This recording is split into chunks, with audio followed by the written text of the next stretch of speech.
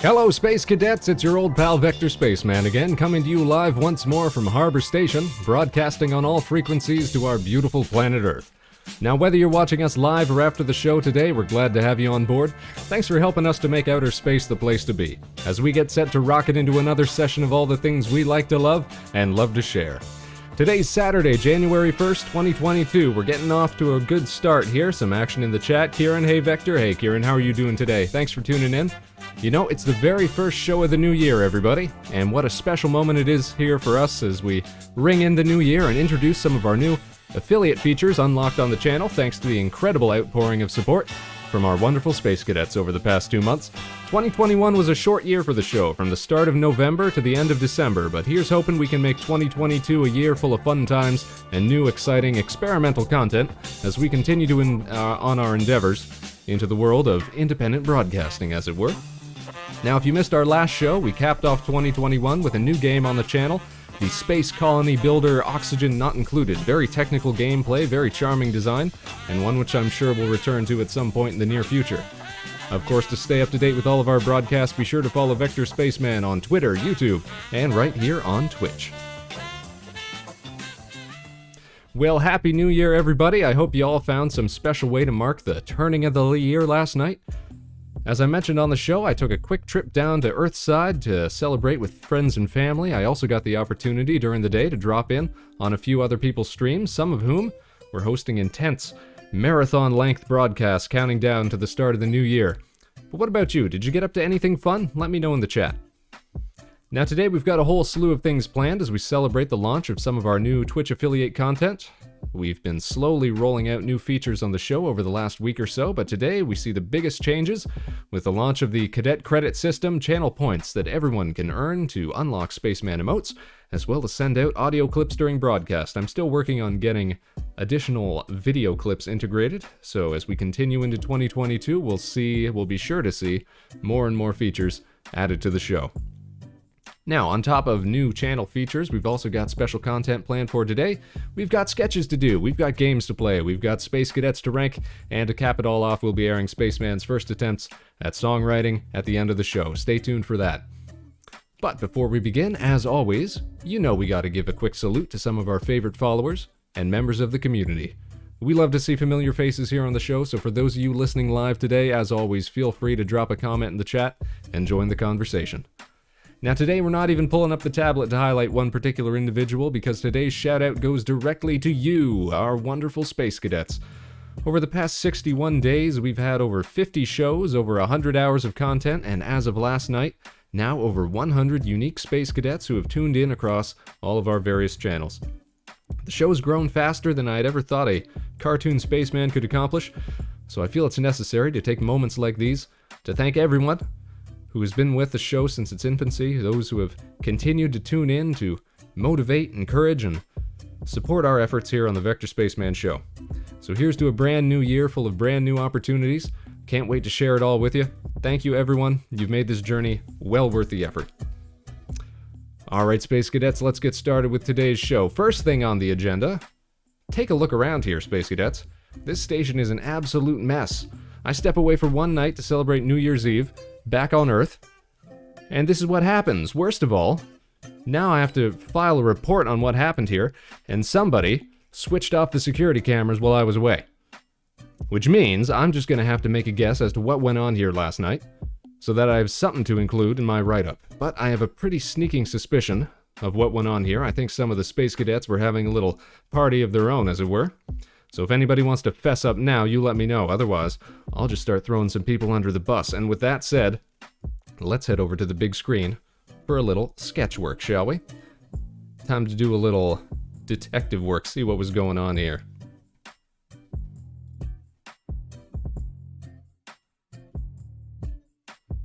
There we go. Now I've got some pre-renders done here of who might have been living it up last night. It's time to start filling in some details as we do a little sketch work today. Let me just grab my pen here. And let's see who we've got tuned in so far, if anyone. Oh, here we go.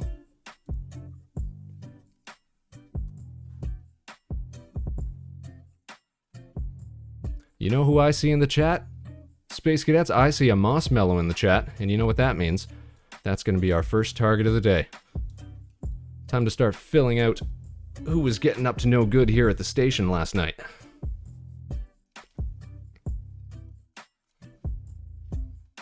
Now let me just switch off the station background and we'll put on something a little more relaxing. That's not bad.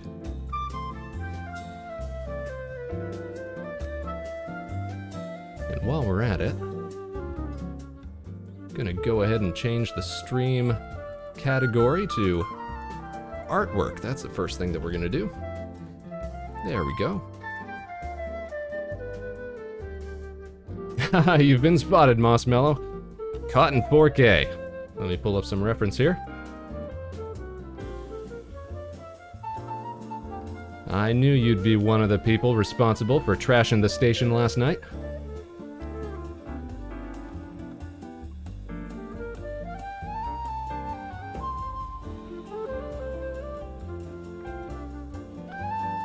Now, Mossmellow doesn't have too tricky a design. That'll be a good way to start.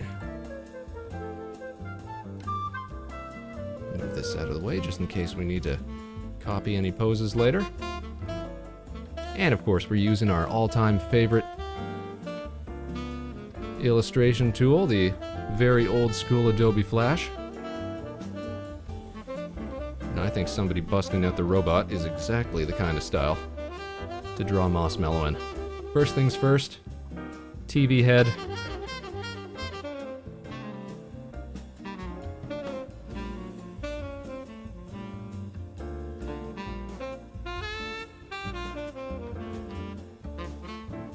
Who, me? Not this innocent little roboy. That's what they all say, isn't it? Oop.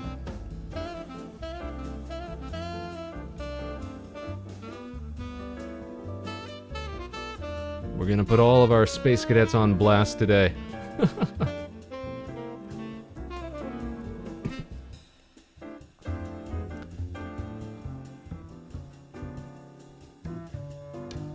And Mossmellow's got some nice, square, pixely little eyes.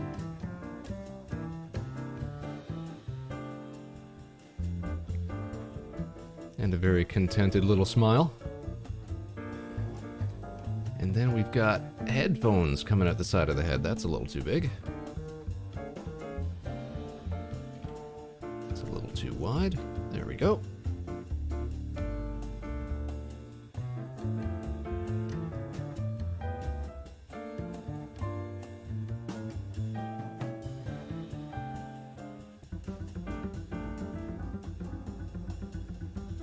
There we go, suitably jank. Let me just get a good look at the styling here. Whoop.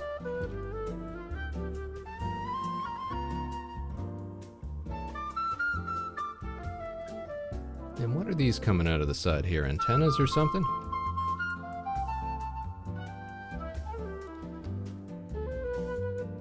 Hard to tell with some of the pixelated renders of Mossmellow.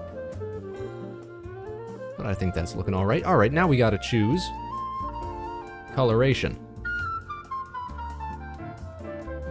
Mossmellow gets their own fancy little flight suit, just as everybody does. Let's see.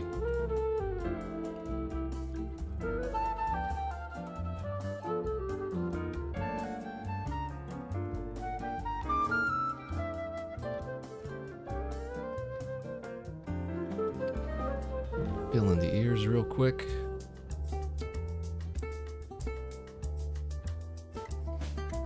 And then, let's see, for the main flight suit, do we like the vibrant pink? Does that work?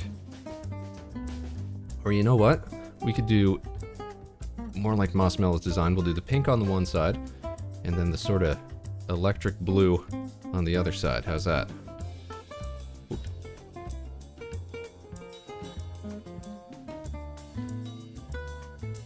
Not bad, not bad.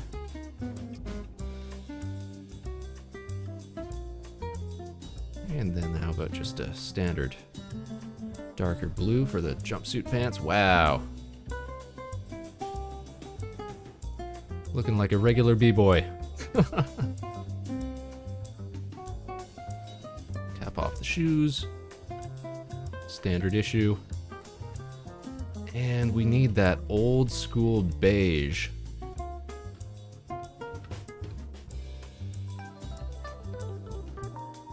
For Marshmallow's head, definitely. Which we'll get closer to here. I've got very fond memories of old beige colored computers.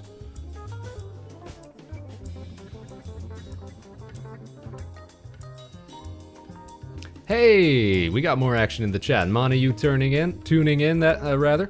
Happy New Year to you, Monayu. We're just getting started today. Monayu, look at this. Let me switch back here. Hold on a second, look at this.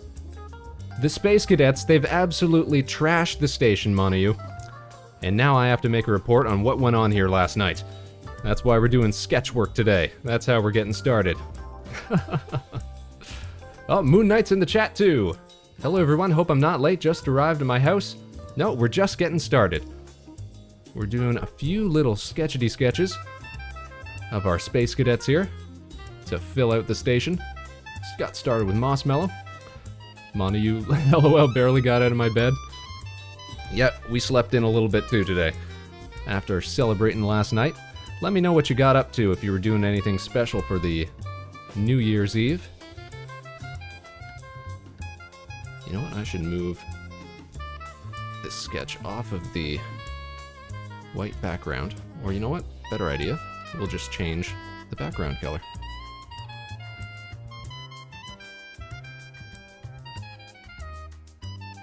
What will be a nice... There we go. That'll stand out. Not much, ate the national Haitian soup, then chatted and went to bed at 4 a.m. Wow. Stayed up later than I did.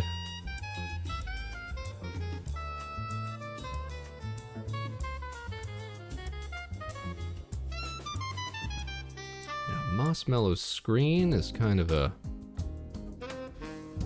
aqua bluey. There we go, kind of like that.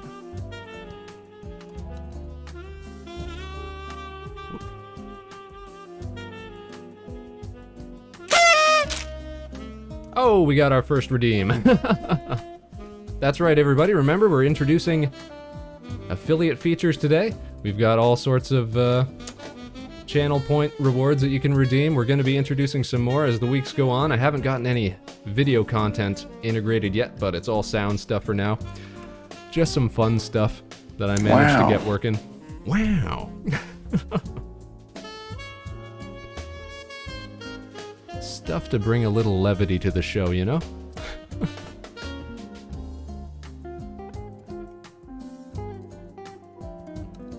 Not that we take ourselves too seriously, of course.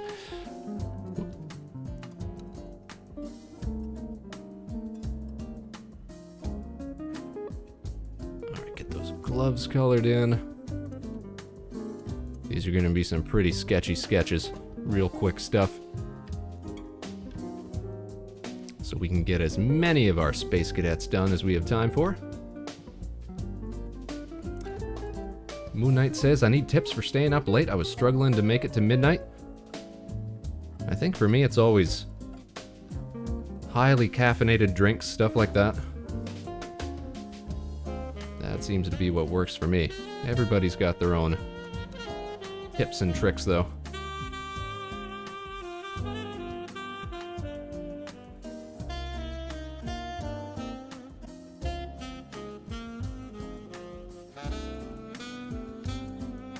Sleep in super late the day before? Hey, that might work. That's thinking. That's being proactive about your slacking.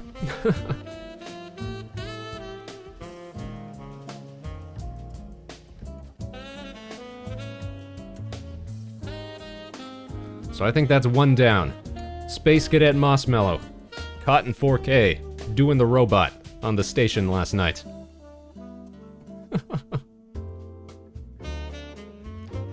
Oh, look at this! We got Indigo Radio in the chat as well. A nap at midday helps. That's true, that's true.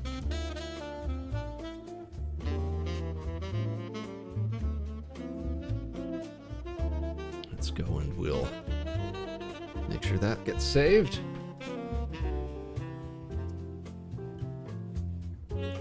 Now, who else was kicking it in the station last night? Oh, look at this! Nova Swarm channel tuning in. I'm betting that's Ellie. Hiya, Happy New Year. Happy New Year to you and everybody at the Nova Swarm channel. Can't prove anything, Mossmel. I'm pretty sure we just did. That's you right there. Yeah, no, undeniably. Now, for those of you just tuning in, let me show you what's going on here.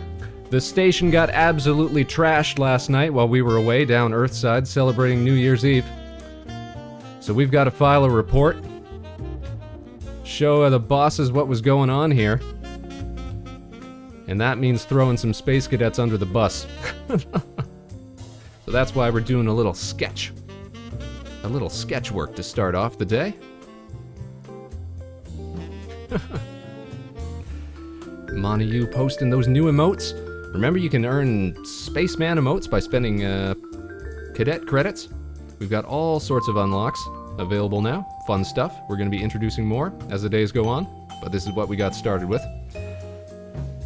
You be using all the new stuff? Please do, please do.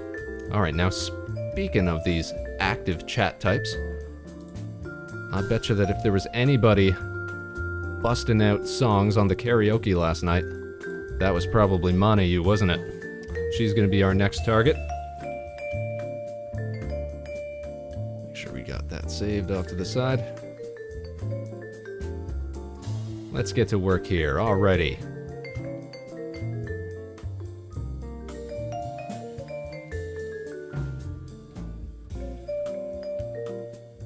Now let me pull up a quick reference. Monayu's a little tougher to draw on account of all her wacky hair that's going on. Why? For being such a space ace, for being such a supporter of the channel, and for, as you can see, absolutely demoing the place. Oh, good question, Indigo. What is the song you were singing last night, Mana, while you were absolutely wrecking the station?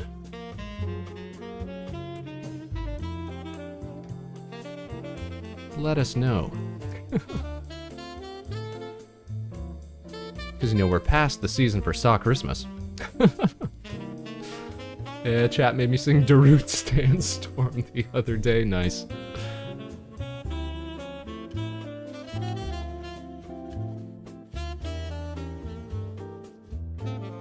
Alright, let me pull up some Monayu reference here. Let's see.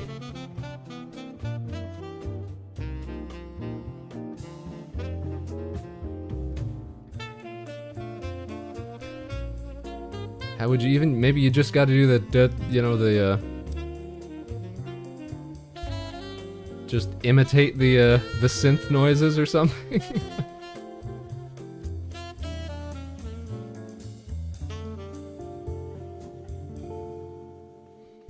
Alright, let's see here. Might have to cut out some of the stuff here. I'm actually gonna work on another layer. And then we'll drop that down onto it.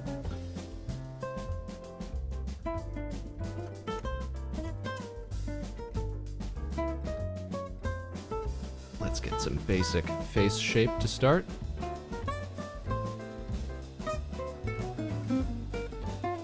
That's about the size of a human head, isn't it? We'll clean that up in a second. Everything's gotta look perfectly imperfect, of course. That's why we love using Flash. So wonderfully scuffed up. They clipped it? Oh, I'm gonna have to go and watch that then. Alright, now, defining features. We'll separate the hairline off from where that headband of yours comes in. Monayu has ears, so we'll give her ears.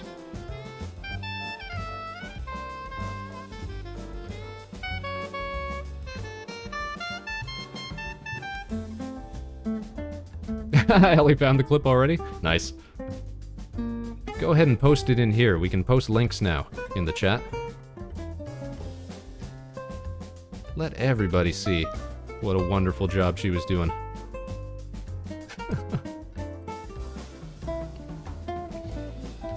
Okay, Moneyu's hair is pretty big. And then it turns into those big old wacky ponytails with the beads coming out the sides. Not gonna be my best work, but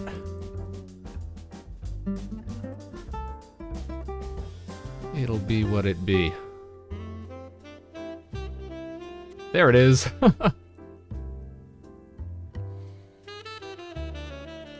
Now the thing about being in space is hair goes all over the place.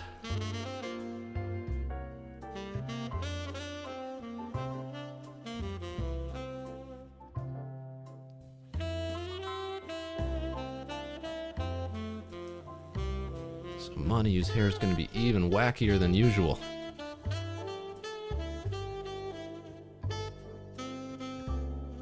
I think coloring in Moneyu's hair is always my favorite part of doing art of her.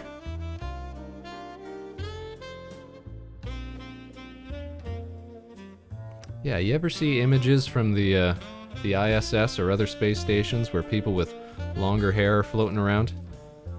It's always blowing all over the place, because of course you got no gravity.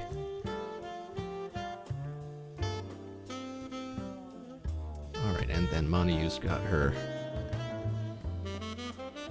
curls coming out from under the headband as well.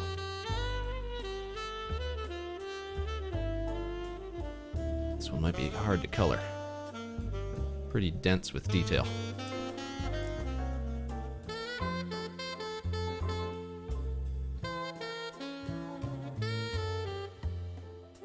And she'd be singing.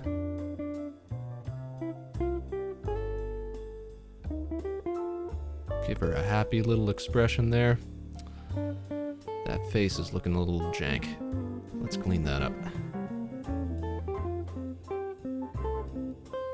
Smooth that out a bit.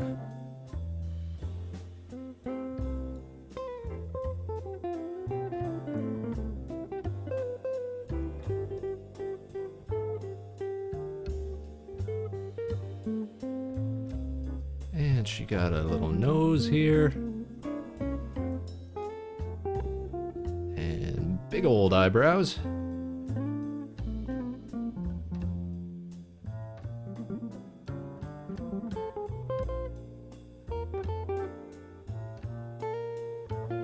There we go.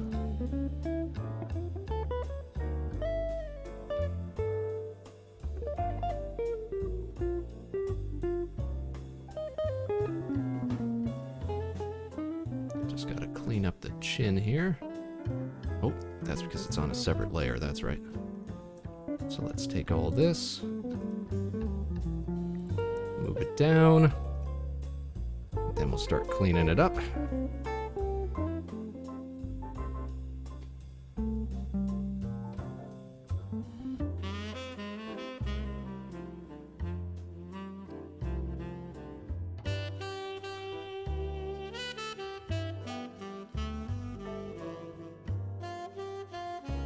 What are we missing here detail-wise? Oh, you know what? Because we got her eyes closed, we can't give her the eyelashes and stuff that she's usually got. There we go. That's a little better. Oh, it was Kieran who made you sing Sandstorm. Good choice, good choice.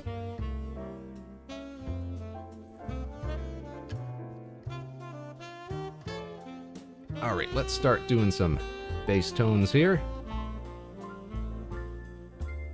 I got no...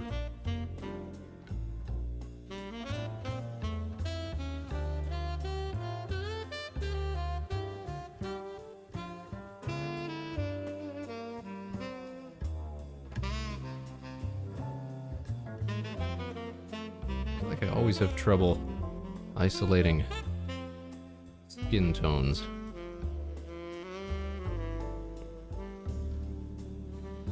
Yeah, see, that doesn't look right.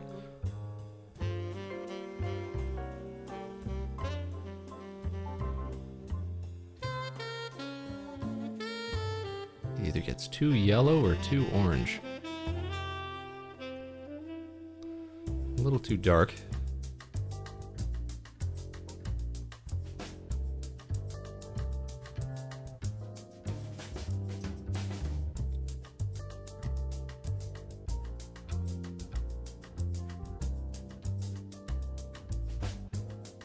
And now that seems green for some reason. This is where color blindness starts to affect me.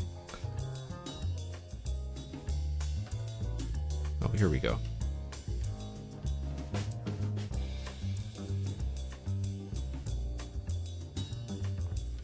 Caramel goldfish.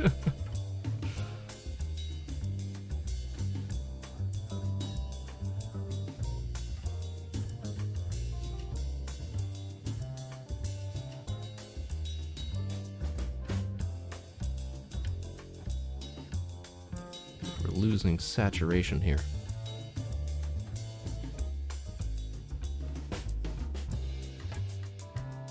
You know what I'm gonna do? Here's what I'm gonna do. I am just going to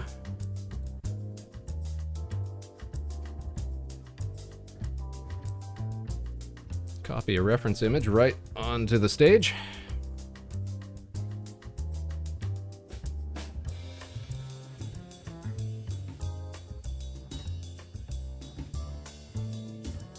Oh, did it freeze? Uh-oh. Okay, there we go. Now we can just pick colors directly from it.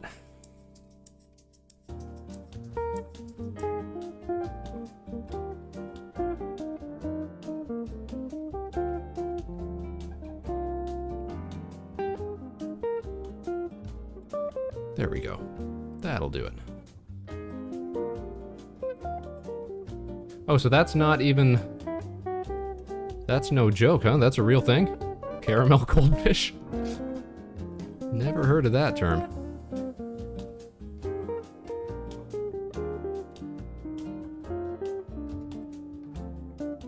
Okay, and...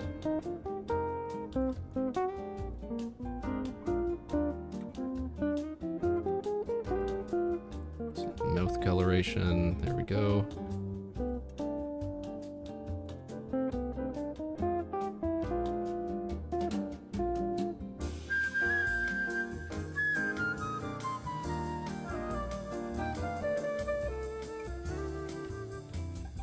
You know what we're missing? We're missing some of the features like the eyeshadow and blush and things like that. So maybe we'll try to get that involved as well once we get the simpler details done. Whoop.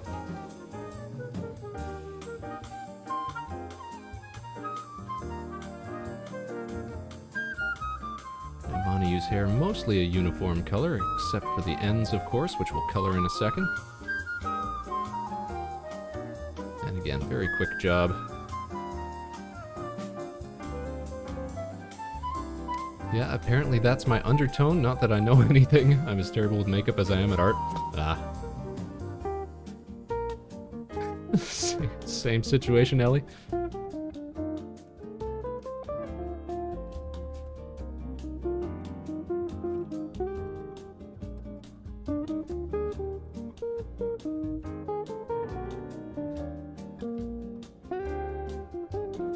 Okay, and we need those little beads.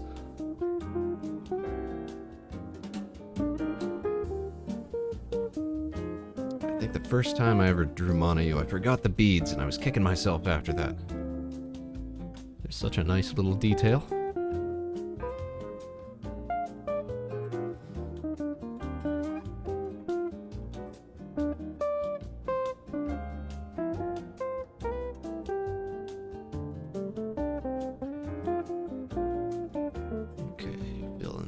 Spots real quick.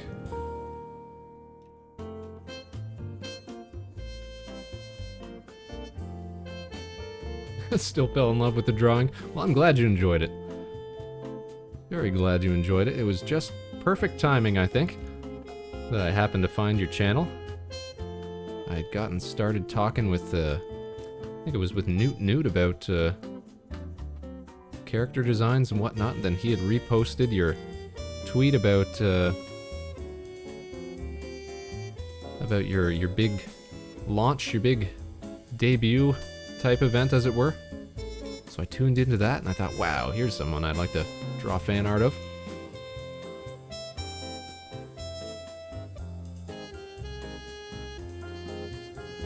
Hey, Tetralemnus, thanks for tuning in. Newt was actually the first person that gave us a follow over on Twitter, I believe. I liked watching his Minecraft streams that he was doing at the time. And we got talking about ideas for his next character model.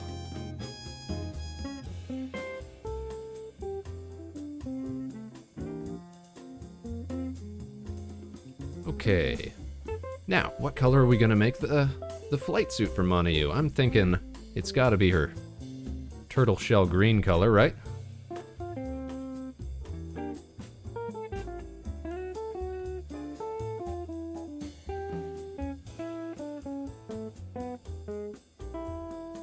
Every Space Cadet gets their own special flight suit.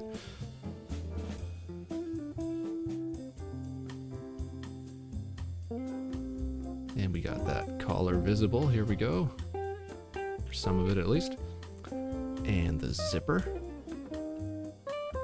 That enormous, all-important zipper.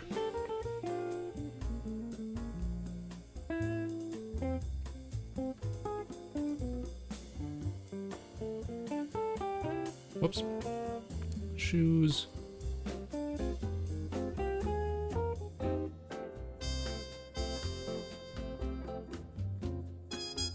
Color the mic in real quick. Gloves. And mic body, there we go.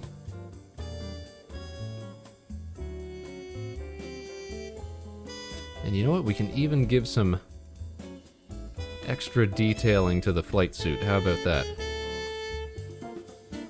We'll pick a slightly lighter green here.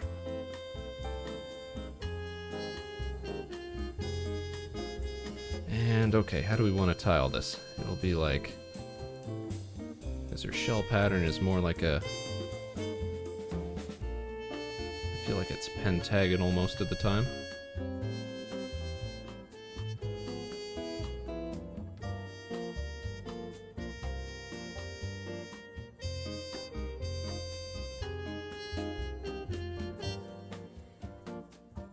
Almost looks nice and science-y. Just what you want to see from a Space Cadet.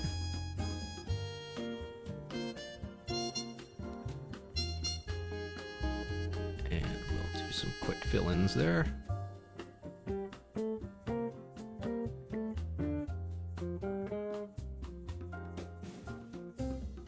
It'll look better from a distance once we get everybody onto the stage. Nice, nice. Ooh, looking mighty fine. Got that drip. Alright, now. We're not going to get too fancy with the pants on the jumpsuit.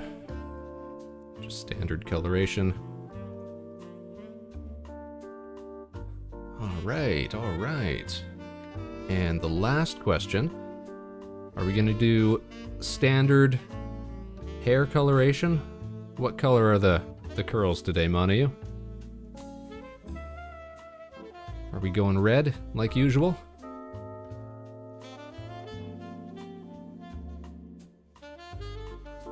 Yes? Alright. So this is where we gotta... Let me zoom out a little bit. Where we start to layer in some different tones in order to get a nice look to it. Space them out a little bit.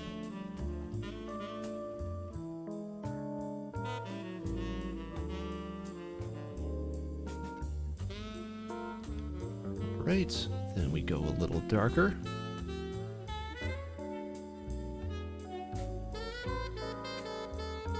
Trying to get any sort of Nice color patterning with vector illustration artwork can be a challenge.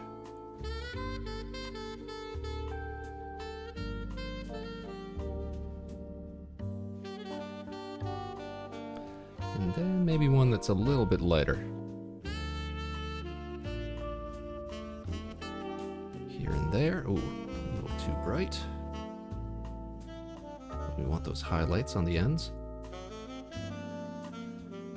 I don't think anybody's gonna mistake that this ain't Manayu right here.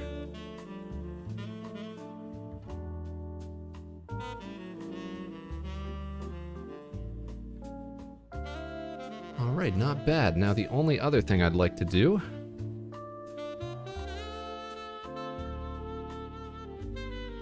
let's just do a little bit of makeup work. Very thin outlines. Almost doesn't show up. A little darker then. And your brain will only slightly notice it, but it'll help. And then a much darker one for that eyeshadow. Let's see if we can't get something going on there. There we go. Very thin lines.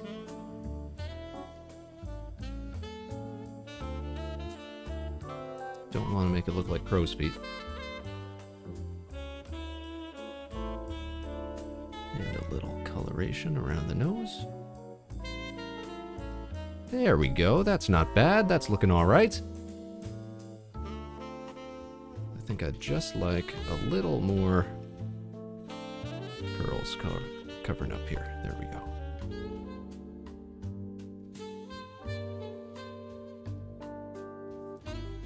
And there we have it. Space Cadet numero 2. Let's make sure that's all on the same layer.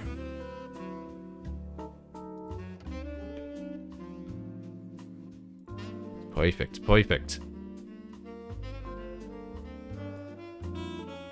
Our singing sea turtle Manayu.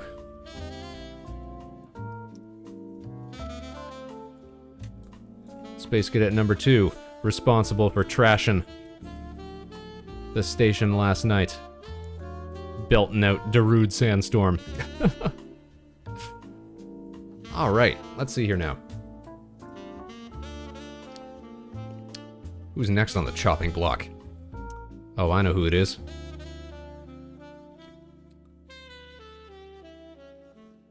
Are we gonna go with... Yeah, let's go with Ellie next, since she keeps tuning in. I see her in the chat there. Now, is Ellie... What was she doing at the station last night? Was she doing the Buck Rogers here? Was she toasting the mostin'? Popping bottles, maxing and relaxing, or just hanging out in space? What do you guys think?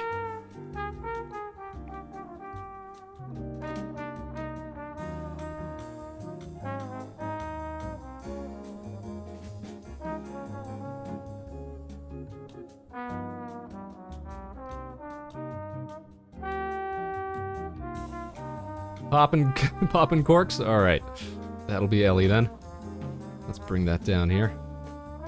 Get a copy of that just so I've got her back up in case.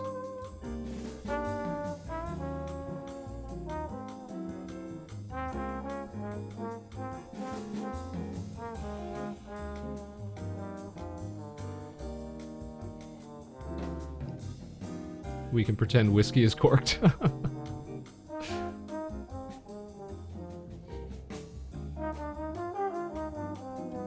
Well, that works then. If you were drinking whiskey with the squad last night,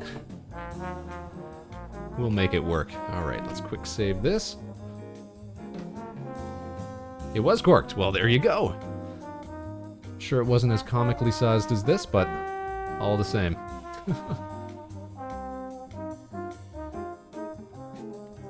Now, Ellie's got a nice hairstyle as well, so let's make sure we got a good reference for this.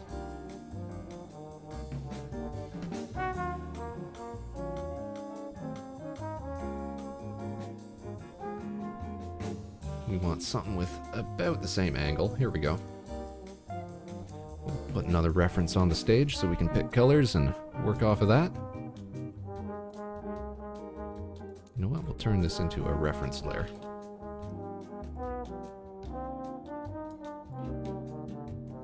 And we'll just pick out the parts that we need here.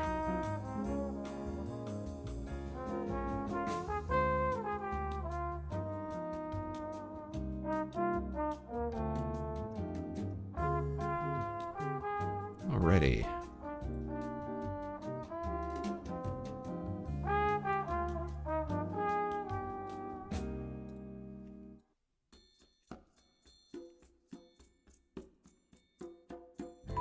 There's a mech pilot that looks pleased. Alright, let's get to work here. Lock that out. Pretty standard human face. Again, probably gonna have to adjust the jawline here.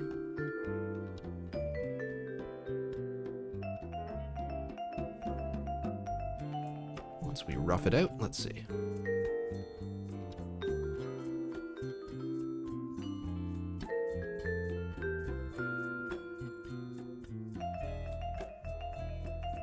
Pick the lines that we like. Scrub out the rest.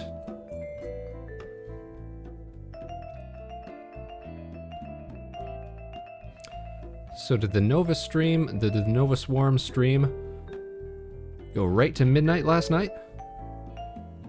I popped in just as I was getting ready to head out.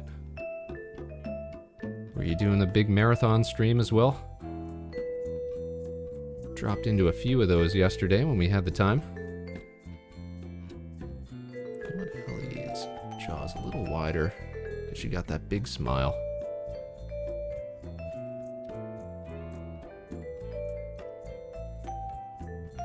Everyone has good OCs/Sonas? I think so.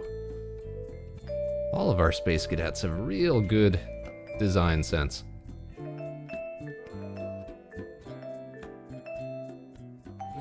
Yeah, we actually streamed for 12 hours since we played Minecraft for 2 hours past midnight. Nice. We're seeing more and more people get into Minecraft again these days. We're gonna have to revisit that game. It's been a while since we last did a stream. Alright, Ellie's got nice, big, sweeping bangs that sort of curl up at the end.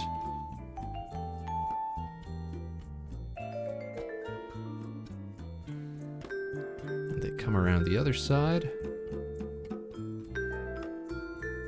Nice, nice.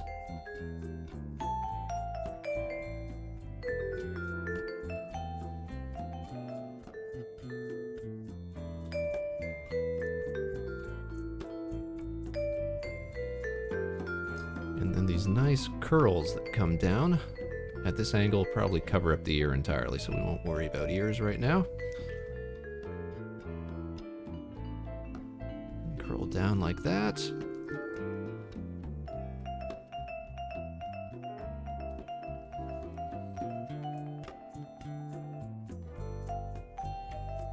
Yeah, and Tense is right.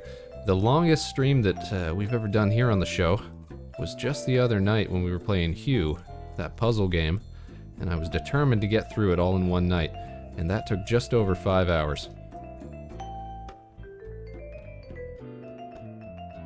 So mad props to the people that can do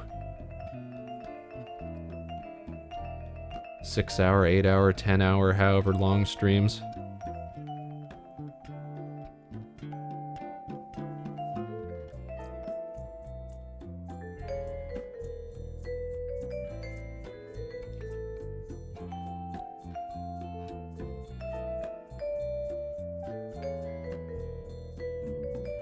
Ellie's also got these nice dragonfly wings that pop out the back of her hair. Good enough. And then the big old ponytail that comes down. We'll just have that sweep behind the body there.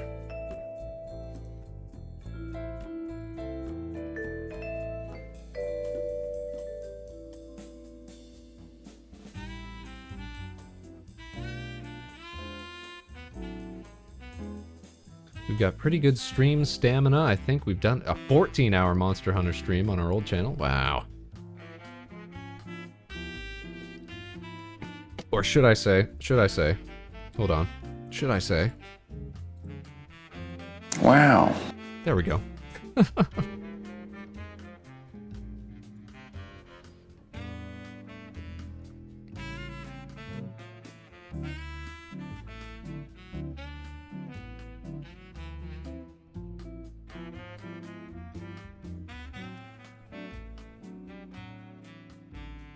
Moon Knight says, you guys have so much energy. My longest has lasted 3 hours and 20 minutes, I think. It was an Among Us collab.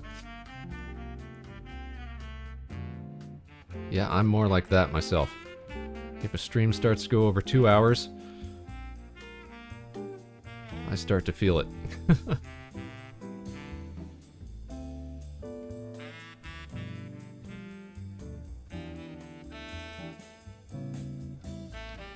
We'll fix that smile up, but we need a nice smiley Ellie.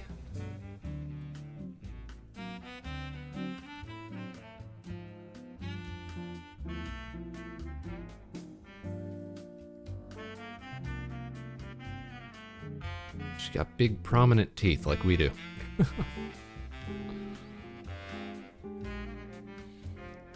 Little button nose there. And how do we want to do the eyes here?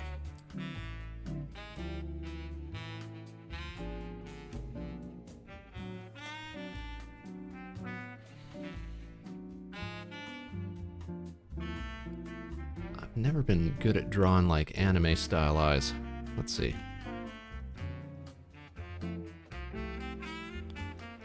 Did any of y'all have one of those like how to draw anime books when you were growing up? I had one of those. I could never really get the style.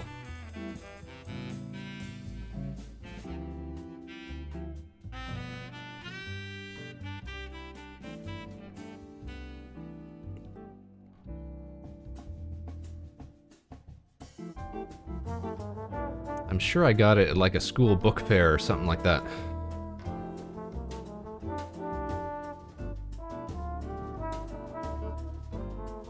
And all the examples inside were very...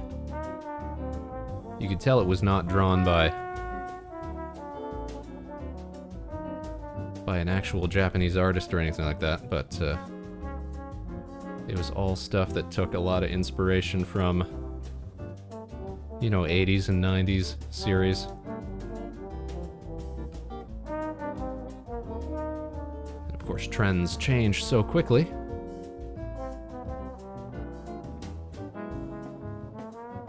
You'd look at a book like that like a relic nowadays.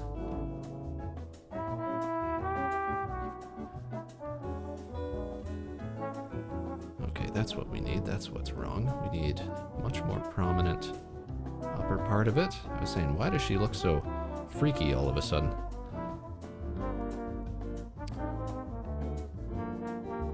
And that little glint that comes off the eyes, that's important.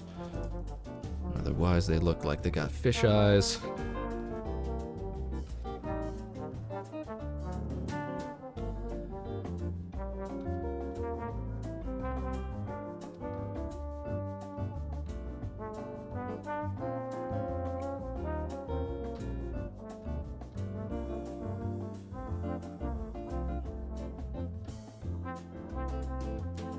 Missing some chat here. Indigo says, more recently I've been hitting the 3-hour mark every time I stream late. That's true. The only time I ever see Indigo streams is when mine have just ended. I'm getting ready for bed. I catch the first few minutes or something like that. The last streamer up other than the wildlife. Love those raccoons. Nice.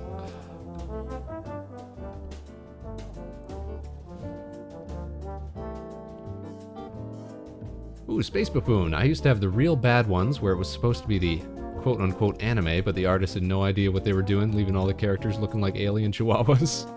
Yeah, that was kind of like the one I had then, I think. Nice eyebrows. There we go. There, that's not too bad, all things considered. That looks Looks pretty Ellie-esque.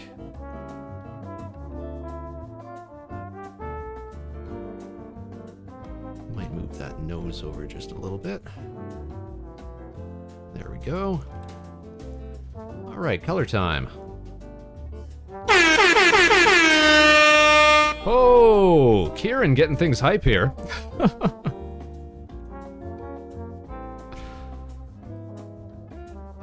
Are we doing that well that it calls for the air horn? Wow.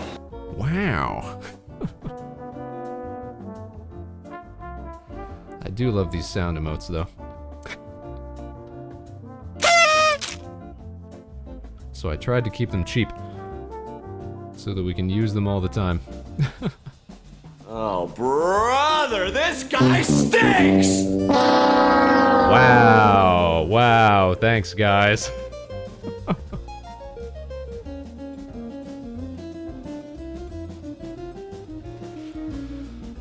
Oh, good for you! Wow. Thanks, Space Buffoon. Thanks for the confidence booster there. Wow.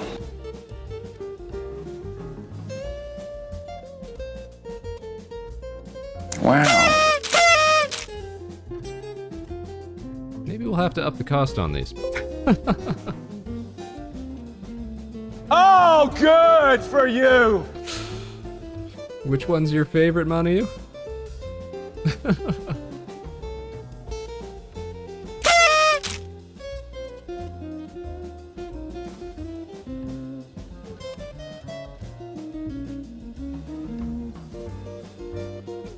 The wow? Yeah, that's pretty good.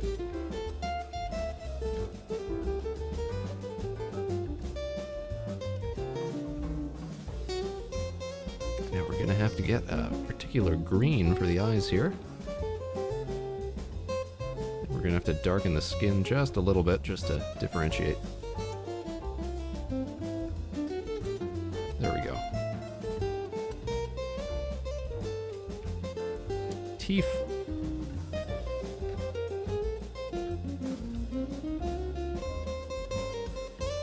It's a lot quicker when I just pull colors off of people's models. There we go. Quick save there.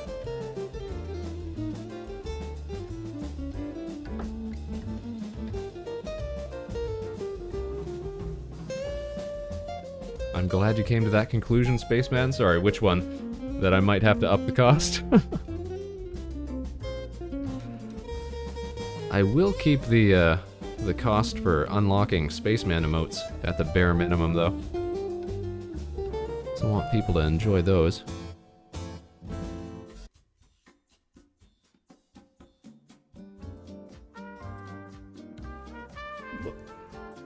I like the little coloration effect around Ellie's eyes. We'll mimic that here. Oop, not like that, though. There we go. Get that iris effect going.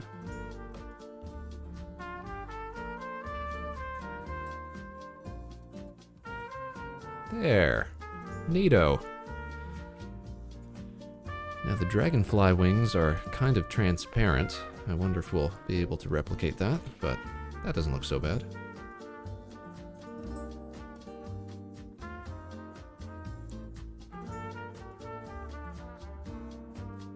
Tell you what we'll do. Copy the darker color of those. Wing folds through it. There we go. Nice, nice, nice. And technically, there should be a little bit of shadow coming off of this bang curl here, so we'll just put a little bit of shading under there for good measure. Swell. All right.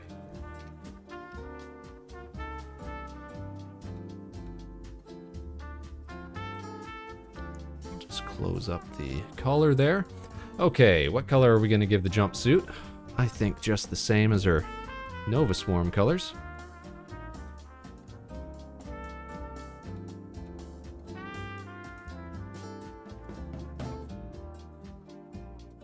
Now, technically, she's got a bit of a lighter green in there as well, so we'll see how we can mix and match that have some fun with it.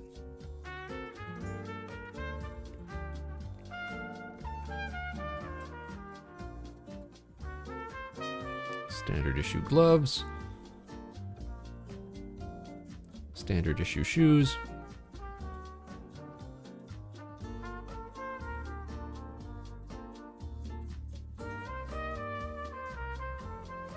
Glad I went ahead and did these poses ahead of time.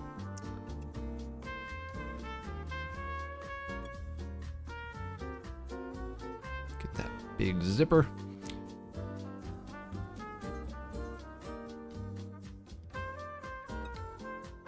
My Pokemon outfit is a little different from my normal outfit color. Oh, is it? Oh, I hadn't noticed. Maybe I picked the wrong reference here.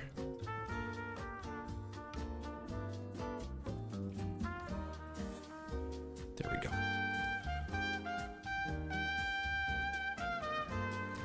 Here's what we'll do. We'll use some lighter green around some certain areas, just for funsies. Just to break things up. How about a big old stripe down the side of the leg?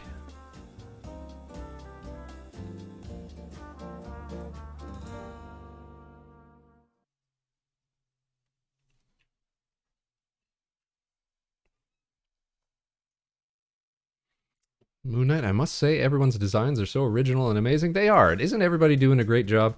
Don't we love the work that our Space Cadets are putting out? What a talented group we roll with here.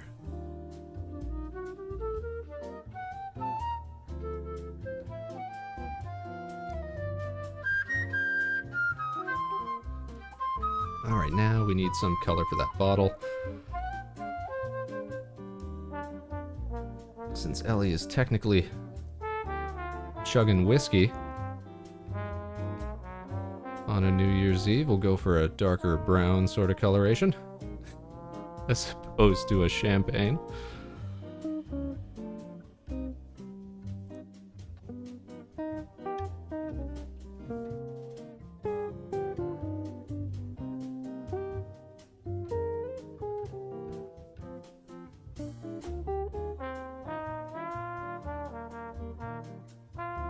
Very good. Oh, hold on.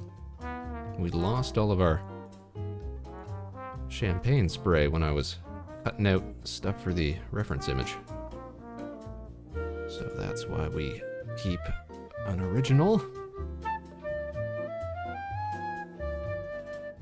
Let's just break that down and paste that back where it belongs.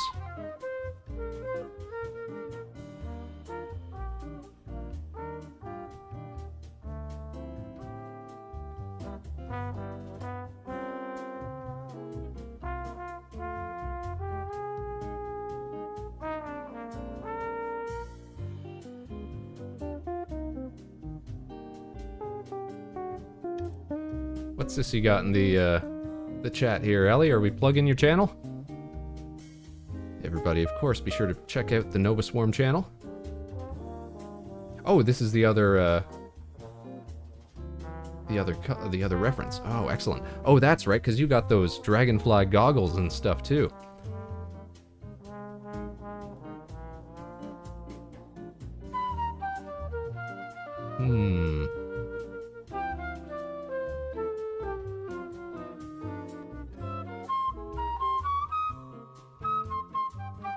Need to make our group proper rep sheets. Been so busy with New Year's. You've been putting out a lot of work for the new year. Everybody, we'll switch back to the station view for a second. As much as I complain about you Space Cadets absolutely wrecking the space station last night, all of these balloons and stuff here, those were actually made by Ellie. She put out a free New Year's resource pack for streamers. She's doing great work with that kind of thing. Merci beaucoup for that. Made my job a little easier.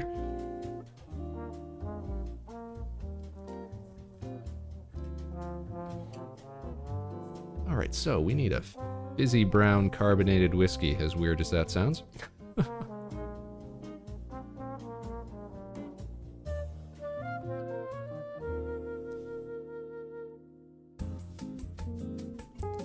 And it goes spraying all over the station, getting everything sticky.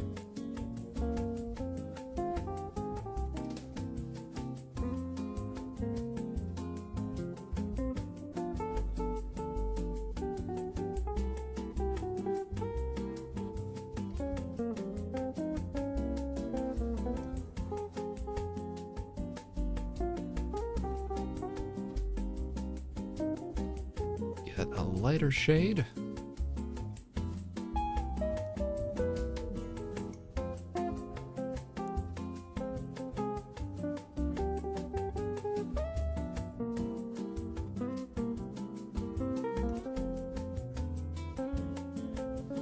Good enough.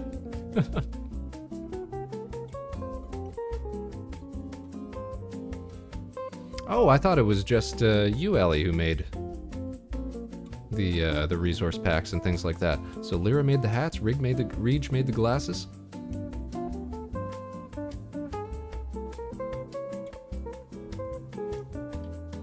A group effort. That's what I love about the Nova Swarm team.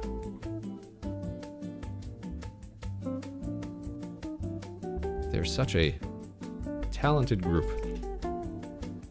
And it's a real team effort.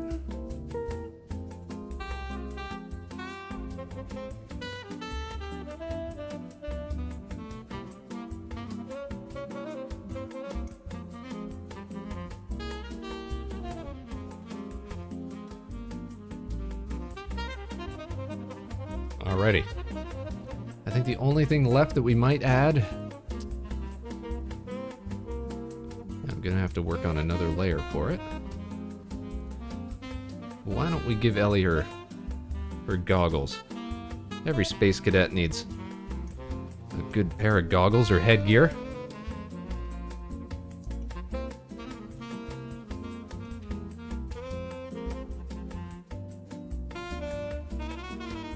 So basically just round, bulbous. We'll just hang them off her neck here.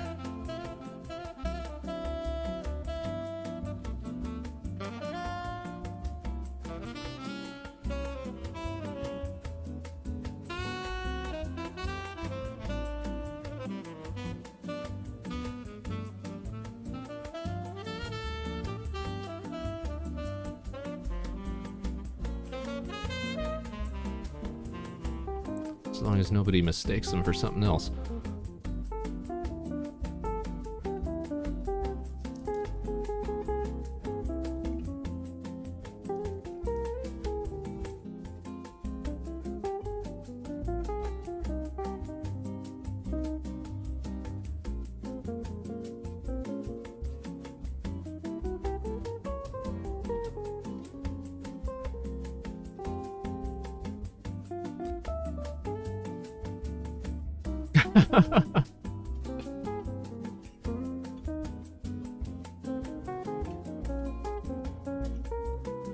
Yeah, that's about as unwholesome as we'll get here on the channel.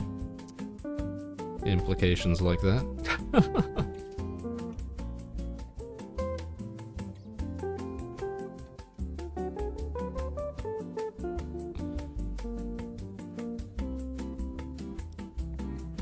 And I like these goggles because they have a really nice, like, dragonfly eye effect, as we'll see shortly. But first, let's just give them the base colors. Need to be a little darker than that. There we go.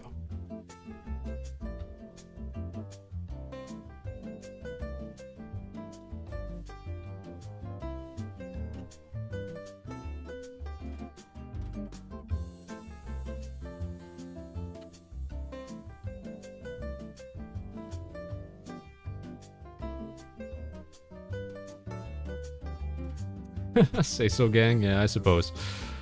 I've said it before, it's really only accidental that we come across that way here on the show. It just tends to be the way that I speak in real life to begin with. Not that this isn't real life, I mean.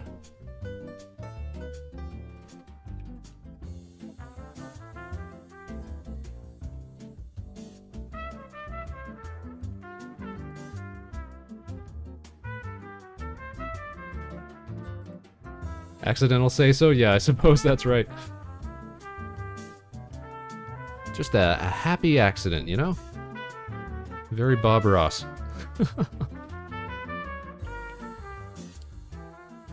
Okay, so we need a light blue for these goggles, and I'm gonna try to highlight the bulbous effect of it as well. But now we go slightly darker, and we start crisscrossing in some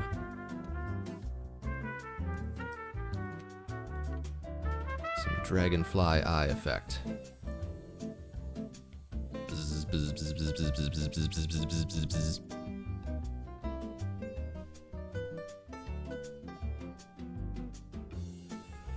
That'll look pretty good for a Spaceman's channel.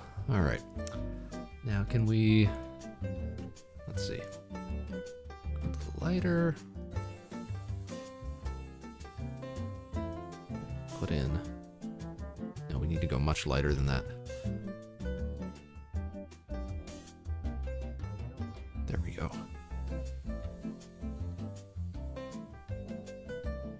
There we go. Imply some roundness to it. There we go. Excellent. Let's see how that looks.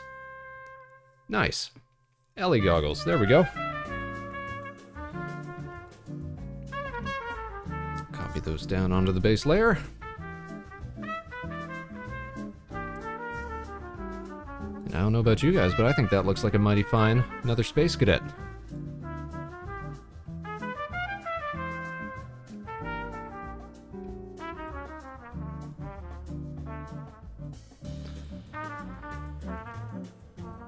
Alright, so who else is fessing up? And also, where did Mossmellow go? Thank goodness I saved that in the library. There we go. We got 4 more templates we can use here. Not that we can't double them up, but who else is fessing up to being part of last night's wrecking crew here at the space station? Who else have we got in the channel? I know I've seen Moon Knight. I know I've seen... Oh, Space Buffoon would be fun to draw. Alright.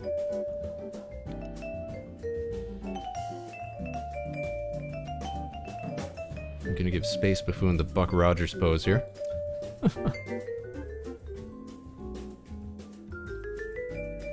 Tetralimnus, I'm innocent, I plead the fifth. Hey, we gotta throw somebody under the bus.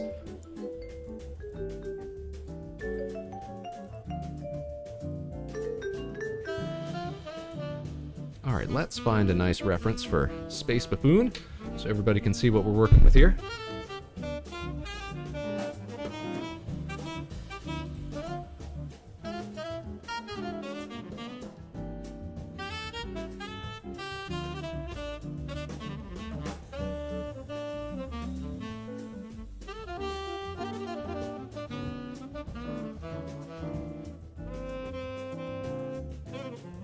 This one will be good. There we go. That'll do us just fine.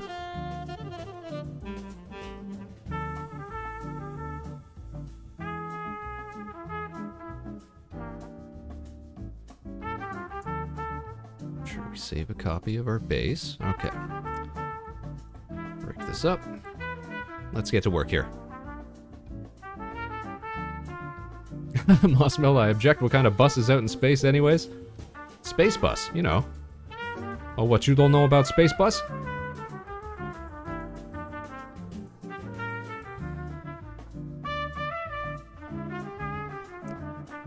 Alright, now Space Buffoon's got a pretty rad helmet to begin with. Almost looks like ours. A few differences in details. But we, of course, we love the orange visor. That'll be fun to do. And Space Buffoon's got a facial structure that reminds me of like it almost seems animalistic.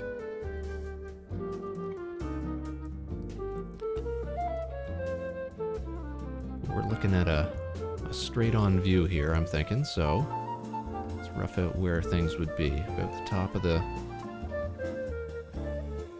helmet, there we go.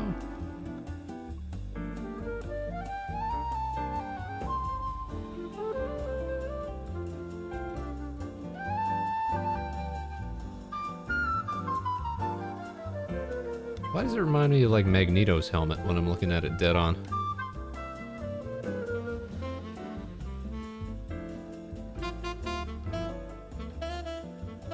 Well, animalistic and like doesn't it look like a Mickey Mouse or Goofy type nose or something like that? Is it supposed to be like that? I think just because of the size of the nose, maybe it's given me that that sense. Got these fun little orbs coming off the head here. A little snout, yeah, that's kind of what it is.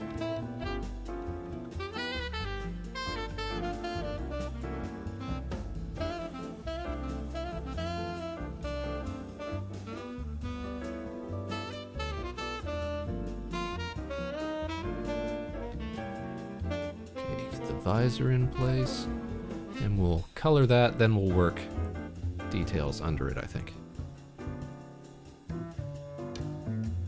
Hair flip.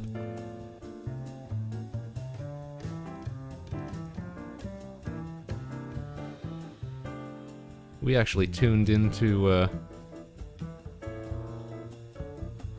wasn't it Space Buffoon's stream the other night when you were doing little pixel work sketches of people? Now we're giving back. So that nose is gonna be big and right up about here.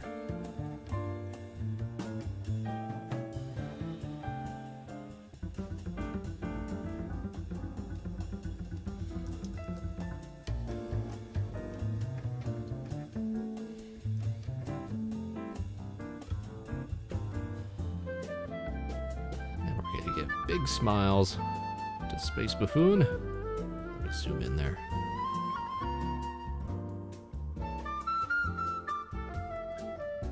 I was thinking to myself before I got started streaming, what would be the best way to start off our stream? Should we launch right into games or new content, or should we start with the art stream? I'm glad I started with the art stream because I think people need a little calm, relaxing content right after New Year's. There's so many of us who are still just waking up, as it were, who had a rough night.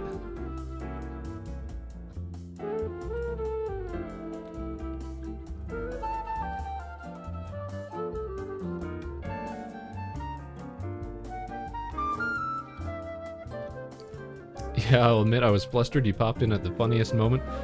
I thought you were doing good work. Real good work. I was super surprised. I was super appreciative that we got our own little pixel vector spaceman. I thought it looked real good. And you know, a lot of people, they think doing pixel artwork, you'd think it'd be easy. But no, I might even say it's a lot more difficult than just traditional line work and what have you. Maybe that's something we should give a try one night. Doing some pixel artwork, that'd be fun. That would be fun.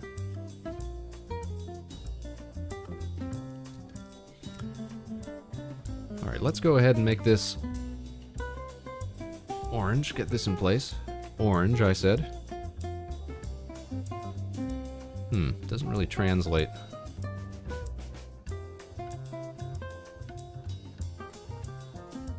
So we'll manually make it a little deeper.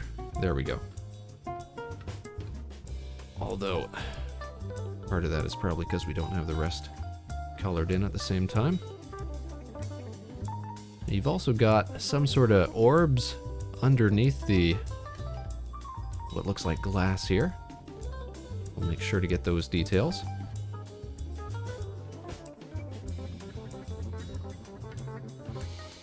Looking forward to the tier list. Is that still happening, or did I miss it? Nope, we haven't gotten to it yet. We've just gotten started with a little Space Cadet sketching. We'll do one or two more of these, and then we'll move on to some other stuff.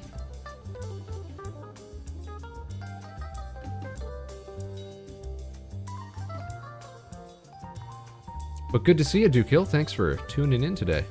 Did you have a good New Year's? We've all been talking about what we got up to last night.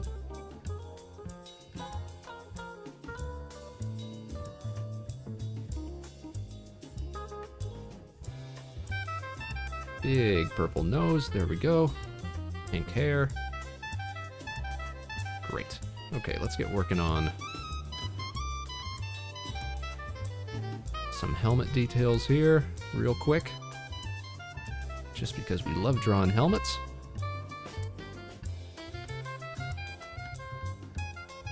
And it comes around like this.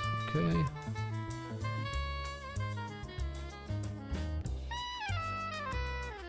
Now, let's work on that visor. So I want to use a dark orange for the stuff underneath, I think.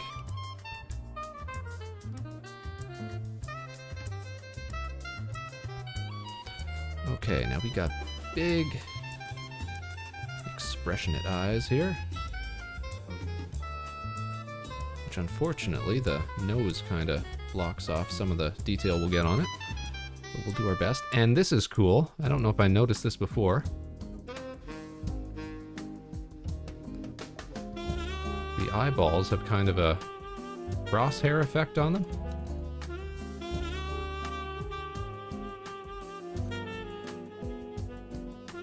Very cool, very cool. Now we'll darken that just a little more as we do the definition of the eyes.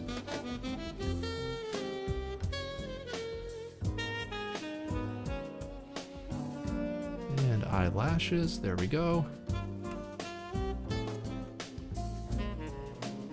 Pretty easy stuff. Okay, and now I wanted to do the stuff that's floating around inside of her, inside of the helmet pom-pom type things here. So again, we're going to treat that as transparent.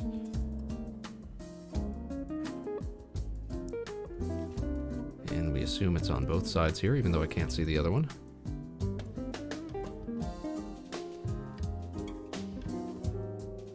Color those in nice.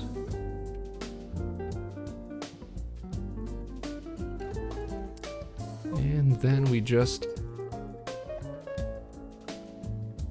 give it, and this is cool, nice little color swirls on the top here.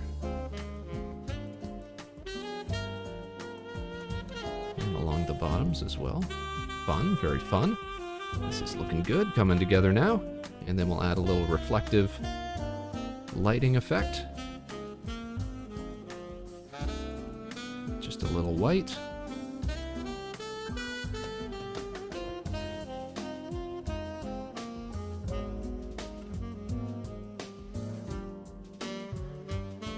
There we go, not bad at all. Ukeel says, fun, nothing too crazy, but I did get to eat some good food and see some fireworks. Nice. Alright, now for the jumpsuit. Let's see. Why don't we do something a little special here? We'll try to translate some of the Space Buffoon vest design here.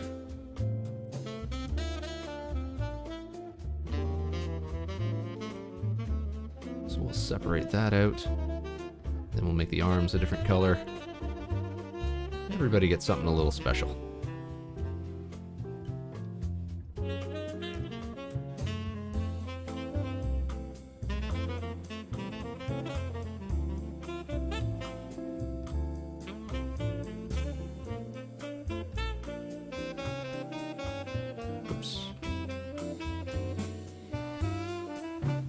Just because the skin is white and the collar is usually white, we'll make the collar this color that is on the actual model's color, just to be a little different.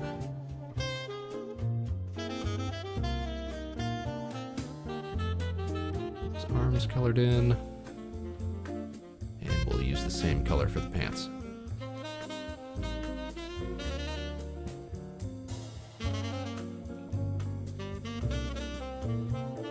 Standard issue footwear.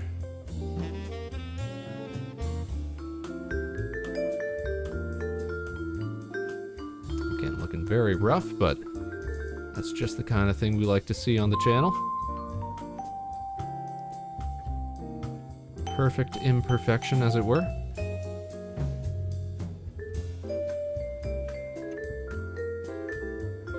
And we gotta remember to color in that zipper.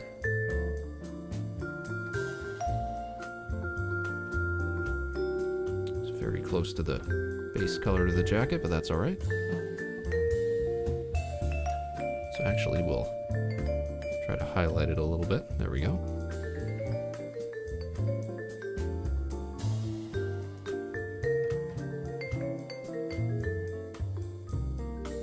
Put on our name badges. There we go. White gloves.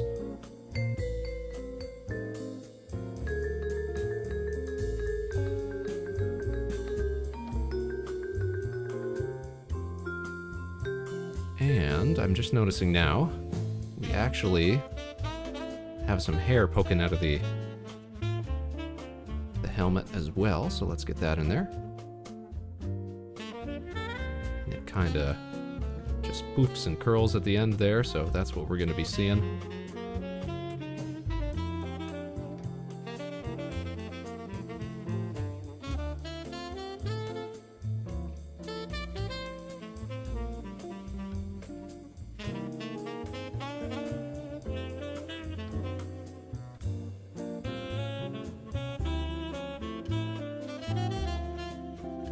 Nice pink hair, there we go.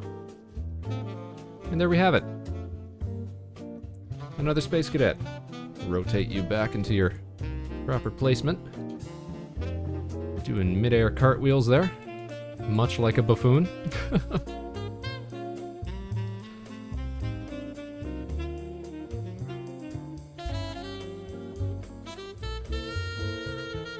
We'll add you to the rest of this circus going on here. And Moon Knight, you were the other one that I wanted to get done, since we see you active in the chat here. Might be the last one we do, unless anybody else wants to volunteer to get themselves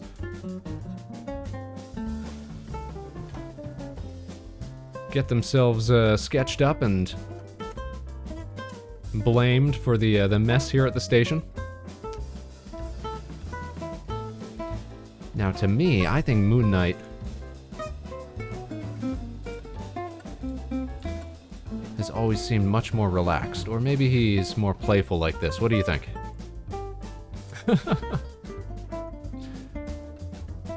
What should we use for Moon Knight's depiction?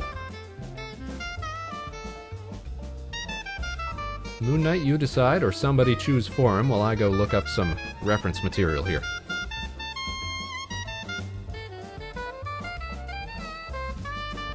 Relaxed? Alright, we'll go with that then.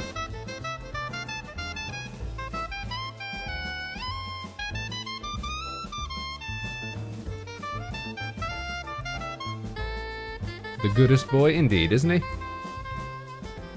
Alright, we'll take a nice relaxed one.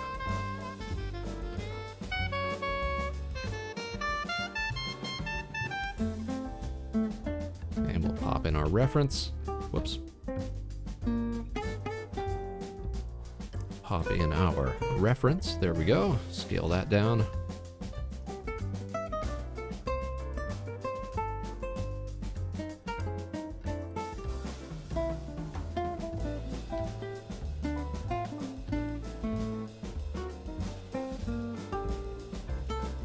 Alright, so Moon Knight's got his own sort of helmet, if you want to call it that. This little space bubble.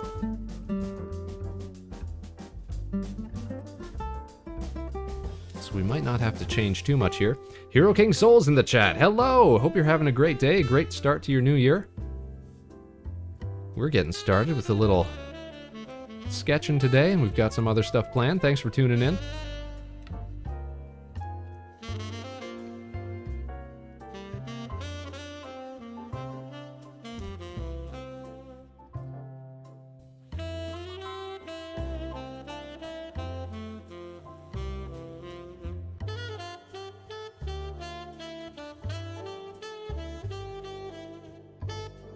Petrolemnus, my Sona also has the same shaped head as a space helmet. Boy, that would be real easy. See, we like Space Cadets with helmet-shaped heads. Makes it easy to do any kind of fan work, you know?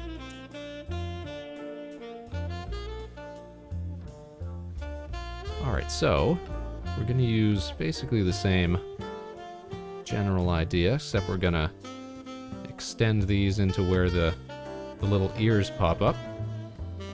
Oh.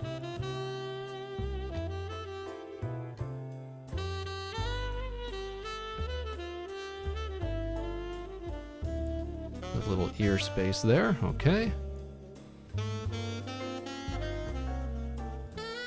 Now we just have to design a nice relaxed looking Space Wolf.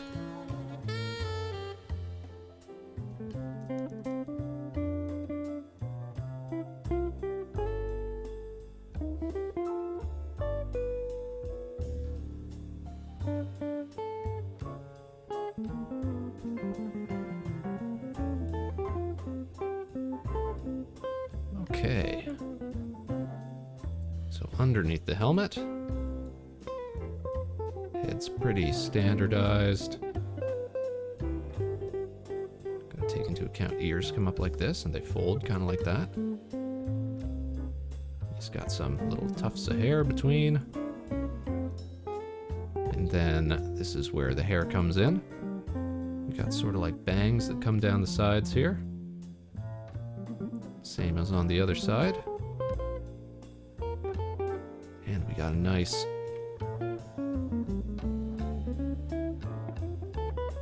sort of one big bang in the center here. There we go. It's the thing about people with animal, sort of anthropomorphized features. You gotta find ways to fit in ears and hide what would be human features.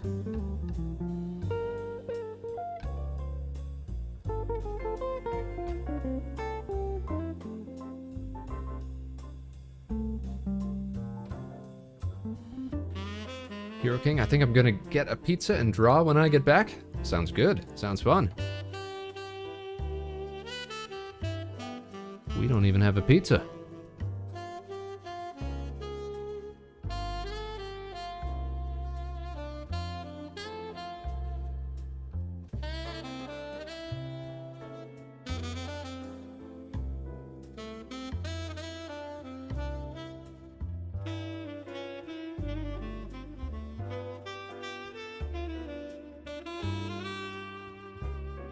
Okay, that won't be bad. That's looking all right. Moon Knight, I have Schrodinger's ears. Maybe they're there, maybe they aren't. Does it change day to day? Depends on what you need, right? Alright. Moon Knight's got big old eyebrows. Oh, let me get the ear features finished up first, so we know these are ears. Alright. Some little tufts in there, maybe.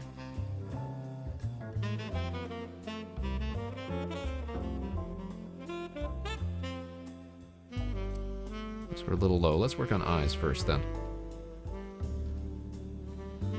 Just rotate this so I've got a better view.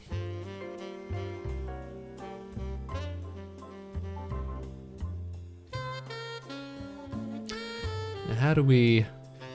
This is how we do it.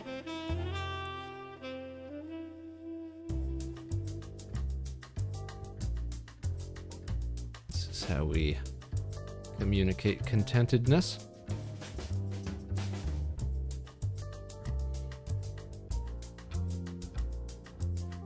A sleepy little maxin' and relaxin' Space Wolf. And then we'll pop those big eyebrows on there.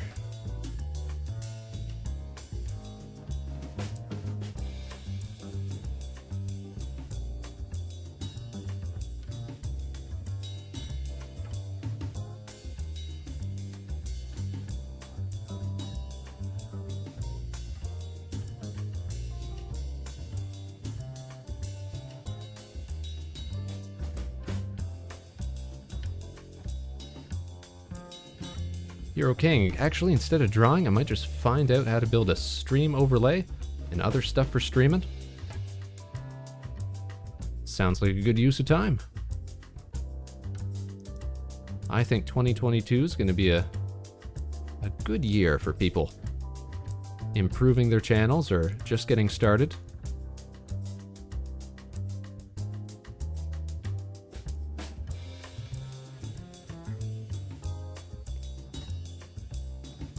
Oh, you know what? We gotta add this little sort of smirk here. Yes. Yes. Let me draw that out a little more.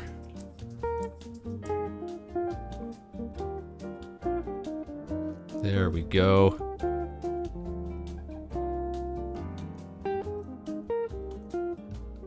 That's a happy chappy if I ever saw one. Mighty fine looking space wolf.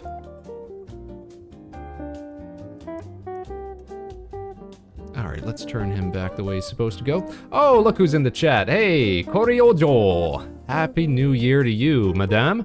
Thanks for tuning in. We're starting the year off right. Drawing some of our space cadets, some of our friends.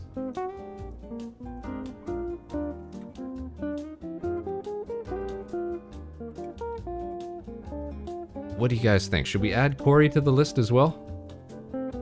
We've been at this for about an hour and a half now, but I think we could still pop out another one in quick succession if we really went at it.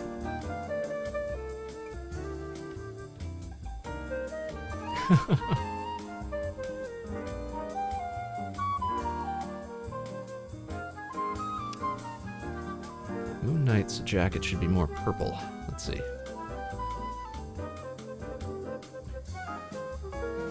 Or that could just be my eyes playing tricks on me. That good old-fashioned color blindness catching up to me again.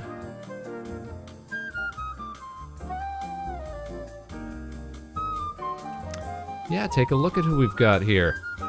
We've got Space Buffoon, we've got Mana Yu singing her heart out, we got Ellie from the Nova Swarm, we got Moss Mellow working on Moon Knight right now. We gotta throw somebody under the bus for the absolute mess that got made here at the station last night. They want explanations, they want answers, so we're gonna be blaming our space cadets.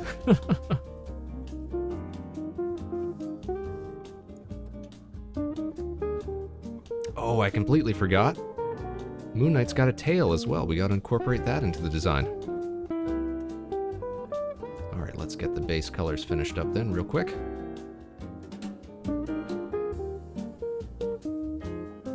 And how was your New Year's Eve, Corey? Did you get up to anything fun?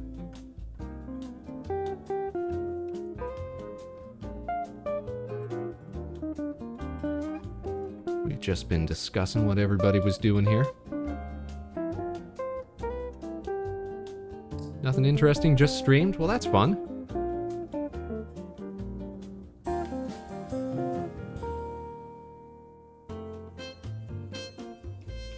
Yeah, Ellie keeps claiming that she was just part of the party planning committee here, but we know the deal, we know the deal.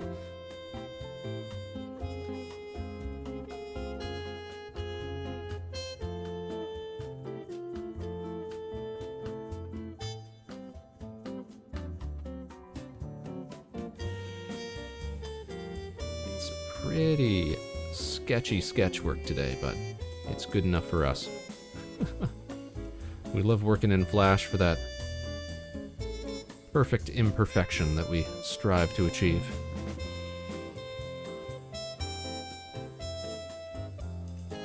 You think so? Well, thank you.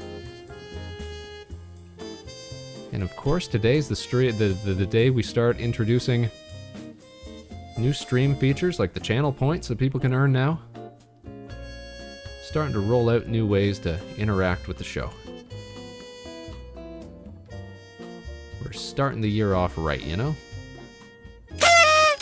Just like that.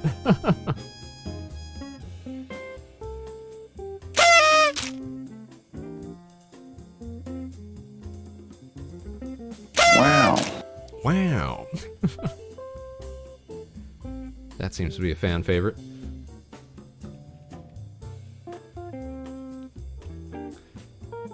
Now this is the problem with Moon Knight's reference sheet here. I can't get good colors because he's got sort of a like a digital effect running across. So I'm usually getting grays and other washed out colors when I'm trying to get skin tones and things. Alright, we'll approximate from that.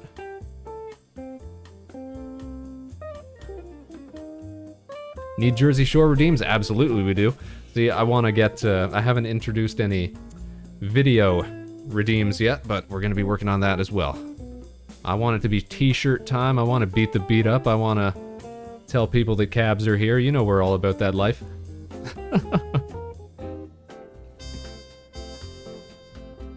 Ellie's going to make some brunch. All right. Stay fed. Stay healthy. We'll see you when you get back. Okay, that's about the closest skin tone we're gonna get.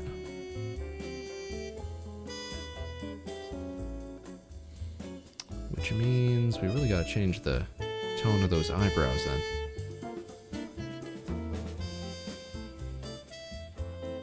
There, make them more fur colored. There we go.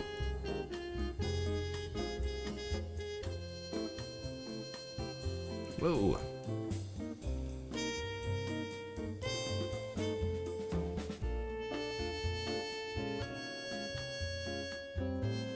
That's something I'm thinking would be fun to do, though. Next time another season of that show comes out, I'd love to do a Jersey Shore watch along every Jersey or something like that. Everyone knows it's my guilty pleasure.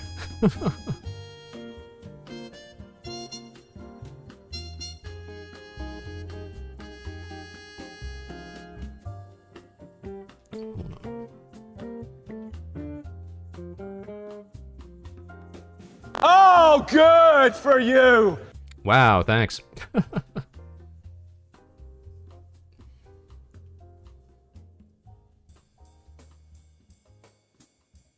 I love that Christian Bale emote.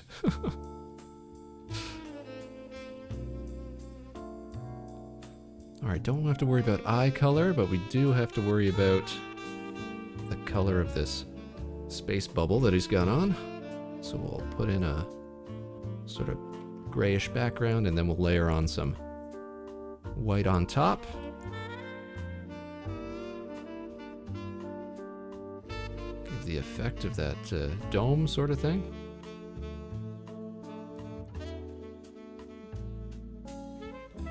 There we go. Not bad, not bad. Now let's just work on that tail.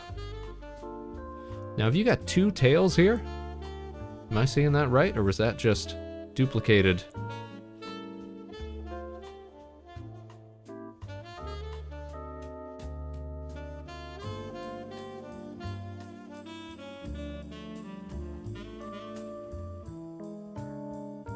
Two tails? All right. Whoa.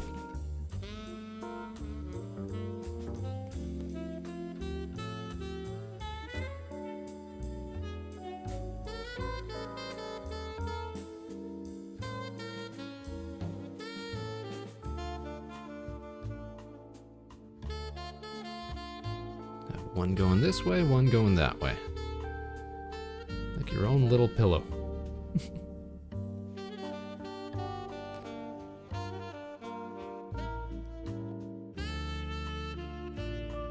And that's kind of the same pinkish orangish color. We'll darken that up.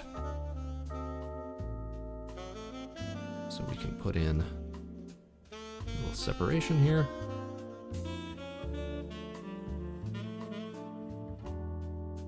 And real light. See, I feel like there should be more orange in the design. Or is that just color blindness getting me again?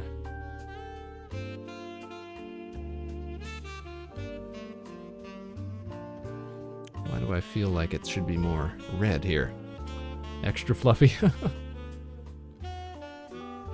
No worries about the filter.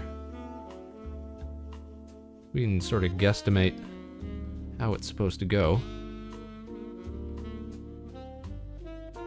Yeah, see, this is what I'm thinking. More like a cross between orange and pink. Would love to see more of that in the design. Let's see.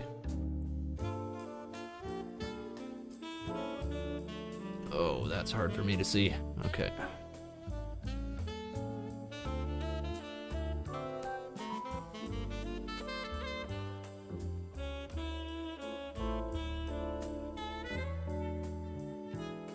Like I've said before, hard to highlight sometimes with vector software, but we do our best. There we go, that's not so bad.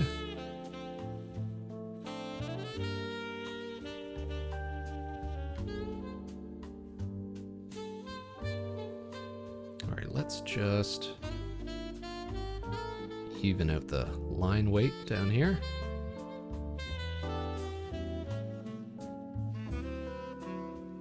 And there we go.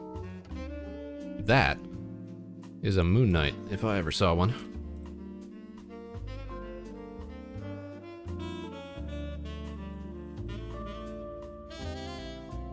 Just save that.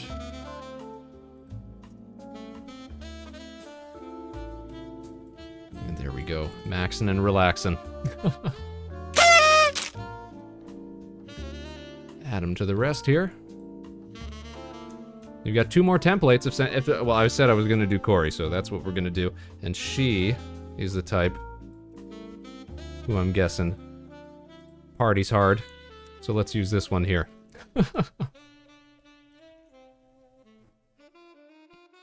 And you know what?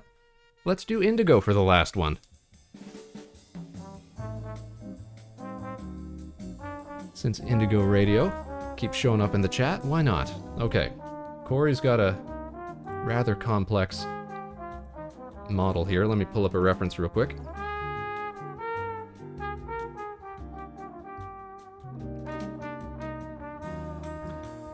Thankfully, we're really just focusing on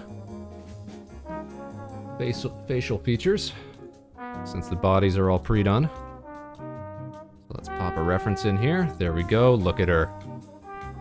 Ain't she dreamy?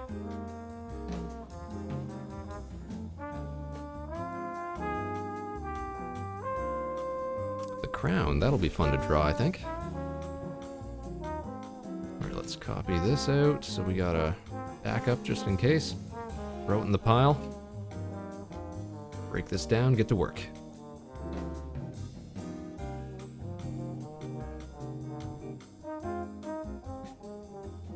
Okay, so we'll use the zipper here as a reference for our chin. And not that we're not going to put work into this, put real work into this, but we are going to try to get the rest of these done pretty quick so we can move on to some other stuff we got planned. Alright, so Corey's got a pretty average human-shaped head. Let's rough that out real quick.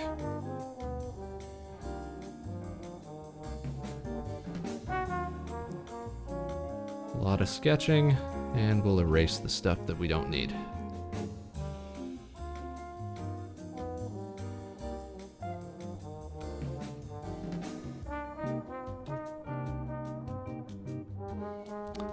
I can't draw the crown to save my life.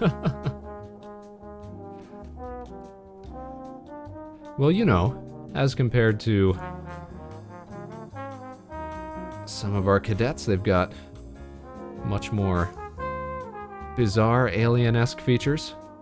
Move that over a bit and widen this side out, I think. And we'll pull in this side of the face.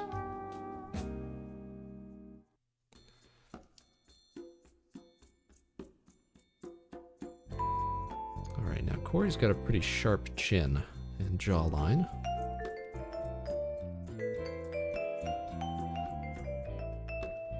That might not translate in our style, but we'll do our best.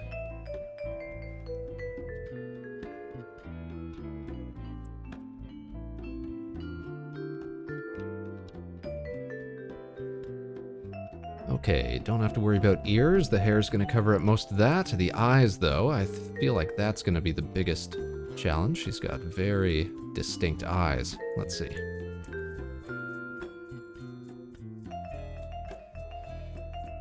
But you know what we're gonna do? We want... Let's zoom in here.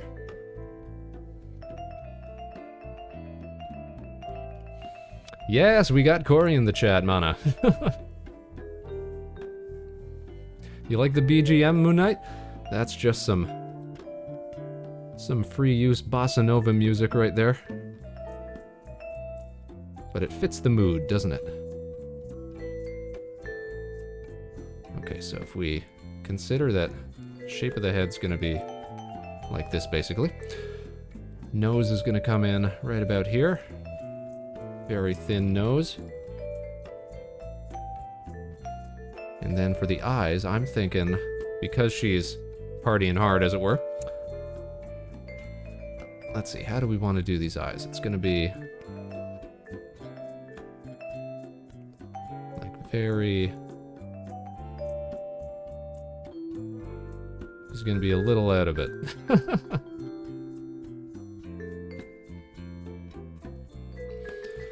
And then we can put the eyelashes in there. There we go. That'll make it easier for me, because then I don't have to worry about drawing anime-style eyes too much. And the eyebrows.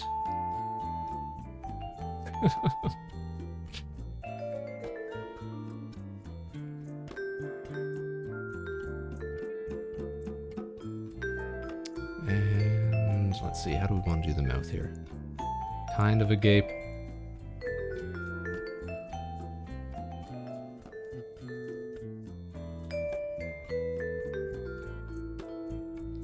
What's better than a Saturday afternoon stream? Chilling with some hot cocoa, some good friends, some wonderful Space Cadets. Oh, and that's right. Corey's got more distinct lip shape, so... but not quite that distinct.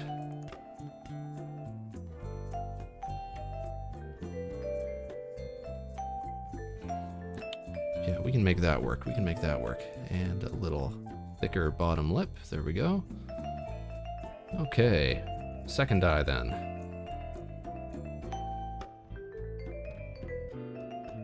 Same idea. There we go.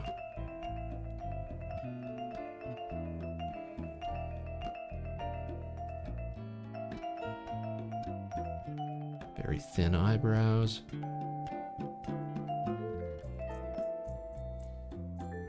You liking it already? Once we clean it up, it should look a little better. And because Corey's got those anime-style eyes, we'll at least try to do some iris work on it.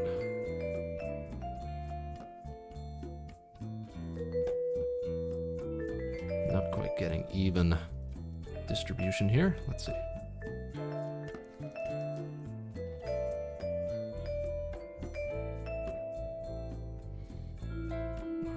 Go, and have you got a heterochromia sort of thing going on here, Corey?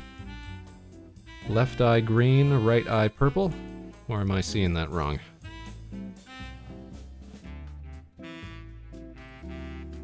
I love it. I usually draw stick figures. Hey, don't put down stick figures. And, you know, it's not just stick figures. It's, what do we call it? Linear minimalism. That's what we call it. That's what it was.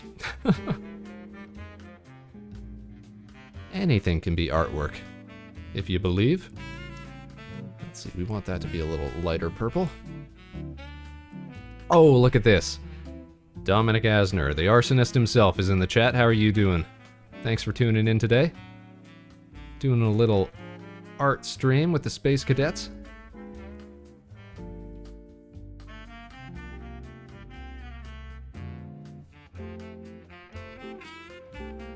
Corey's got good eye details that makes it look like she's out of it. Gonna shorten the nose a little bit. There we go. Indigo, you got all the emotes? Well done, well done. Like I said, I'm gonna keep those super cheap so people can get them all the time. And we actually still have one unused slot. I wasn't happy with the way one of them turned out, so I'll have to come up with something for that. see, let's work on colored lips here. All right. Dark red for the mouth. Glad you like them.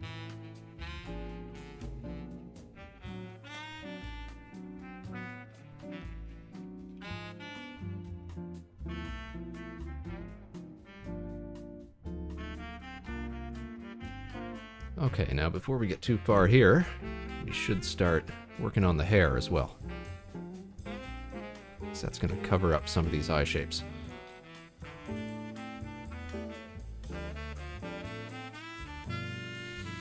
Alright, but I think we managed to make the eyes look semi-decent, so that was going to be the hardest part, I thought. Just save that real quick. You need a POG equivalent? Maybe, maybe. I wasn't sure you could do those anymore, because didn't they get rid of the original one for some reason?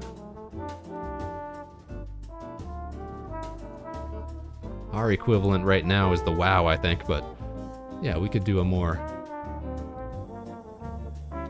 direct homage, I suppose. Alright, let's figure out this hairstyle then. Gonna start a different layer here for the hair. Okay, so we got big, flowy bangs. Start the hairline around here or so. And we want to sweep out past the eye details.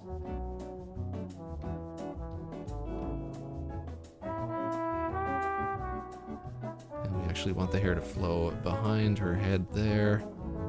Come up here, and we're going to have to work on the crown at a point, but I would actually love for this to be flatter, thank you.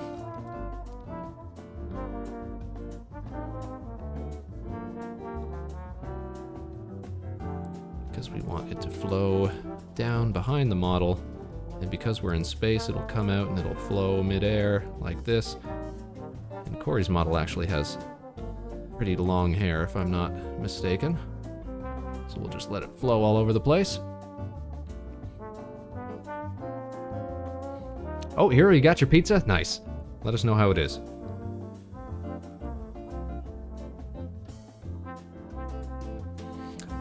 Ellie says, the original guy was racist or something, if I remember correctly. That's why they replaced him. Oh, I see. I'd only heard about it offhand. So as I've said before I started using Twitch to start broadcasting, I didn't really engage with the platform on my own time or anything, so I'm quite a novice when it comes to the history of the site and things like that. Okay, looking good, looking good. His photo is gone, but variations of it are fine. Alright, well that might be a good idea then, for our last emote slot.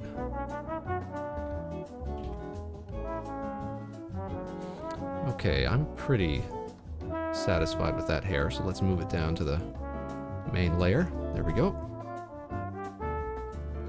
And let's start cleaning this up. Can remove the underlying skull shape. And then we'll just have to work on the crown.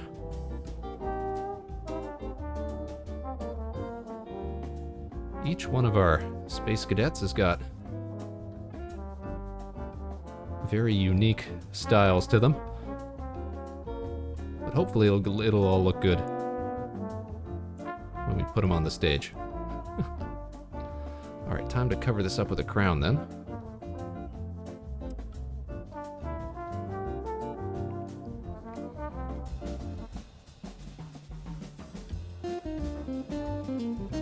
Corey says, Twitch drama is wild anyway, better to get your drama from trash TV.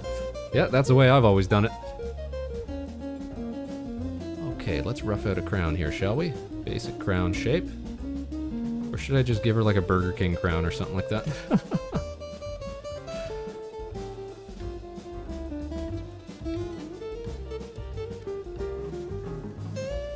Or, hold on. You want Burger King crown, Corey? Alright, and here's the thing. It should also probably be just a little bit askew.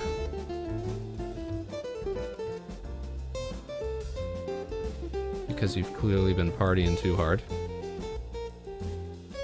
How do Burger King crowns look again? They're like... something like that, right? Corey's out here having it her way.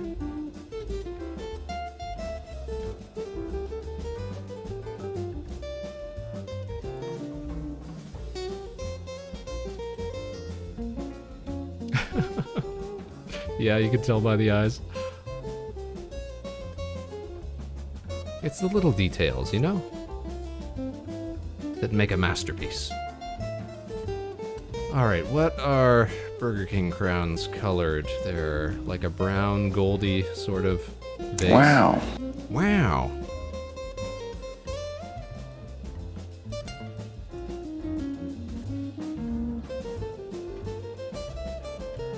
Sort of like that, and then they've got like a green and red and white sort of stripe going across. You know what? I'm just gonna look it up. Let me pull up a reference here.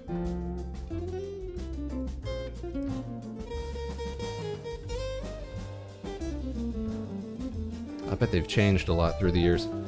Okay, let's see.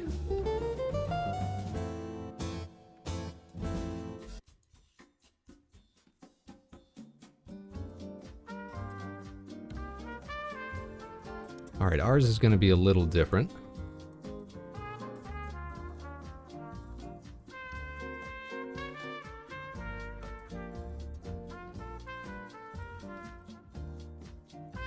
Scale that down.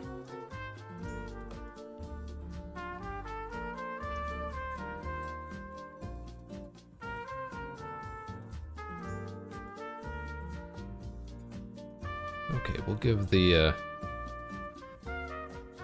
jewels up top. We can do that.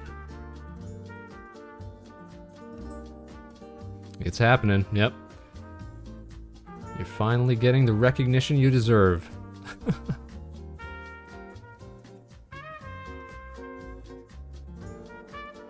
That's too green. Let's see.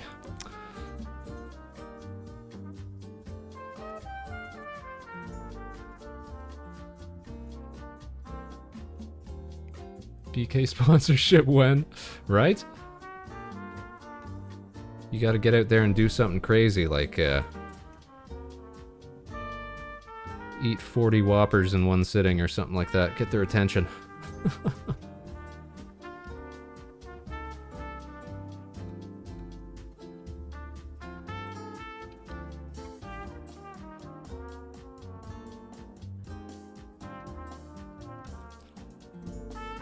Did you know Burger King made social distancing crowns that were the size of sombreros? Get out of here. No way.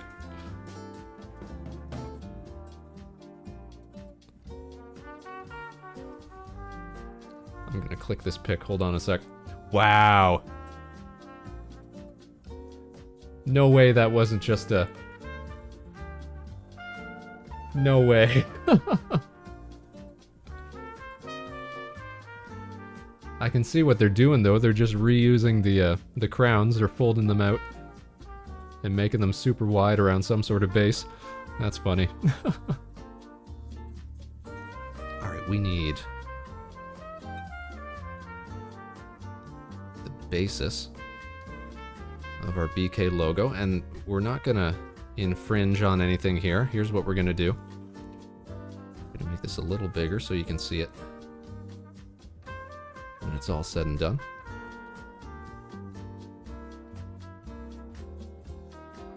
What do we need here? We need a blue stripe going around the side. You know, I can just pick colors off of this. There's no problem.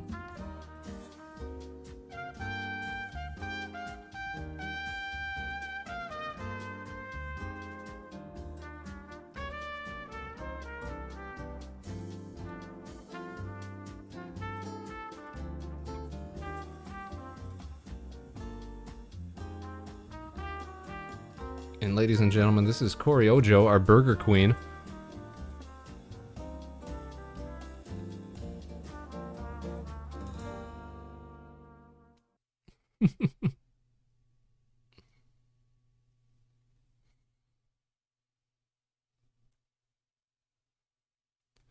Now we won't fill in the interior part there.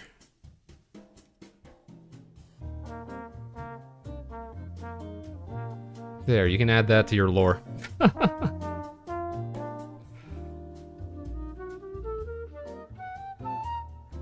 then we'll just give it a little regal detailing.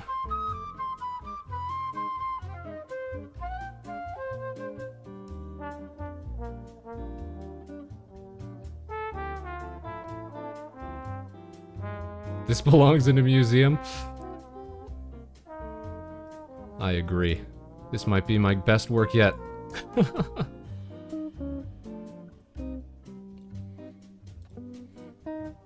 Wow. So majestic. So regal. Am I right? Oh, hey, writer. Thanks for dropping by. How are you doing today? Did you have a good New Year's? Alright, let's get to work on this hair, shall we? Let's finish the rest of this up. Most of Corey's time got spent on Burger King crown and and her eyeballs.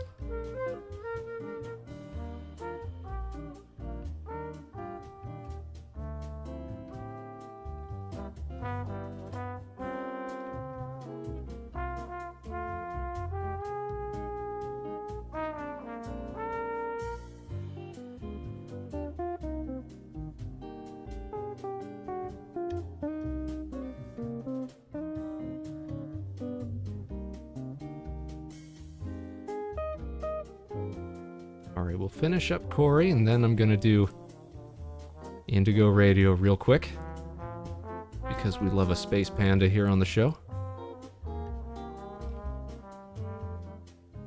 And then... Boy, we're at 2 hours already.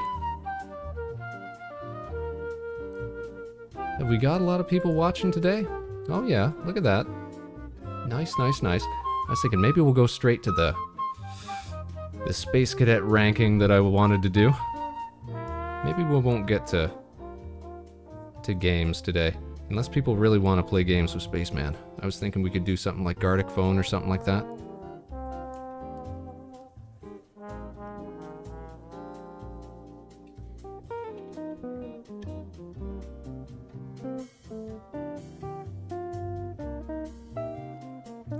Okay, skin.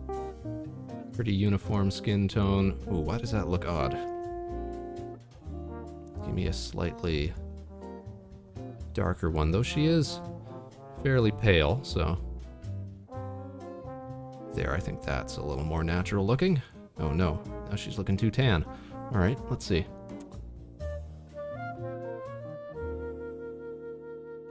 Gotta find that sweet spot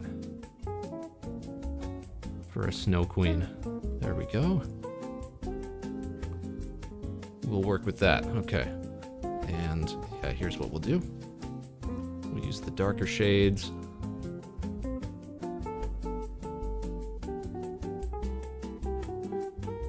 To put a little shading under the bangs, as light would cast shadow there. And then let's do some hair detailing.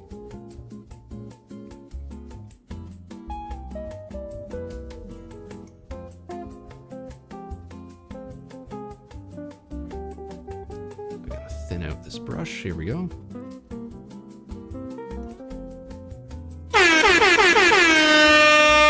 Thanks, Ryder.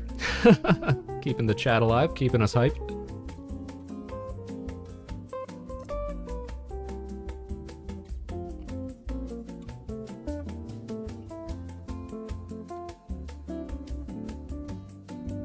Too much there.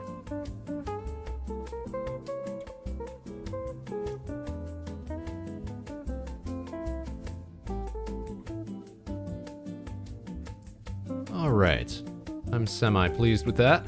That's looking okay. Oh, but you know what? We're going to do the same thing we did to Mana Yu. We're going to give a little bit of eyeshadow work here. There we go. Whoops. Put a little detailing on the nose. Oh, you know what we should do? We'll give a little... Let's find a sort of reddish pinkish color here. There we go. Just to heighten the this sense of partying too hard. There we go. Space Buffoon, be right back. Try to return before the tier thing. Alrighty. We'll see you in a bit. Okay, now it's time for the suit. We'll just do a standard Corey blue.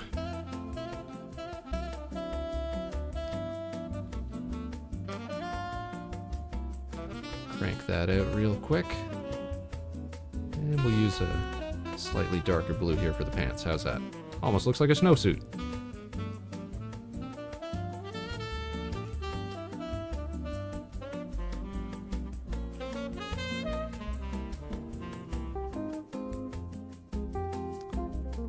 And standard white gloves.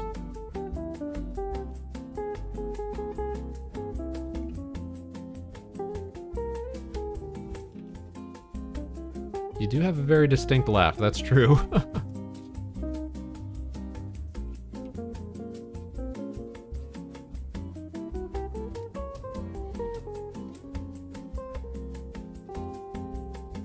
And let's see here. Slightly darker gray for the glass, and we'll fill that up with... What are we drinking, Corey? What are we having tonight? You let me know while I work on the rest of you here.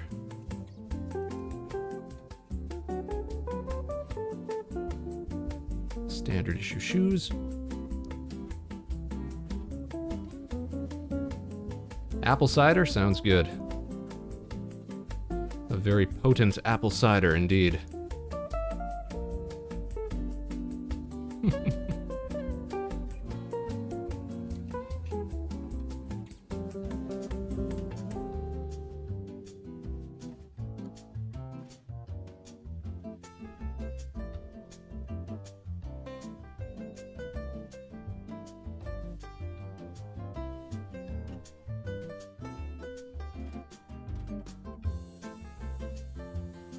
I actually drank a ton of apple cider last night. Curiously enough.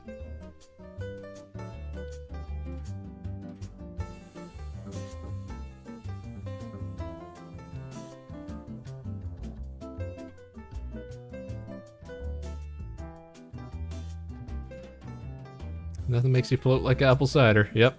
I don't know what got tossed into the bowl. But whatever it was, Corey's feeling it.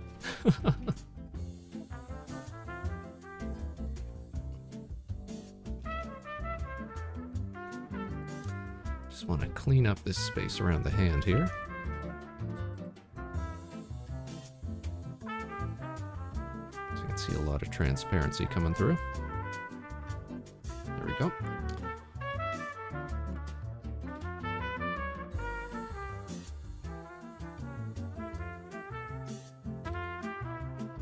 Fill in those lines. There we go.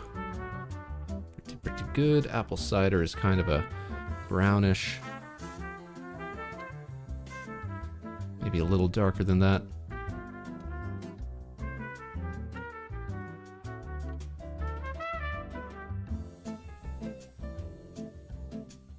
There we go.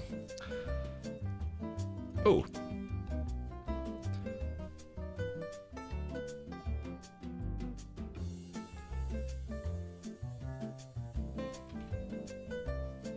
And then why don't we go and give a little reflective. There we go. And let's not forget we're in space here. We should have little globules floating around, right?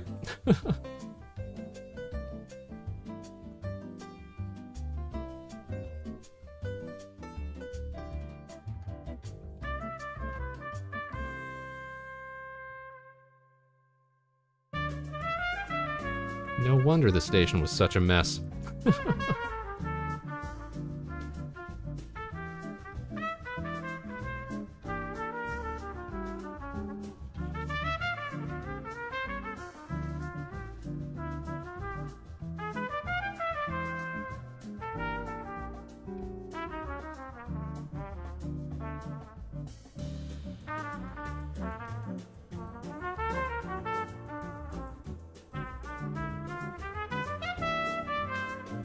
Yeah, spilling all over the place. A sloshy Burger Queen.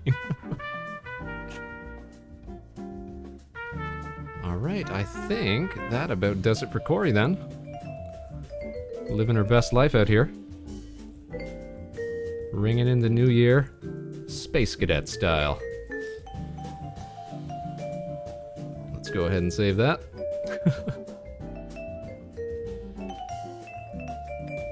Throw with the rest of the vagrants. And our last design is gonna go to Indigo Radio. Thanks for the party horn, Moon Knight.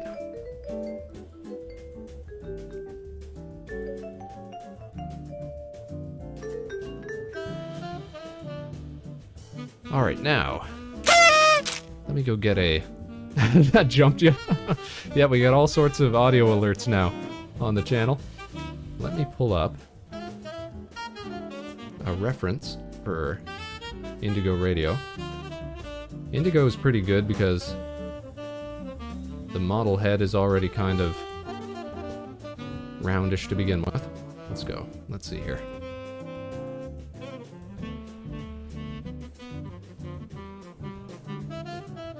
Let's find a good reference.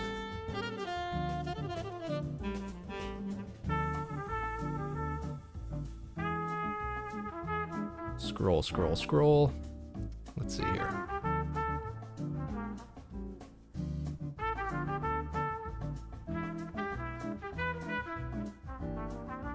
Corey says I gotta lurk for a bit, but thank you so much again and have fun. We will. We'll catch you later, Corey. Thanks for tuning in. Glad you had a good time.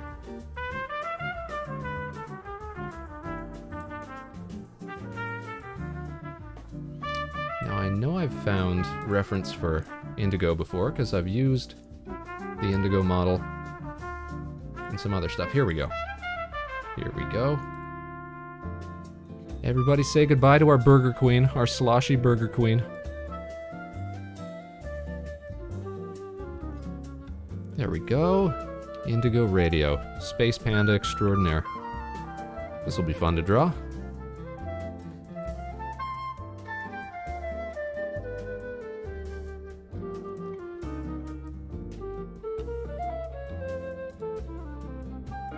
And this is a good pose for Indigo Radio as well.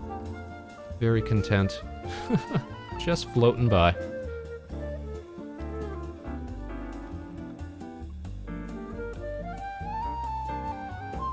Alright, let's get started here.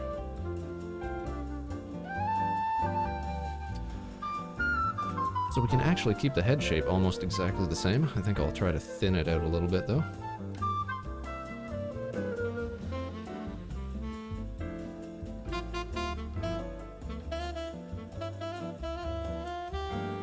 Excuse me, a required resource was unavailable.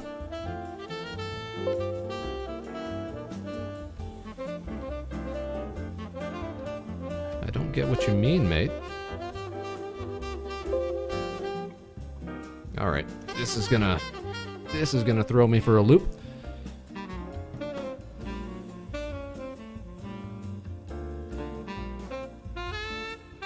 Does anybody remember if we saved after we finished Corey?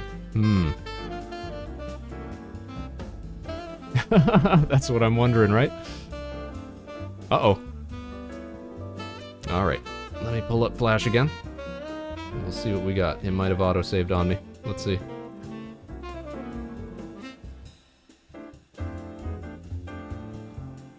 Here's hoping. Fingers crossed, everybody.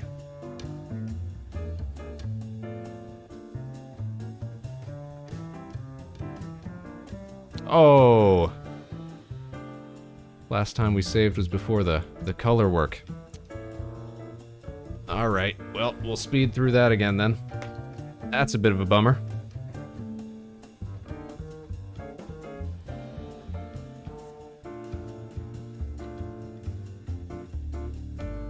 We'll make this real quick then, and we'll save every 2 seconds, so we don't get caught by this again. Whoa.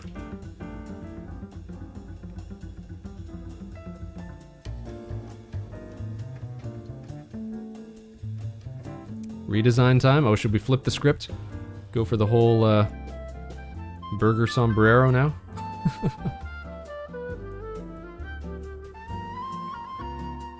Well, I think that seals the deal, though, right there.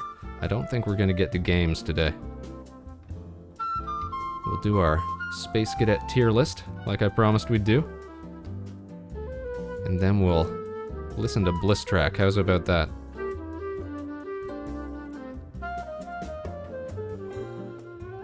And that should be a pretty good day's work.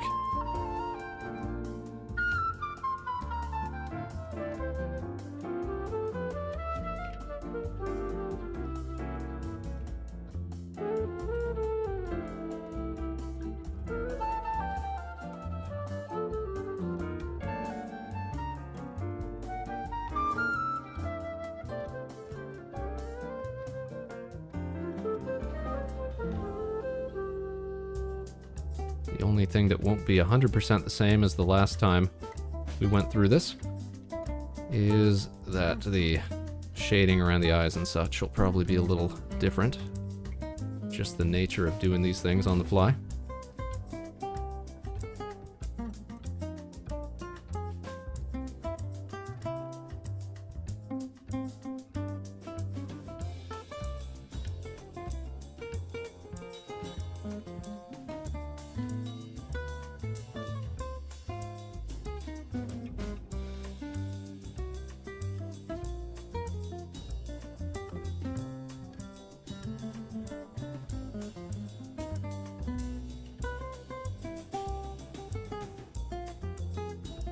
Alright, decent.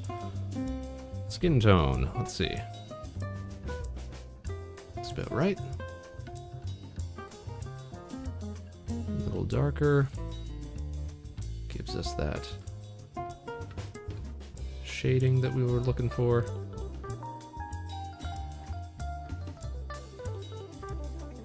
I think we'll actually go over that again with the black just to, as I can see it bleeding over some of the line work here. There we go. And there we go. Alright, nice and disguised. Alright. Can't forget those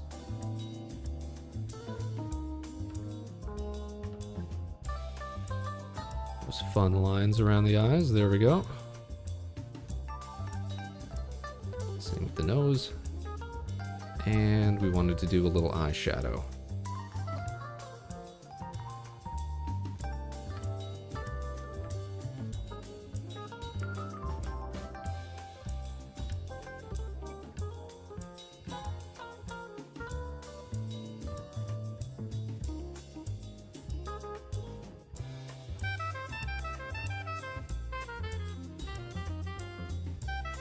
Decent, decent. And save. Don't forget to do that. Gotta say though, you're really good at these drawing designs. How long you been doing it for? Well, how long has Flash been out?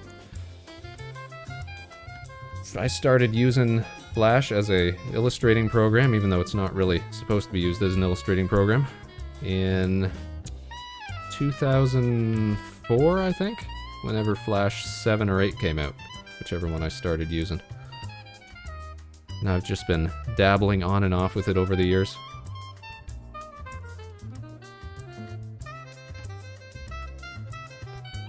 But I do try to capture the style that was prominent back then, which was very sketchy web animation and stuff like that. That's always been my jam. Alright, get that Corey blue flight suit.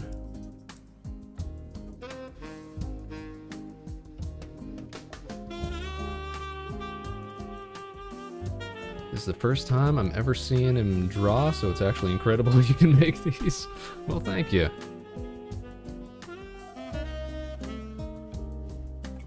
I actually used to be much more active in the Flash animation scene back in the day. I haven't done animation in quite a while, though. That might be fun to do for an art stream some night. If we had an idea of what to do beforehand, we could try to get something done.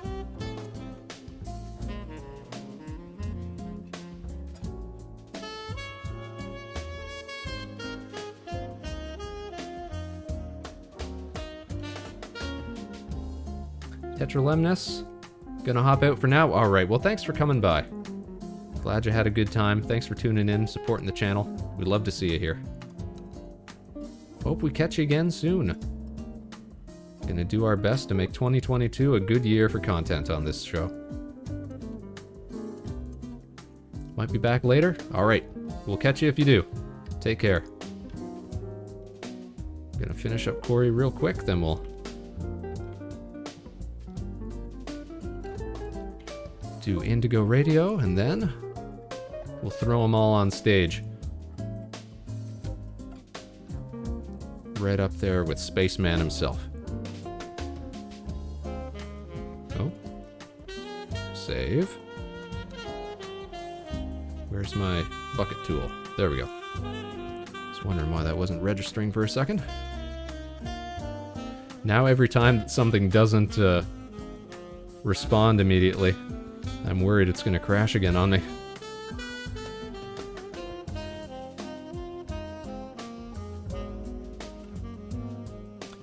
Spaceman, how are you doing since Flash has left us? Well, this is the thing.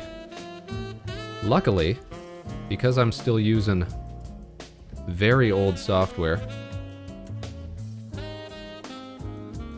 I've actually got a Flash player installed right on my system. I don't have to use an emulator or anything like that. But even if I didn't, there's a lot of websites that are dedicated to emulating old Flash content. You can still enjoy a lot of the same stuff from back in the day. Some of the websites are gone for good. Such is the fate of all things on the internet, but for the most part, I'm still getting by. I still think we lost something special when the major browsers stopped supporting Flash, though.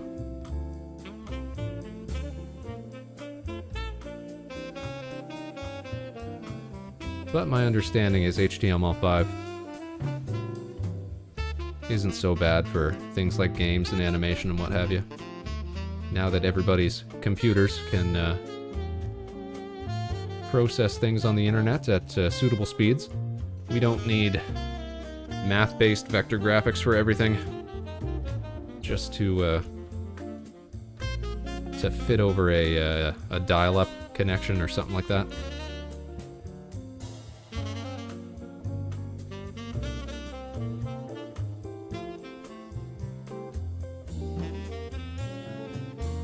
Newground's still going strong is kind of impressive, you gotta admit. That's true.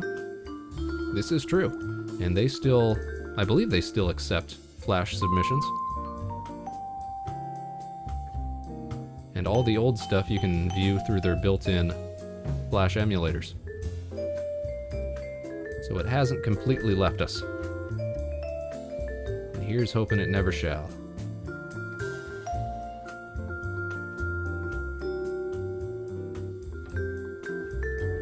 Alright, Corey's got her sloshy liquid.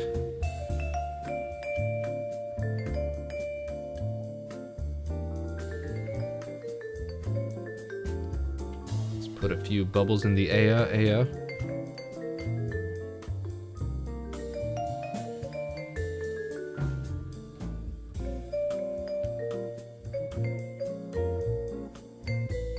You don't want them too stringy.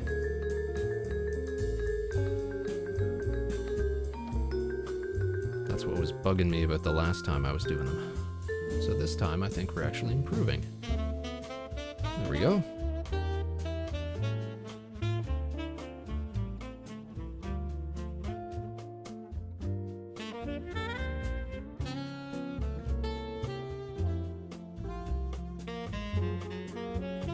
Perfect, okay. Corey 2.0, done. Saved. And now...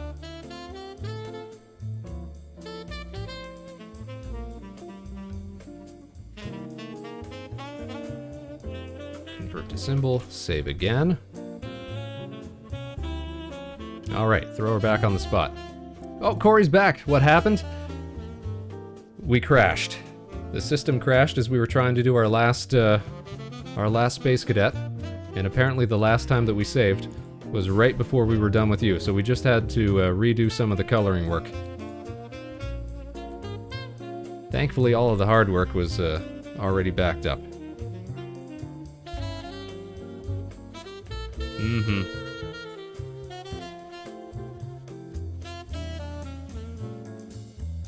Well, it didn't crash because we forgot to save. It crashed and we forgot to save. We had two coincidental failures at the same time. Alright, so now we can finish up.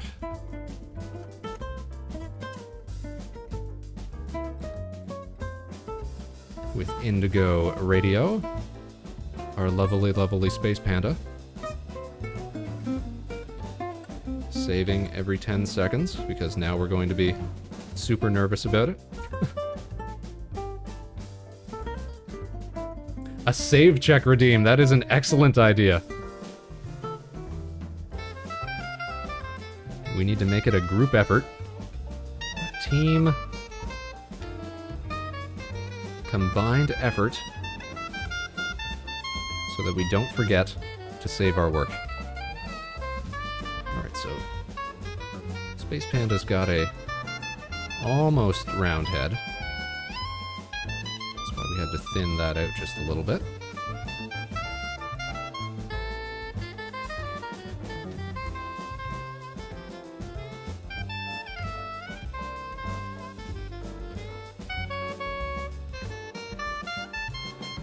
You groovin', Ryder? That's another fun thing we added to the channel last week. All the emotes show up now, they bounce around, that's fun.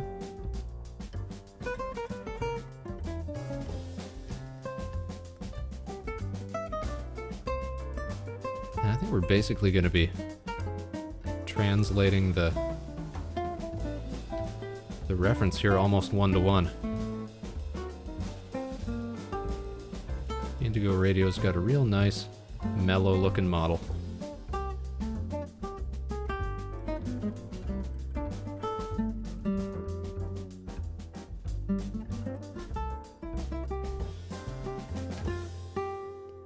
Jazz does fill in the emptiness.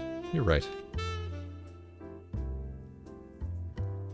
I didn't want to just have the station background music going, the little guitar riff that we play every now and then, and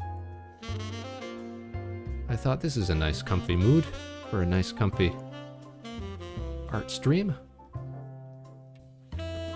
Alright. Big, thick eyelashes. We'll work on hair next once we get the eyes done. But I like these eyes.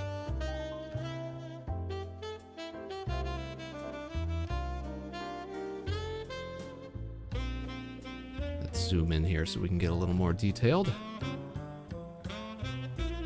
Alright, we want the eyes to land right about there, like we're looking right at the camera or right at the viewer. Very good. And we got those star irises. Let's see, how's that gonna get cut off though? It's gonna be about there.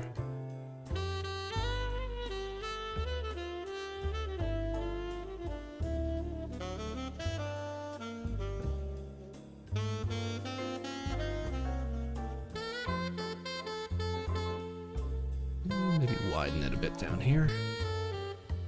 They're a little more balloonish.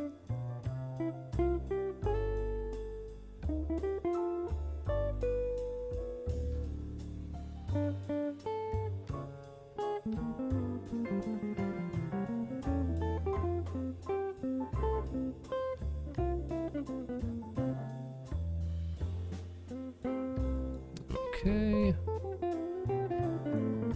Just gotta be a little nitpicky with some of these lines here. Alright, let's get coloring. And I think I'm gonna copy this effect from the reference sheet here. You can see how heavy the eyelids are meant to look just by the shading that comes down. And the glossiness on the eyelids, these are good effects, good effects.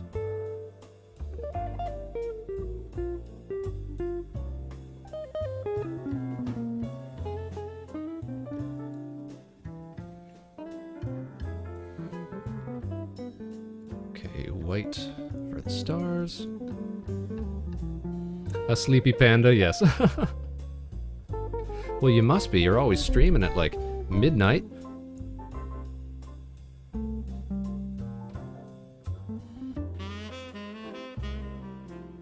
Alright, general skin tone.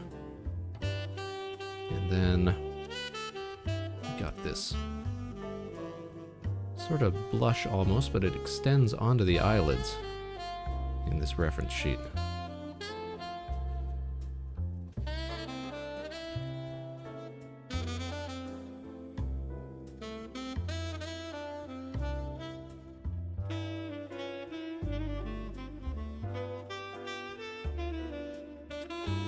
We can't really mimic this fuzziness to it with just our line work, but I do like that effect. So what I'm going to do is sort of scuff it out a bit so it looks a little jaggedy.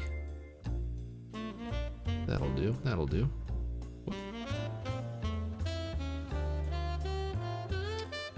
Okay, now I'd like to get working on the hair. Let's see.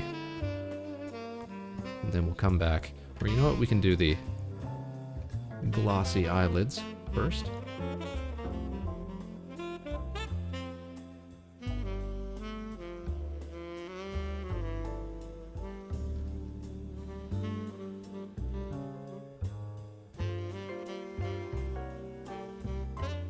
All right, all right.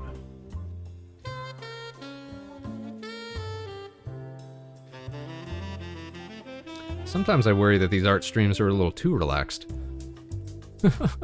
People are going to be falling asleep on us here. Alright, let's take the model here. We'll rotate it just a bit.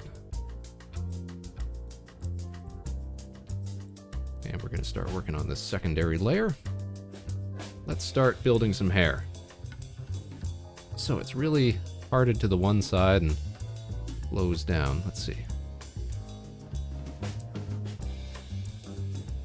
Sort of one big curl, and then comes down past the face.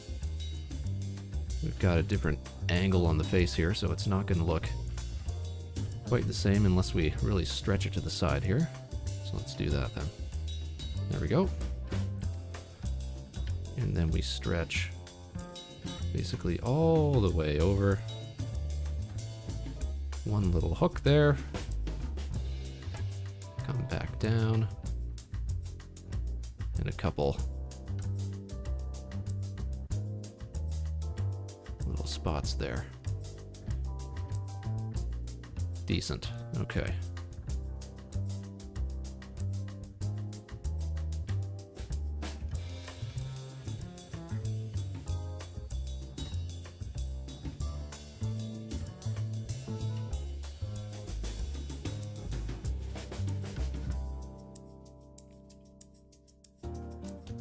What are we going to do at this point, Space Cadets? We're going to save. Because we've learned our lessons. We're turning losses into lessons on this show.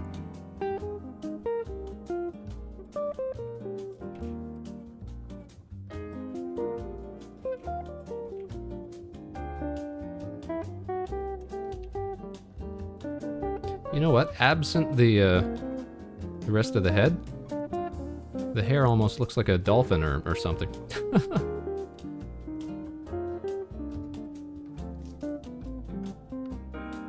Or some sort of fish.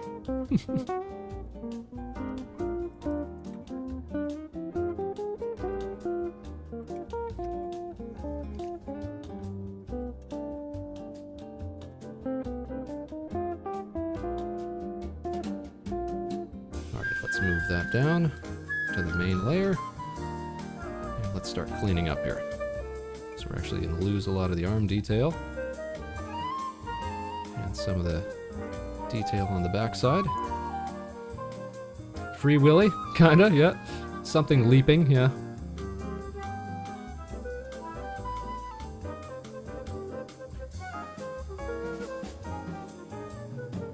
Right, so there we go. We'll fill that back in. So we get the color out of there. Should have deleted the color just on its own first. There we go. That still works.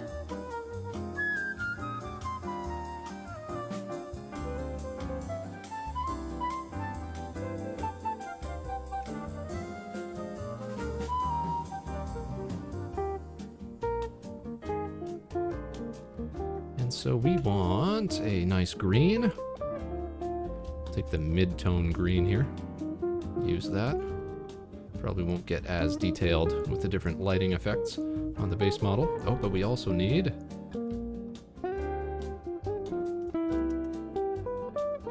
a couple other hair spikes here. Fill that in, and then we'll go around it with the black.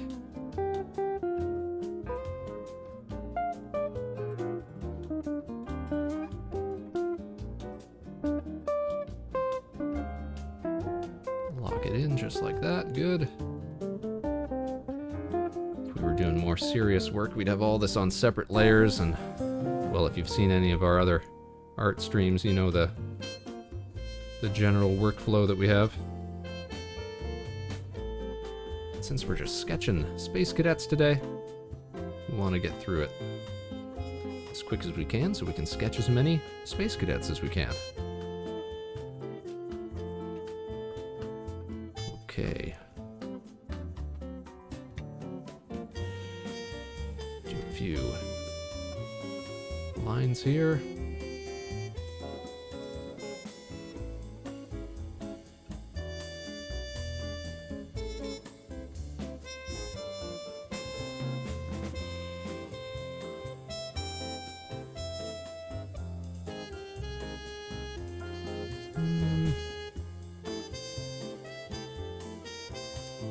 Decent. Alright. Just clean up the lines up top of the head.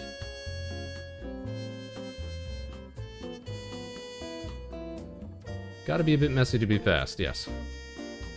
Plus, we just like being messy when we're drawing anyways. Helps us get that style we're looking for. All about that style. Alright, what do we still need? We need a fun little panda mouth. There we go.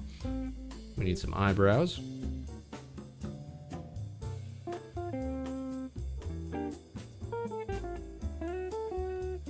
little more eyebrow poking through there. And now we need some panda ears. That's what we need. Some big old fluffy panda ears.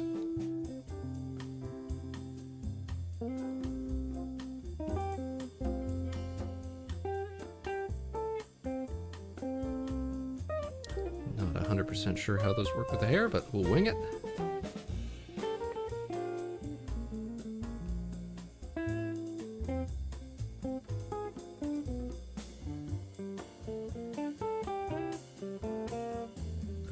Okay, we want purple panda ears. Space panda ears. There we go.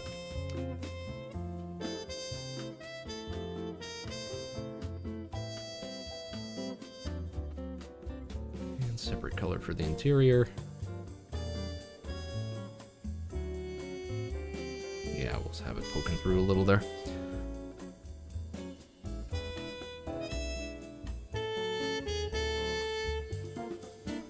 Very good, very good. And now I think we'll just make the rest of the outfit the same color as the sweater.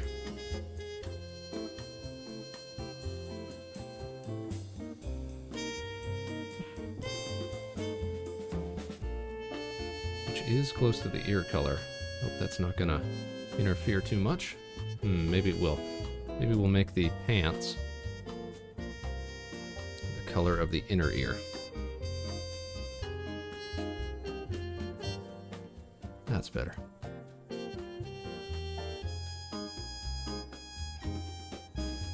Nice dive indeed. Getting mad air out here.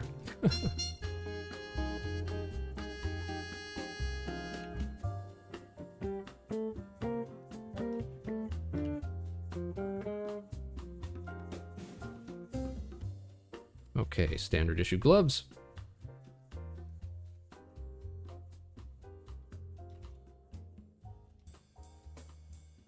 Right into the punch bowl, nice.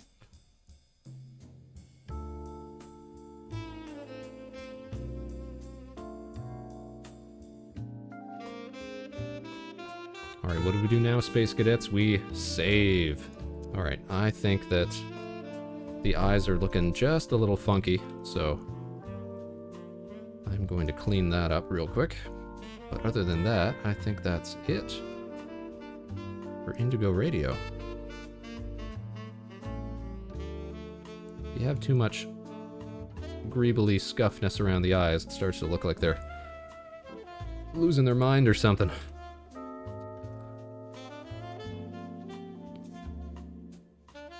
Start to look like they're sleep deprived or going through something.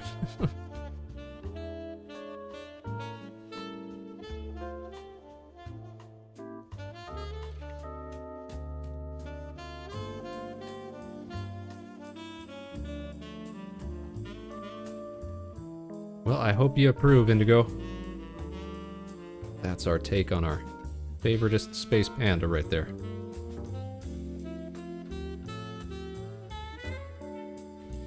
There we go. Put you back into a sort of hover pose. Excellent. Super cute. Thanks, Space Buffoon. Alright, now what do we do with all these? Well, I'll tell you what. We isolate these and get them out of the way. Then let's get all of these bad boys onto the stage. Actually, you know what? I'm gonna X those out, put them on a separate layer, hide that layer.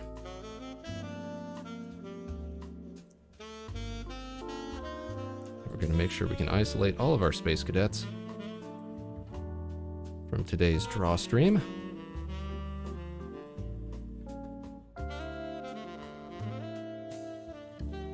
And we're gonna start the laborious process. Anybody who's seen the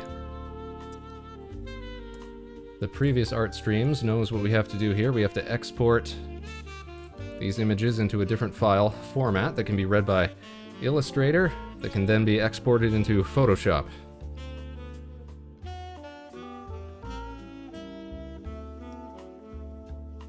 Okay, step one done. Let's open up Illustrator.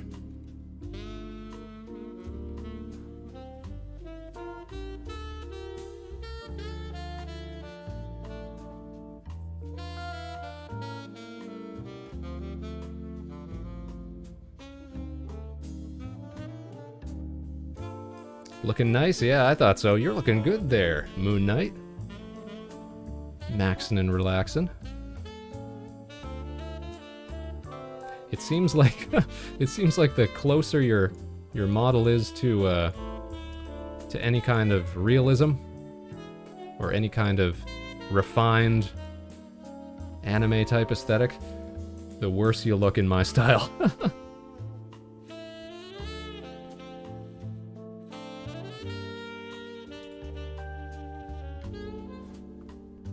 Okay, there's all our work.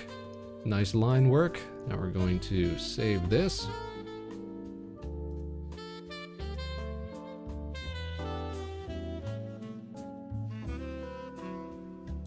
Okie doke.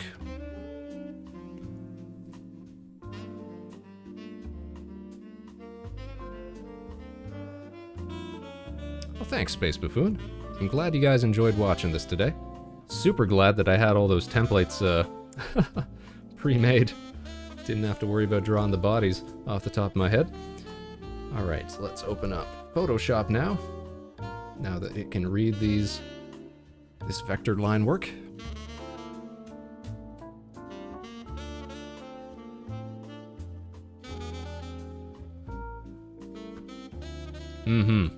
Yeah, that probably would have taken us at least another hour or two if we hadn't.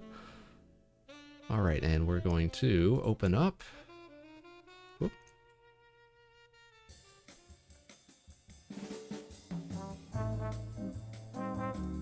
Where do we store these? Let's see.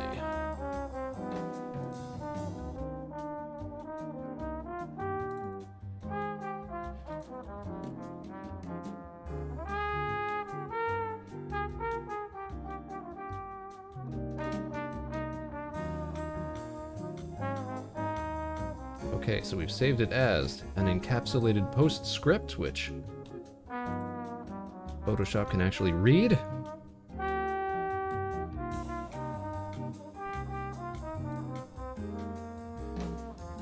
So now let's make these huge. There we go. All right, and we start separating these out.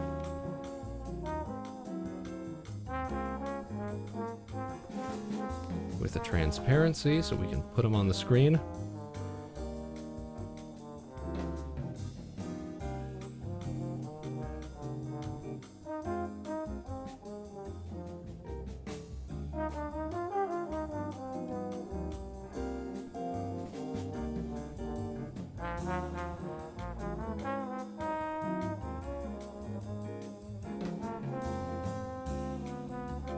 All right, that's one.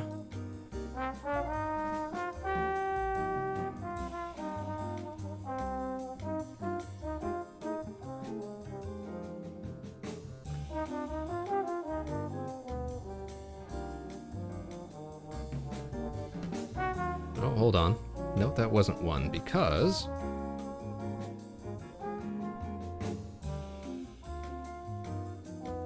we actually have to change the color mode on this. There we go, otherwise we can't save it as a PNG. Alright, try that again.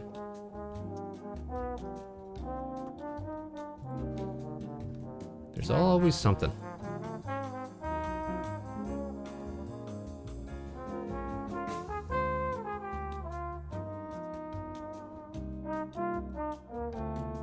Yep, okay.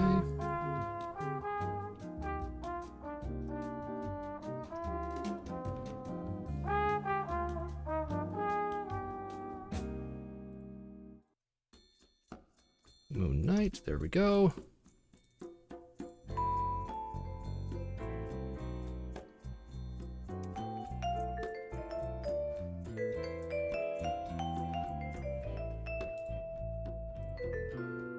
Come on, you. This will probably take a few more minutes if anybody's got to run off to the washroom or something like that.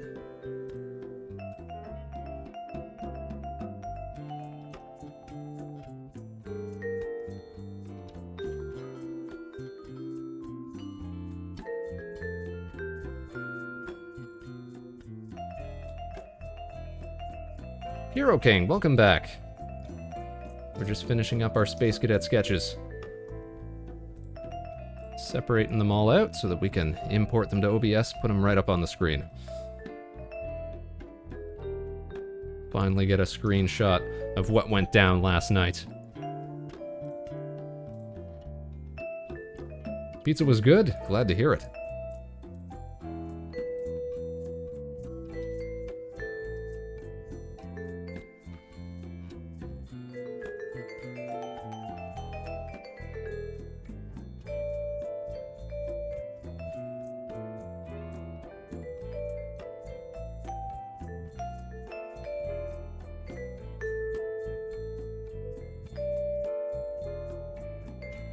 Was watching Spider-Man too. Which one?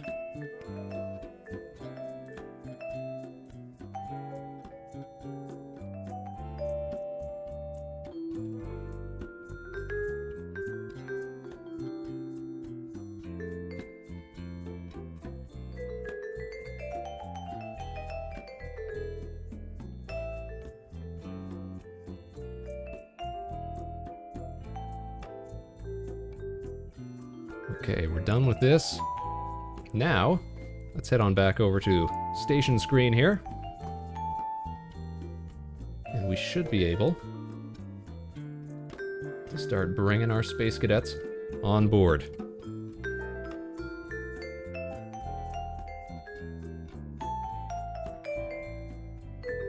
Let's see, where did we save you guys? There we go.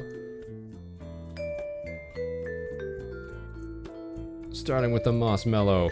Have to change the layers here, but there we go. Dancing in the back. Next up, who's up next?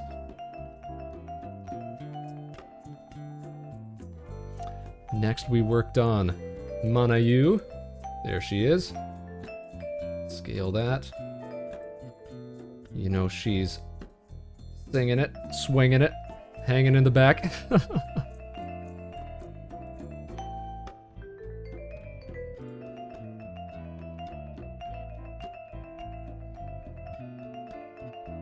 Then who did we work on? Then we worked on Ellie, right? You know she's gonna be blasting herself off to the side here.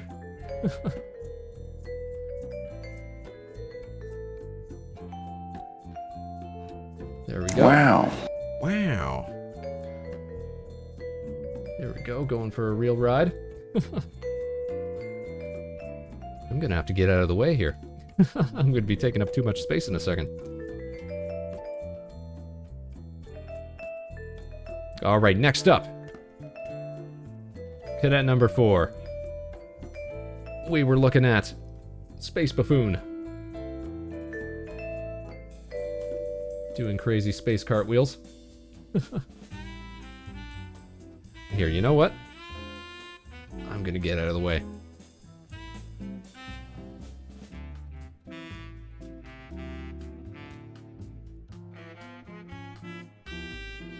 That looks about right.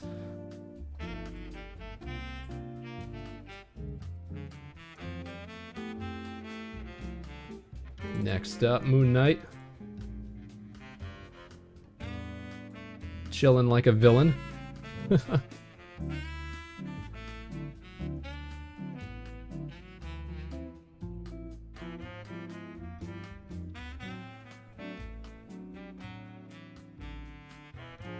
Alright, next, of course, everybody's favorite Burger Queen, Koryojo.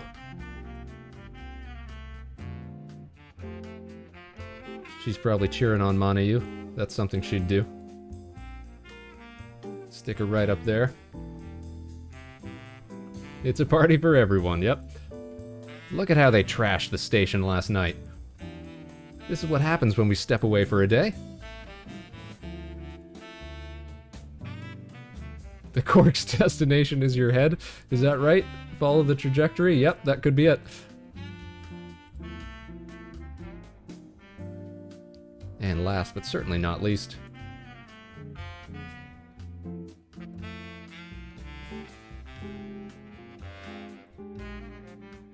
fill out the space a little more.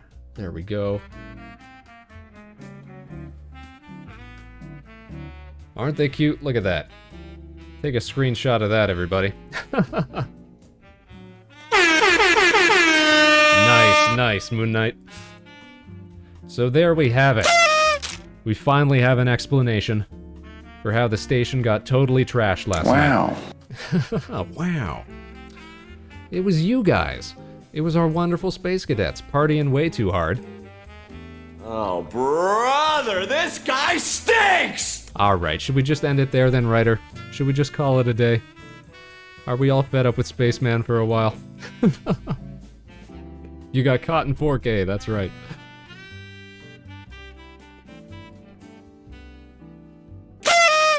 Now, of course, if I might pop back in here for a second. I didn't know what that was. There's actually a few of these that are kind of set up to trick people into using them. Oh, nobody's completely innocent around here.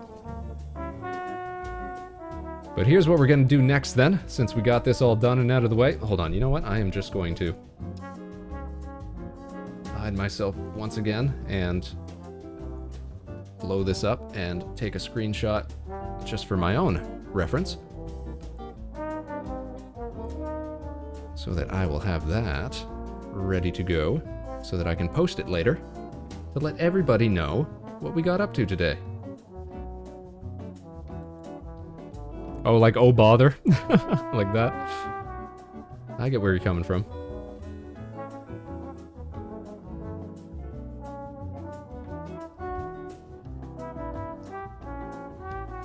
Alrighty, so let me just pull up a browser that I got open here and move it over to the main screen.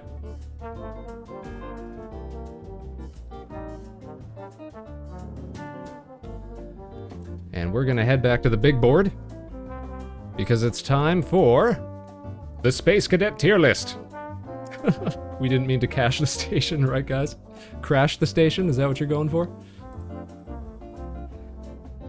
No, I believe in you guys.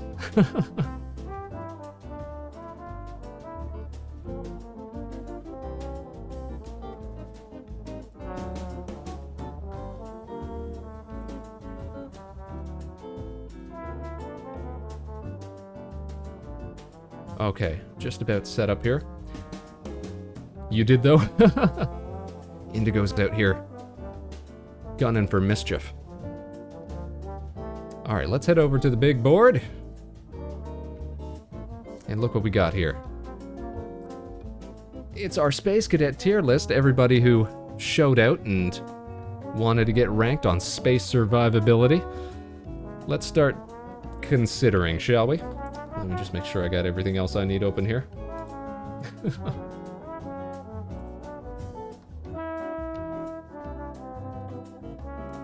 Just want to have that original thread open on the other screen here, just in case we need it. Although I have taken a look at everybody here already, and I'm pretty sure I know where we're going to slot just about everybody. You guys let me know if you think my assessment is off. We can always move some people around. Alright, so let's get started from the top then. So this is our little penguin friend here. This is not regular Corey, but this is Arctic Corey. Not related to our favorite Burger Queen, of course. But he's a penguin VTuber. Don't we love penguins? Now, penguins can, of course, survive incredible chilly temperatures. You would think that that would be a positive, a bonus. Yes, yes indeed. So where do we want to put our little penguin friend? Because penguins, despite surviving frigid temperatures, not altogether that skilled at anything related to space travel. One might be inclined to say that he's set up to just get eaten by some sort of space monstrosity, but at the same time,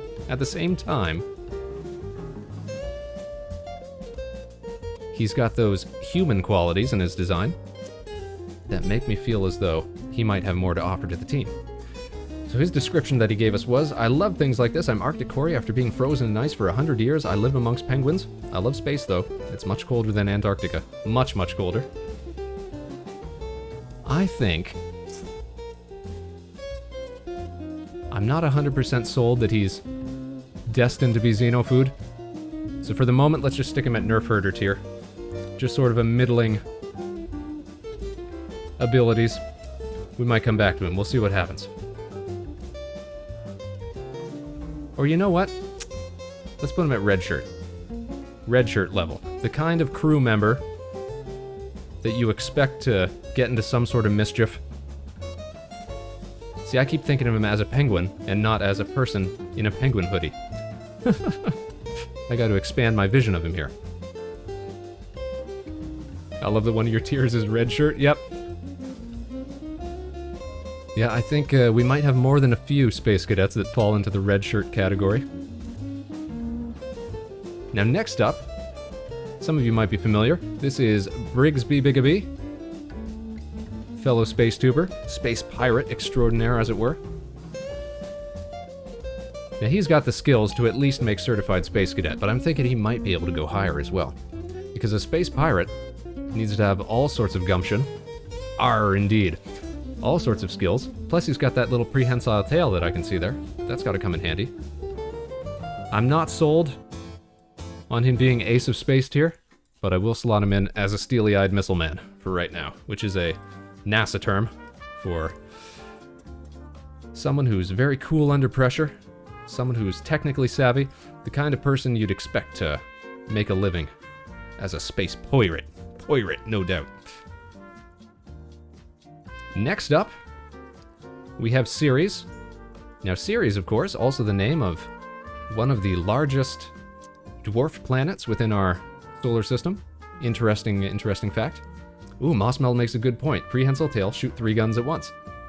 Yeah, he's definitely a steely-eyed missile man, that's for sure. Now, Ceres... I went and I looked up Ceres' Twitter page and channel and things like that just to get a better idea of what we were dealing with. And definitely a fixation on a very certain aesthetic for characters with what you might call an engorged stomach of sorts. Not gonna show that kind of thing on the stream, but interesting fact, having a very, very centralized sort of point of gravity, actually very useful for surviving in space. So I think we're just going to put Ceres as a certified Space Cadet. You made the cut, you made the team. Now our next one, very interesting. This is Claire, the Weather Witch. Now you might think, how do weather skills come into play in the depths of space? Well, you'd be surprised. Some of the most incredible extreme weather events take place out in space, including within our own solar system. For example, you just look at something like Neptune, where you can get storms that are A, bigger than Earth, B, get winds of up to like 2,000 kilometers an hour, something like that. It's crazy stuff. So having someone with weather powers on the team, I can definitely see that as being a bonus. We're gonna put you in the steely-eyed missile man tier, Claire. Thanks for coming out and showing out. Cloudy Clarity, that's right.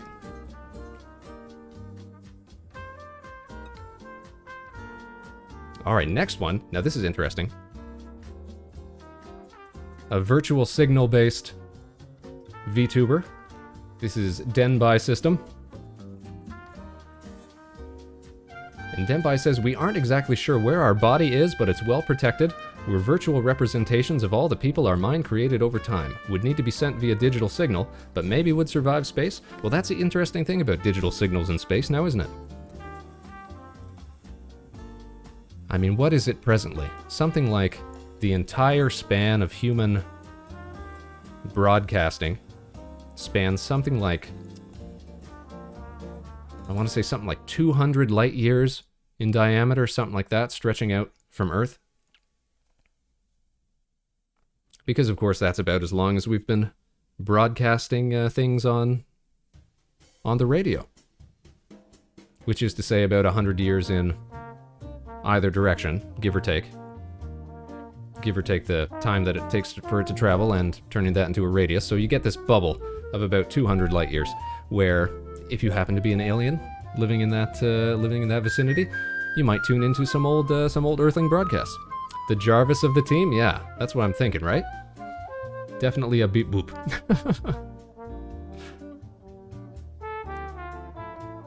But because of being so data-based and having the ability to sort of bounce around, one imagines, be sent via digital signal, I think this might be the first Ace of Space tier that we see. We're going to slot him up there. And we might see a lot more Aces of Space than I had originally anticipated. A lot of the people we're looking at have some pretty unique and interesting skill sets that they could bring to the team here, to the crew, as it were. So that's where you're gonna sit right now, Denbai. Stand by as our first ace of space. Next up, this is Doc, and Doc is a gravity wizard, or so he claims. Let's see if I can find what he wrote here. Here it is. Hello there, my name is Doc. I'm a graviturgy wizard, and have actually lived out in space for a while. Well, that makes you well suited for the position. He's kind of got that that smug look about him, though, doesn't he? Which is usually where I like to put people into red shirt or nerf herder tier or xeno food, because we love to see people get their hubris, their comeuppance. But gravity, of course, huge skill set to be swinging around in space, so I think we're gonna stick him as a steely-eyed missile man for the moment. Kinda scruffy, you think? I think we'll slot him up here, until we're proven otherwise. Until we see him fall flat on his face. I think just on his resume alone, we'll stick him up there. Now this is fun. Doru. And Doru is a dwarf, or so he claims. Third son of Thoma of Clan Goron. I'm a Pathfinder dwarf who specializes in great hammers and tracking. A lot of tracking to be done in space, of course. Triangulating signals and what have you. Using long-range telescopes and spectrometers and what have you. Gives me very, very Worf vibes, is what I think. Like he could be the head of security or something like that. So I'm gonna say you are a certified space cadet, sir. Writer's gonna be right back? Alright, we'll catch you in a bit.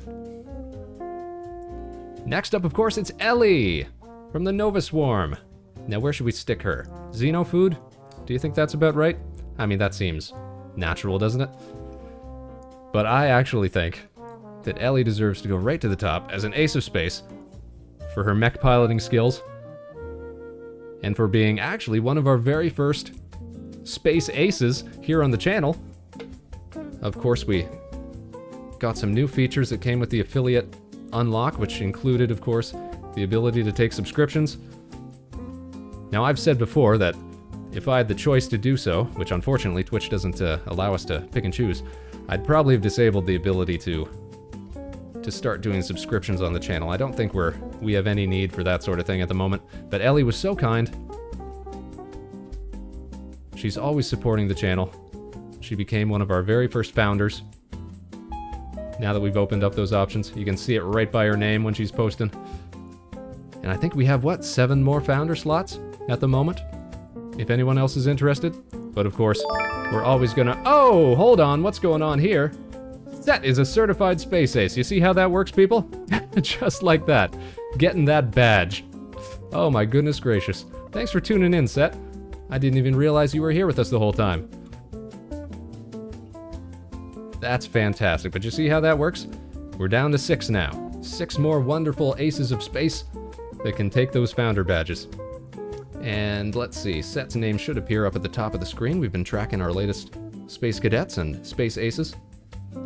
So once that registers, he should replace Kohaku's name up there. But thanks so much for that, Set. We always love seeing you tune in. You're a ninja? Yeah, you are. And there you go. Now you get permanent Spaceman emotes. Enjoy. But Ellie definitely deserves Ace of Space tier.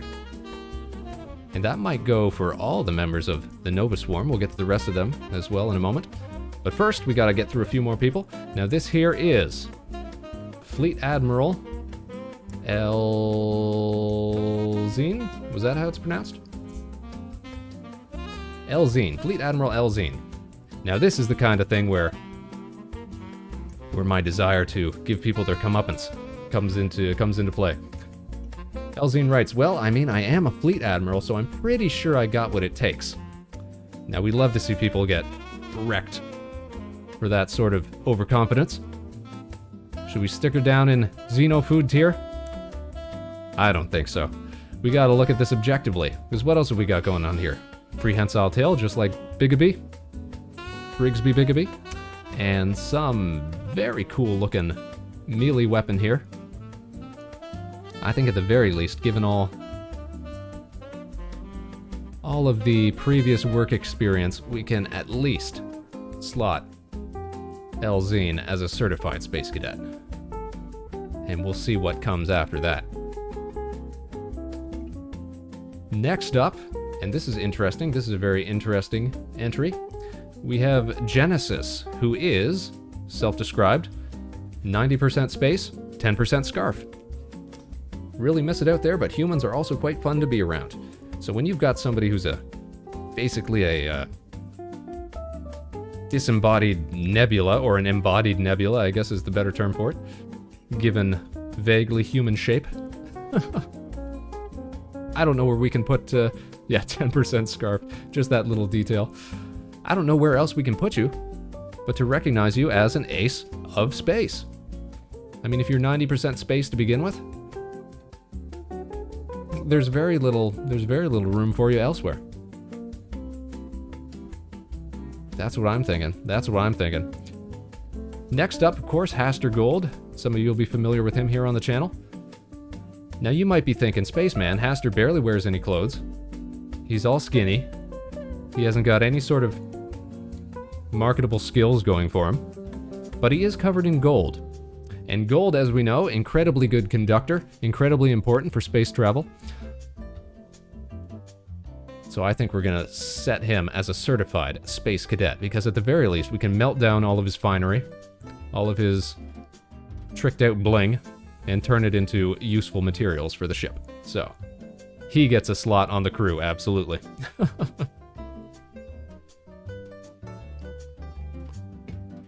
He'd die if he heard that. Well, you go ahead and clip it. You send it to him. Let him know that he makes the team. No, not gonna melt him down. Just all of his stuff, you know? All of his little Aegis here, all of his bracelets, that little gold belt that he's got going on. And then, you know, he'll get his very own flight suit, just like the rest of us. You know? Standard issue. Gotta make sacrifices to be on the crew. That's right, Set. You're absolutely right.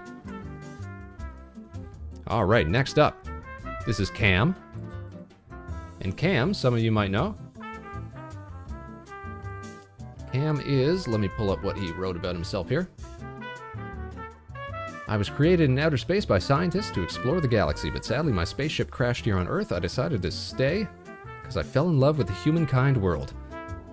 I'm known for being horrible at everything I do. Well, that makes it easy then. We'll stick him down in red shirt tier. He still makes the team, but we like that honesty. I like the design though, that he's supposed to be some sort of space bat or space devil sort of thing. Like the wings, like the horns, like the jacket, really like the jacket. You know what we need? We need more crew members who fill out this bottom tier. It's all in good sport, you know? Maybe when we get to, I'm not going to say who, but some of these later entries, we'll find people to fill out the the bottom tiers of the list. Next up, we're looking at Lyra. And Lyra, also a member of the Nova Swarm team. And Lyra is, correct me if I'm wrong here, Ellie, Lyra is more skilled in things like tech-based things, computers, that sort of thing. What did you write here? Specializes in stealth, info, and scouting. Oh, here we go. Cyber Sentinel has joined the Space Cadets. Thanks for tuning in. We're so glad to have you. Hope you're having a great day. Hope you like what we're putting out here. Lyra is also an android. Oh, see, I didn't know that. I did not know that little piece of information. Okay, so that might change how we look at her then.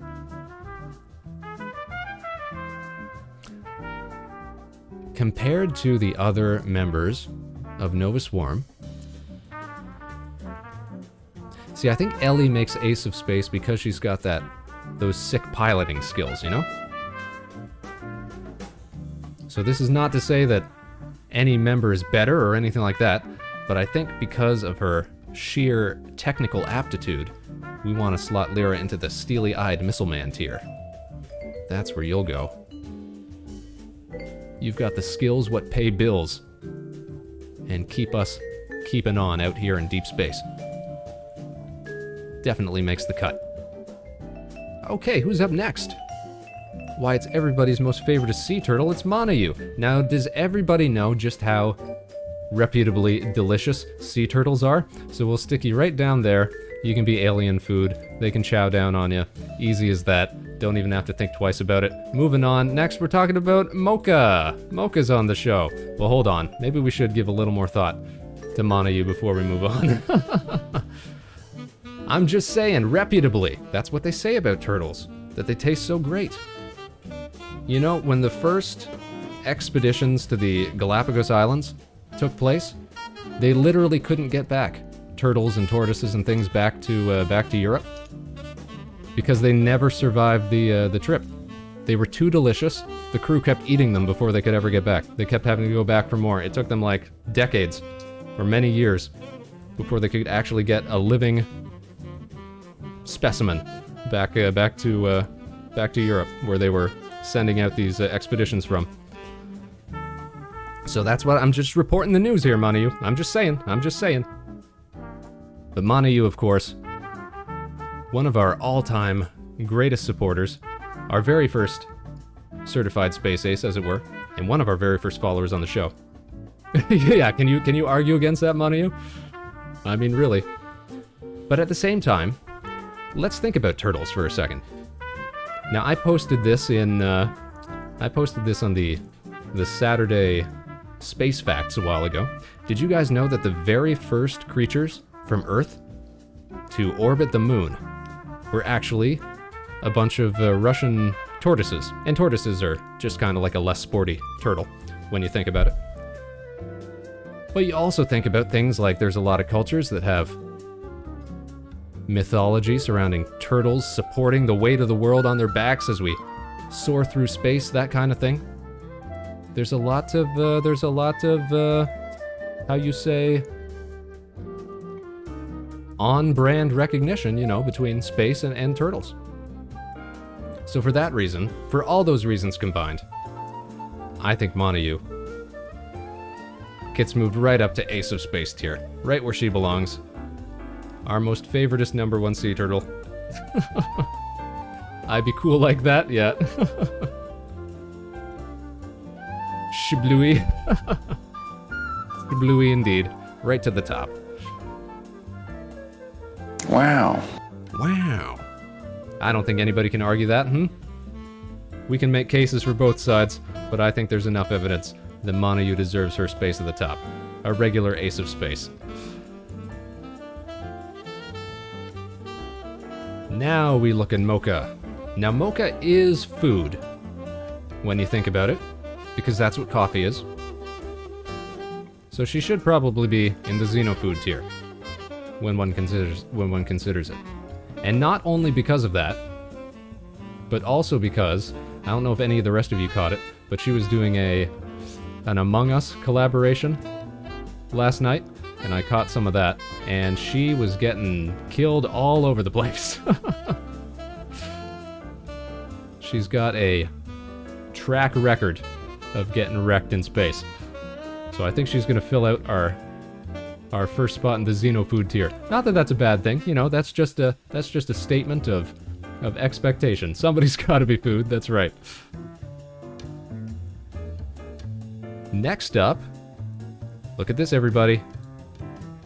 It's Moon Knight. We had fun drawing Moon Knight today.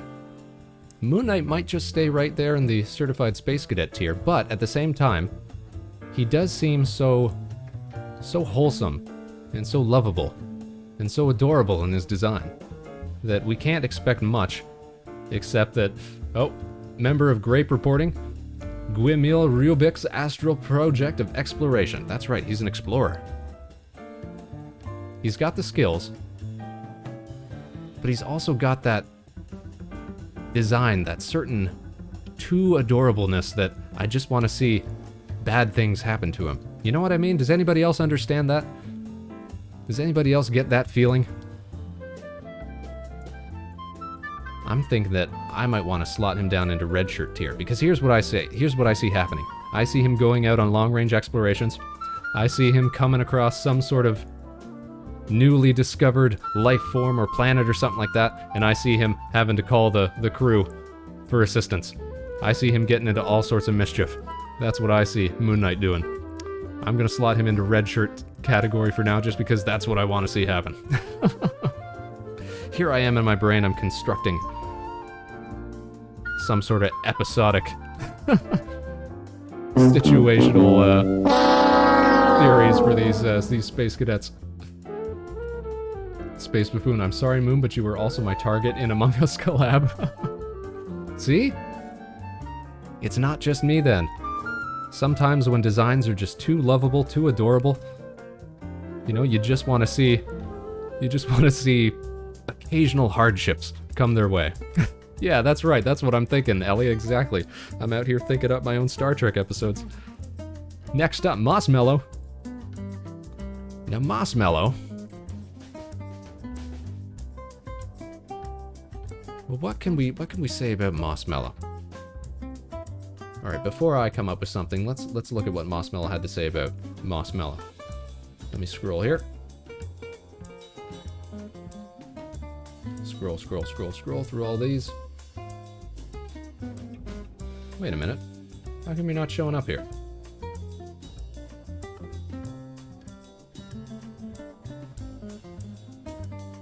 Did Mossmellow actually enter this, or did I just grab Mossmellow's design on my own? Hold on. Oh, there it is, yes. You just didn't have an image with your post. Oh, but you remind me of something. Yep, I see it now. I see it now. Mossmellow claims to be glitchy. Their hardware is outdated, but I know my way around the internet real good, and I don't have to breathe. In space, that's true! But you also bring up your previous performance on the USS Space Jam, of course, the last time we were playing Faster Than Light. Mossmellow was part of the crew. I thought you did a pretty good job, though, all things considered, until the ship crashed and exploded and burned, and we all died. But up to that point, you were doing a pretty serviceable job. So for that reason, I think we're gonna slot Mossmellow into the steely-eyed missile man category, because what was it? You were either controlling the shields or the weapon system, and you were doing a bang-up job. It was really my fault that the ship went down. I think you deserve all the praise. I died like 3 times though, didn't? Yo, that's right. We had Mossmellow version 2.0, and we might have had version 3.0. That's right. See, that's easy to do because being hardware, we can just keep updating you. We can just keep reinstantiating you. I think but clearly, what that shows is that you've got the experience and you've got what it takes to make it to space. Yes, we can rebuild Mossmellow. We have the technology. So you get to be a steely-eyed missile man. Next up, look at this, everybody. It's Nifaltinen, who is, let's be fair, a fellow space streamer. But same issue as what I have with Moon Knight. Nifaltinen just has a really, really adorable design. Let me show you guys. You can see her design in more detail here. Very cute, very adorable. But here's the thing, I get like huge, like Velma Dinkley vibes from Nifaltinen. Like with the hair and the glasses. So here's what I see. I see her dropping the glasses somewhere and then getting absolutely murked. So I'm thinking I want to stick her either in... Yeah, the glasses might cause a problem for space, right? Thinking the same thing. So I'm thinking I want to stick her either in red shirt or maybe even Xenofood. I mean, she does have skills what pay bills, so...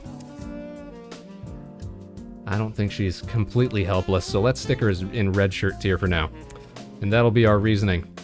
Because of my sadistic mind. I want to see half the space cadets get wrecked by aliens and space mishaps. They should have known that going in. Next up, who have we got here?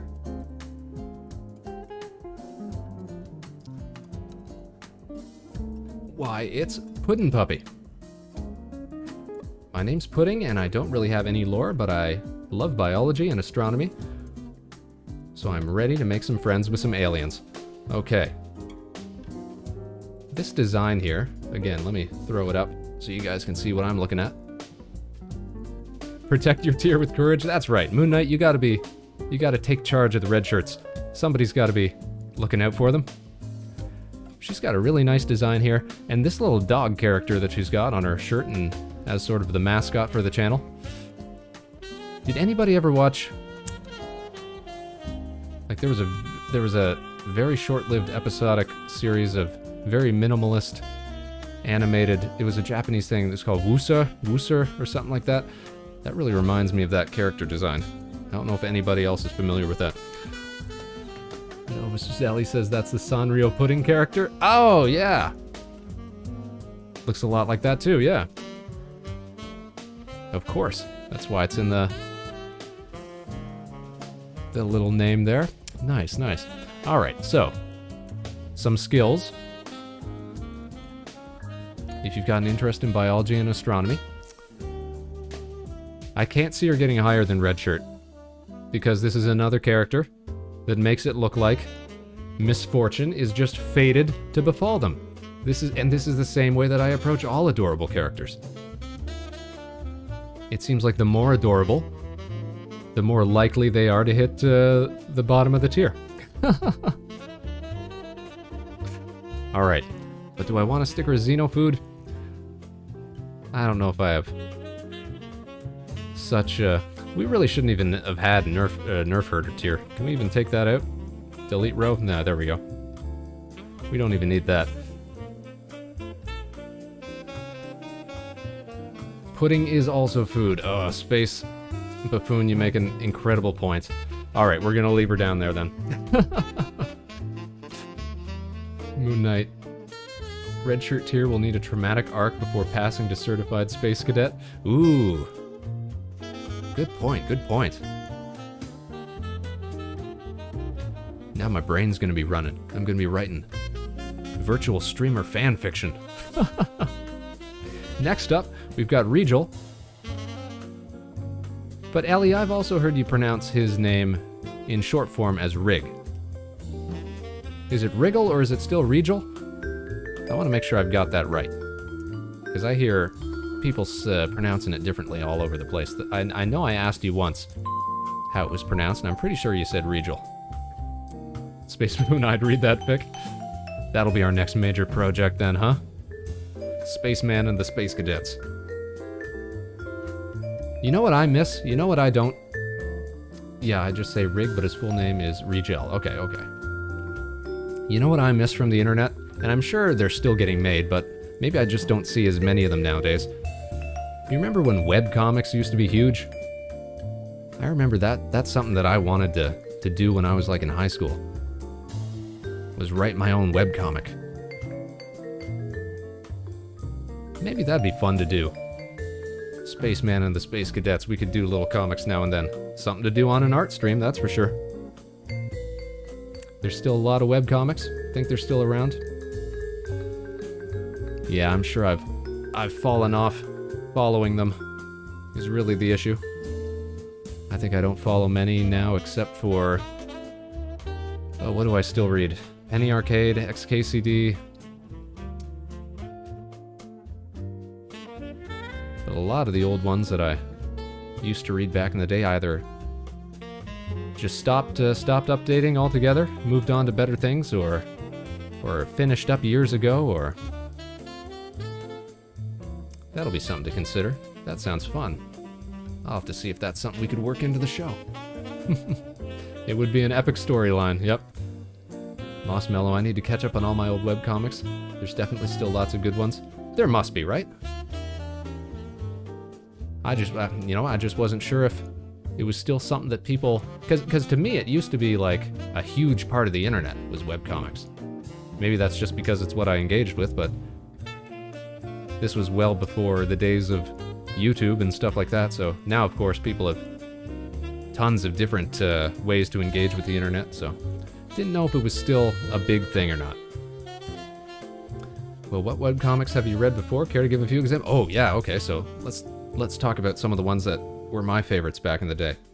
When I was much younger, Oh my goodness, is Control-Alt-Delete still a webcomic? But I used to read that. That was like dumb, very mid-2000s humor. I don't know if they still update. Hold on just a second.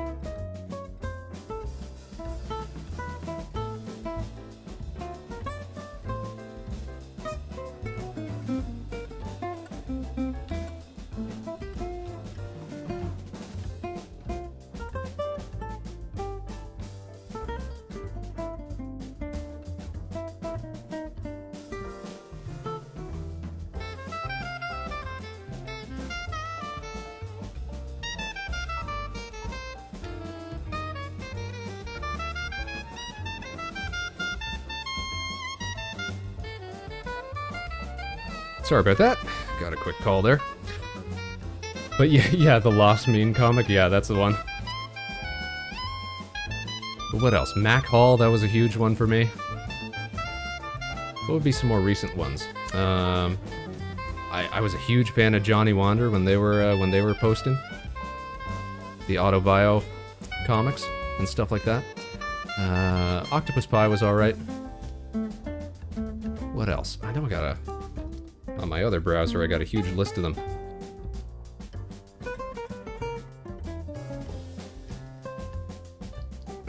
Penny Arcade's always been big for me. Oh, but you know what? Penny Arcade, the best thing I think they ever did was the behind-the-scenes 4th panel show, where they'd show how their writing and illustrating process was done. I always thought that was a really cool series. Poor Control-Alt-Delete loss is all they'll be known for now. Yeah, true, right? That's gonna stick with them forever. Alright, but let's keep going with this. Next up, we've got Sepia, with the Red Panda. Now, believe it or not, I remember reading years ago, and I tried to find it again, just so I had evidence for it, but I couldn't find it, no matter how hard I looked. But there was some sort of study that was trying to promote red pandas as being like the ideal animal for space testing. Like, instead of sending up chimps and dogs and things like that, that red pandas were the ultimate space-based critter that you could subject to tests in space. And I'm not sure why it was. Maybe it's just because they're kind of rodent-like and they're kind of dog-like, and they are stout and compact, yeah. That's a good point. Actually, interesting thing about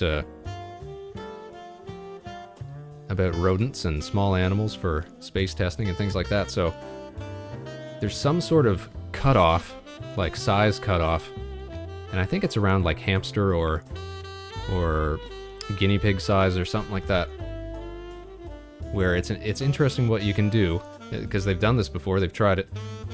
You can, maybe I've got some of the information wrong, but I don't think I do. From what I remember, for tests involving things like cryogenic freezing, like the kind of thing that you might consider for long-term space travel or something like that, there's a cutoff around the size of a hamster or guinea pig or something like that, where it becomes possible to basically drain all the blood out of the creature, then reinsert basically antifreeze into the veins, and then keep them on ice for as long as you like, and then reheat them, put blood back in, and they'll be fine. Well, I quote unquote fine. I'm sure it's not a great experience, but the idea is that they'll still be able to wake up and be alive, which is wacky when you think about it. And I'm not sure why it is that it doesn't scale with the size of the creature. Like, it couldn't work on humans or even larger animals, like chimps and stuff.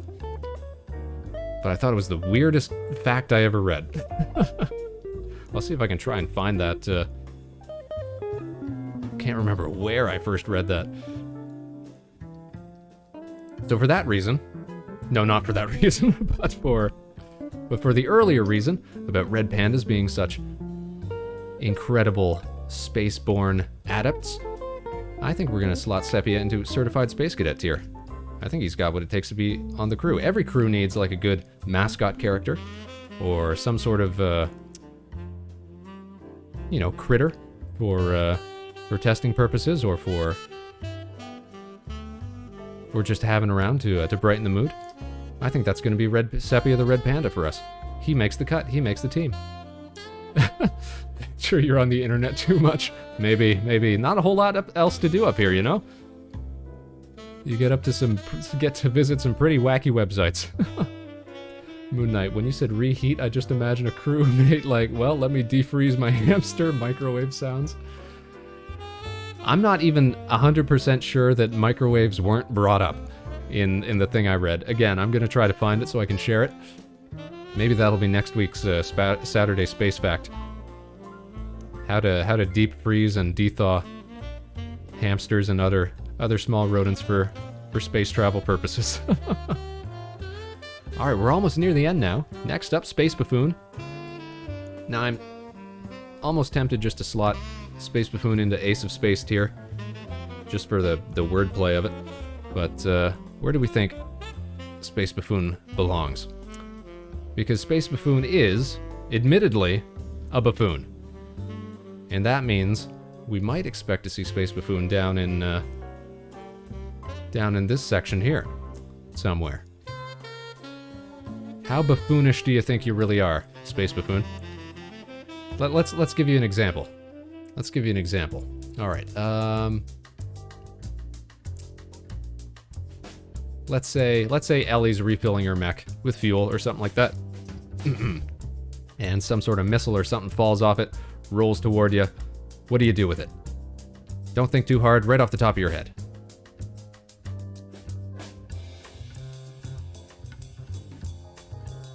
Ellie, did you find what I was talking about? Space Buffoon, OMG, no, I'm like Daffy and Bugs outsmarting Elmer. Ooh. Okay. So it's like that then. Alright. So it's more comical, not just buffoonery. I getcha. Well, we do appreciate that old slapstick humor. Let's see. Where do I want to slot you then? I think we'll keep you as a certified Space Cadet then. Absolutely. Nothing wrong with that. This is the kind of distribution, you know, that you'd expect from a tier like this.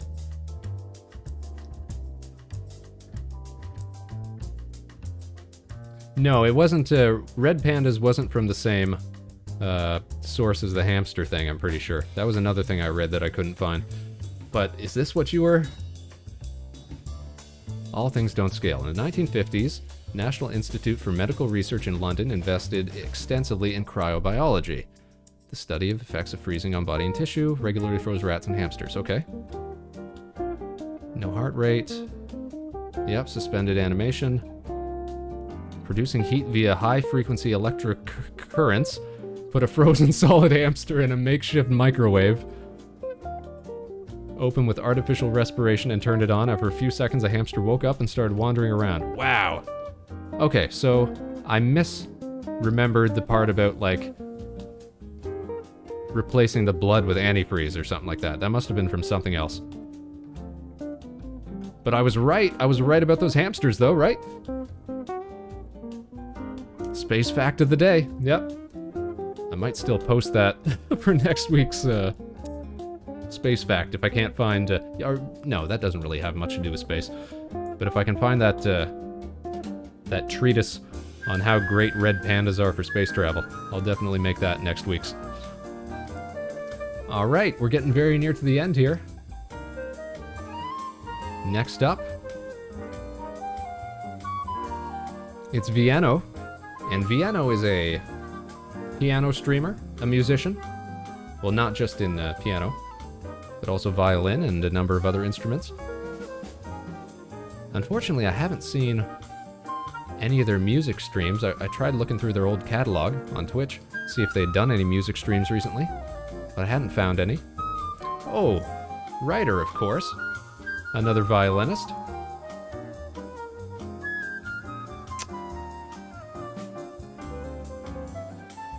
Now, Do we conceive a violinist as being someone who goes down with the ship kind of thing? Or do we think we should keep her as a certified space cadet? Let me think here, let me think.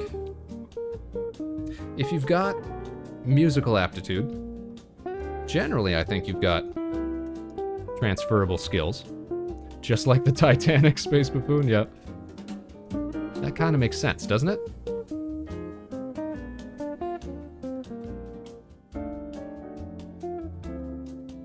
Let's pull up a bigger view of the model here. There we go. Good design, though. I like how they incorporate the piano keys into sort of a strap. That's very cool, very cool. Headphones on. All music all the time.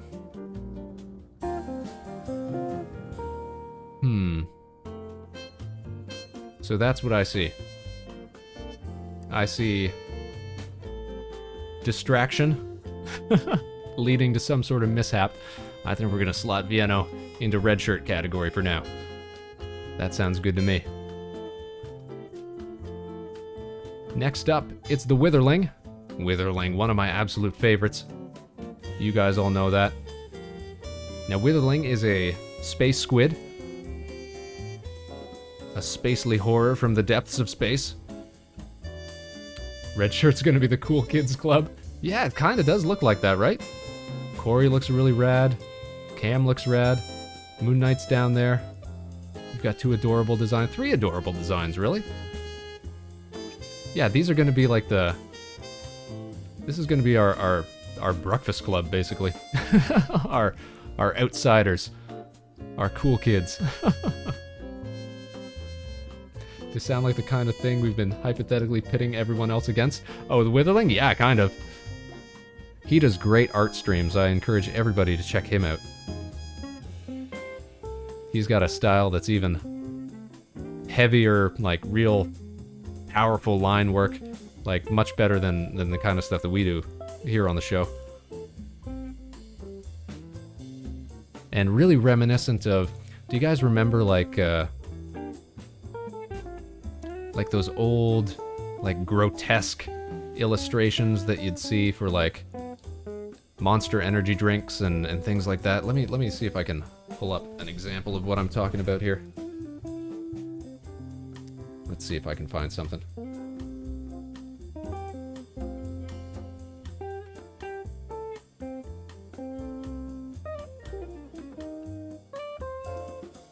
Ratfink? Oh, you know what? That might be exactly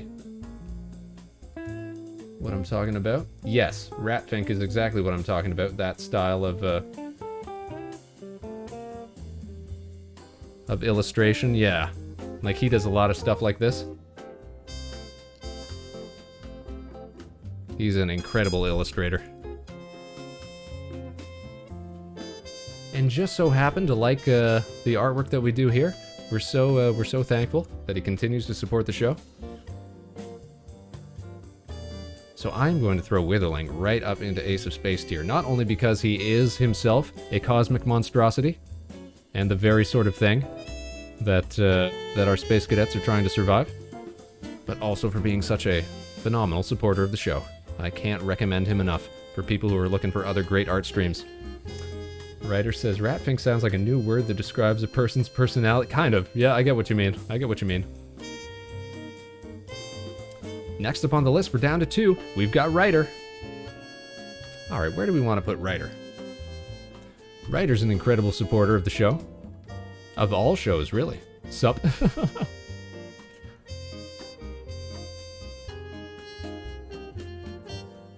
I'm trying to get a read off of Writer's profile picture here. Let me pull up a bigger view so everybody can see what we're dealing with here. There's Ryder. No face. I'm not sure if that's just stylistic. Oh, Voices, thanks for tuning in. Happy New Year to you. I hope you had a great New Year. We're just rating some of our would-be space cadets for survivability today. We just finished up with our art stream. We were plopping some of our favorite space cadets onto the station. Look at them making a mess. And so we're capping off the day with a little tier list, and then we're going to be listening to some brand new music that we just made for the channel. But first we gotta decide where to slot Ryder here. It's a blue mask I wear in real life. Okay, that makes sense. So kind of like, what was that, DC superhero? Was it The Question? Is that who I'm thinking of? The other guy who's got no face? Very fancy. Thanks. How was your New Year's, Voices?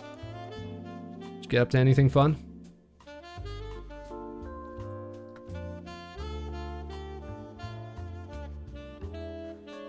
Let me see if I can't find that. Let's see. You know what I'm talking about here? Let's see.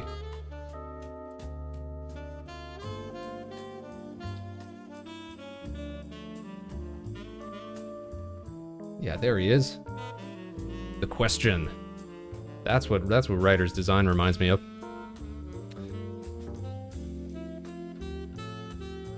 Had some guests over. Was a pleasant first day of the year. Nice, nice, nice. The Question is sick set, I agree. And Ryder also, you know, a very well-spoken, educated individual. I think we're gonna slot him into the steely-eyed missile man tier. Because he's got skills what pay bills and help keep channels like ours afloat. That's Rorschach? No, that's not Rorschach. It's the guy that inspired Rorschach. Technically. Because I think the case was that when Alan Moore wanted to do Watchmen, originally he was going to do it with licensed DC characters. But they backed out or flipped the script on him or something, so he had to make unique characters of his own, which is why all the characters in Watchmen are so similar to existing characters. Like Night Owl being effectively a Batman ripoff, and Rorschach being a Question ripoff, and that sort of thing. I shouldn't say ripoff, but you know, heavily inspired by.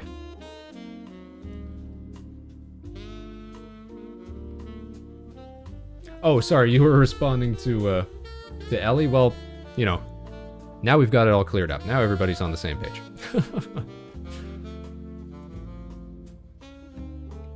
But that's where I think we're going to stick. Ryder is up in the steely-eyed missile man tier. Last one on the list, Wow. everybody. Wow. Last one on the list is Zelith. And I always hold that th because that's how the name is spelled. But she is, and let me make sure I'm doing it justice here, how she describes herself. My name is Zelith. Wow.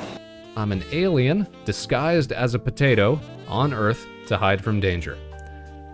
Which, to me, seems pretty straightforward that we should be slotting her down in Xenofood tier. Because she's A, an alien, B, disguising as food. That's what Xenofood is, people. That's straight up what you'd expect. It's right in the name. It fits the bill.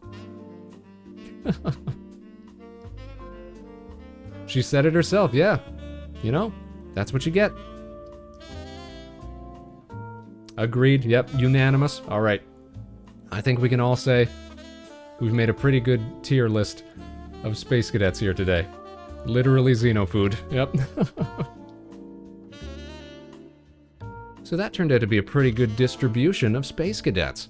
Now everybody makes the crew, you know.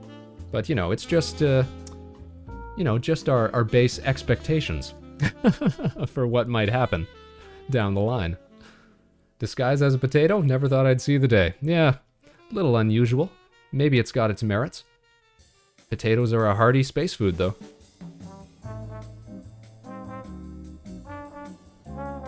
See, that's what's going to happen. We're going to get some sort of sitcom-esque situation where Moon Knight accidentally starts eating Zell, or something like that, because she's disguised as a potato. It writes itself. It's just good comedy, people. Some are tastier and easier to catch. Yep. All right, that was fun. Let's head on back to the station, shall we? All right, let's declutter a bit before we move on to our next feature. Let's see here. Thanks for tuning in, all of our cadets. Okay, we're gonna pop you off there. Where is the other two? Where did I put you on the layer? There we go. There we go. All right, nice clean stage. All right, so the last thing that we wanted to do today, Space Cadets, we were going to broadcast. Thanks for that, Moon Knight. But the last thing we wanted to do today was broadcast our first efforts in independent songwriting. This is something that I got started, well, that we had conceived of on one of our earlier streams when we started freestyling off the dome. We were saying, Spaceman, you should make yourself a diss track. And I said, nah, that seems too mean. That seems too off-brand, don't you think? So eventually we settled on, Spaceman, you should make a bliss track. Sort of the exact opposite. Aggressive motivation, as it were. And after our stream last week, right before Christmas, or was it right before Christmas? Whatever the night was, no, I think it was this week. Whatever the night was when Manayu and Kohaku and Ellie started subscribing to the channel, showing us so much support and love. Well, that evening, I just buckled down, and in the span of within 24 hours, wrote out and recorded our first attempts at songwriting. So that's what we're going to be looking at right now, Space Cadets. Are you ready for that? Are you excited for this? My body is ready. Alright, well here's what we're going to do then. Let me just first disable the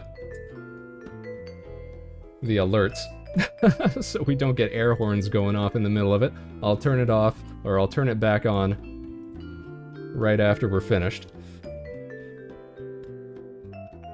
There we go. All right.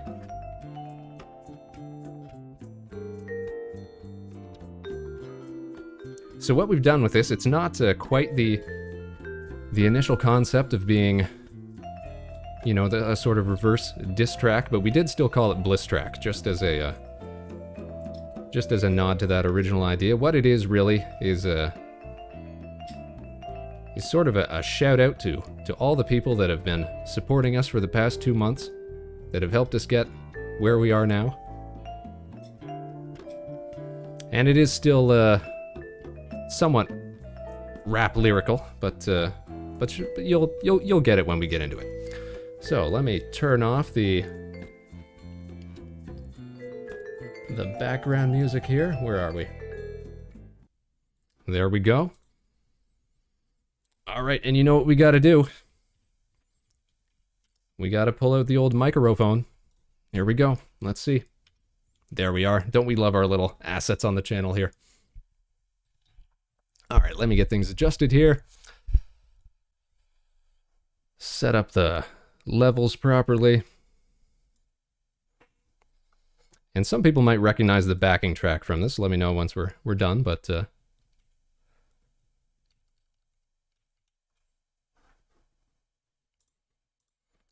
here we go, everybody. Here is our little shout out. Hold on.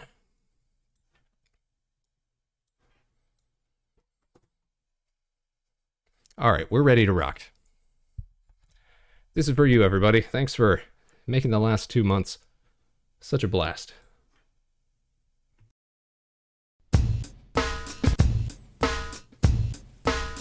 All systems nominal, Spaceman, rhymes phenomenal. Back on the mic with a few choice words for y'all.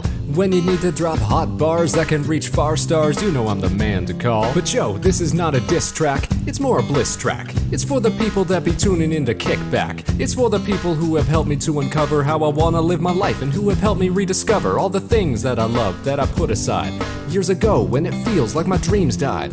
When I got cold feet cause of youth and pride, I thought it better not to fail, so I never even tried. But even if it's come a little late, Joe, I got a brand new chance, and this time I won't let go. And even though I still don't know if I can make it, I gotta see how far that I can take it. So check it out. When I think of all my dreams that never panned out, makes me wanna give up, maybe scream and shout. But a few of y'all know just what I'm talking about. No doubt, no doubt. But even if it only lasts for a minute, I gotta believe that I can live it. So if you got a shot, boy, no, you better give it. And stay committed, for the moment is gone. Yo, it doesn't matter any time or place, cause we're making new friends in a virtual space. Got me wondering, how could we feel so close to each other when I never even seen your real face? Yo, I'm a spaceman, I got a space plan to cruise around in a souped up space van and fill it up with the folks who support me the most and struggle out here doing the best they can. And that's one thing you shouldn't forget, life's much more fun when you're rolling as a space cadet. So don't fret, leave your worries when you step inside. Every show is a regular joyride, and it's the people that have made me love what I do. So let me go and give a real big thanks to you, cause no matter how long this lasts, right now I'm having a blast, so let's kick it. When I think of all my dreams that never panned out, makes me wanna give up, maybe scream and shout. But a few of y'all know just what I'm talking about. No doubt, no doubt. But even if it only lasts for a minute, I gotta believe that I can live it. So if you got a shot, boy, no, you better give it. And stay committed, for the moment is gone. And even if the dream only lasts one day, nothing in the world can take it away. So if I got one more thing to say. Alright, now let me spit some facts for all the up-and-comers still waiting to act. You're the only one who can control your destination. Put the pedal to the metal, there's no time for hesitation. As the man said, don't let your dreams be dreams. Put that notion into motion, take your life to new extremes. There's only one you, so let's make an impression. Jump into a new world of self-expression. Believe me, cause I've been where you're at. Too worried that I'd slip up, trip up, and fall flat. I took a big leap, now you can see I'm prime timing and climbing while I'm rhyming like Coach Z. But here's the thing, even though it's cliche, the real treasure is the friends that you make along the way. There are people you don't know yet that are waiting for you, just to give you all the love that you do. It's so true, yo! When I think of all my dreams that never panned out, makes me wanna give up, maybe scream and shout. But a few of y'all know just what I'm talking about. No doubt, no doubt. But even if it only lasts for a minute, I gotta believe that I can live it. So if you got a shot, boy, no, you better give it. And stay committed, for the moment is gone. Gone.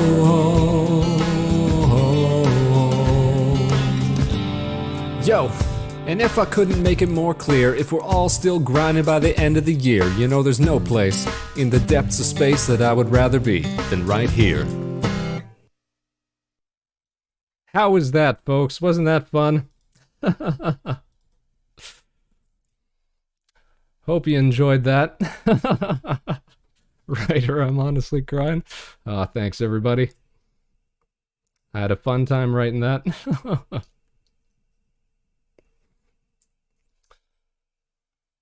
There you go. Now you can drop your air horns and everything.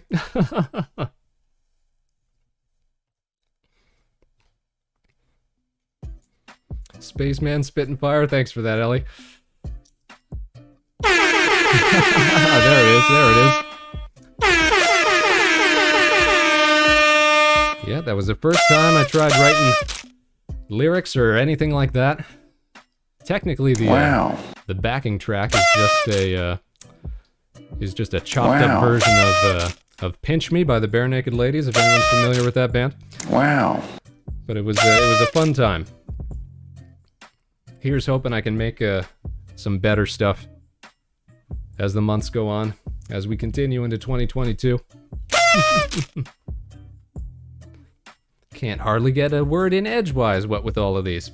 Oh, Haster's in the chat. I was told you want to melt my gold down. I thought we were friends. Well, I'm just saying, Haster, if you want to make the team, if you want to be a space cadet, then I'm just saying gold is an incredibly good conductor. It's very useful up in space. We might have to make sacrifices. Thanks for tuning in. You're just catching the end of the broadcast here. But I hope you had a great new year, having a great day. You better get that track on the YouTubes, because I gotta listen to it every day now.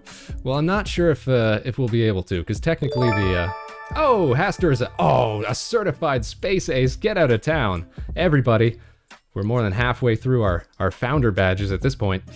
Thanks for that, Haster. Mossmellow, same. Thanks for everything. Oh, yes. Oh, Indigo's a certified space ace. Guys, we're running out. We're running out of spots for space aces here. Or I guess we're running out of spots for founder badges. We've got all the room in the world for space aces. Moon Knight, the stream was amazing. Thank you so much. I'm so glad that everybody enjoyed it. I had a great time tonight. And I can't wait to keep bringing you more new and experimental content as we get into 2022 proper. Oh, Mana, you cheered 100 bits? I don't even know what this is. Again, I'm terrible at using Twitch. Another badge for... Oh, she's all about those badges. She's a very fashionable sea turtle. Hype train. Sup, gift or use bits to get to the next level. I don't even know how that stuff works. Scam train. Yeah, that's more like it. I agree with you, Haster. I don't know what's going on here anymore. So before it gets too out of hand, everybody, I think that's where we're going to call it for today. I want to thank you all for tuning in, of course. Wherever and whenever you are, whether you were with us live tonight or caught the broadcast after the fact, thanks for tuning in and for helping us out. You can catch us again tomorrow afternoon, same time, same place. We'll be back for our Sunday show, 2 p.m. Eastern, right here at Harbor Station. We'll catch you on the other side. Until then, of course, no matter what life throws your way, good luck and Godspeed, everybody. This is Vector Spaceman, signing off.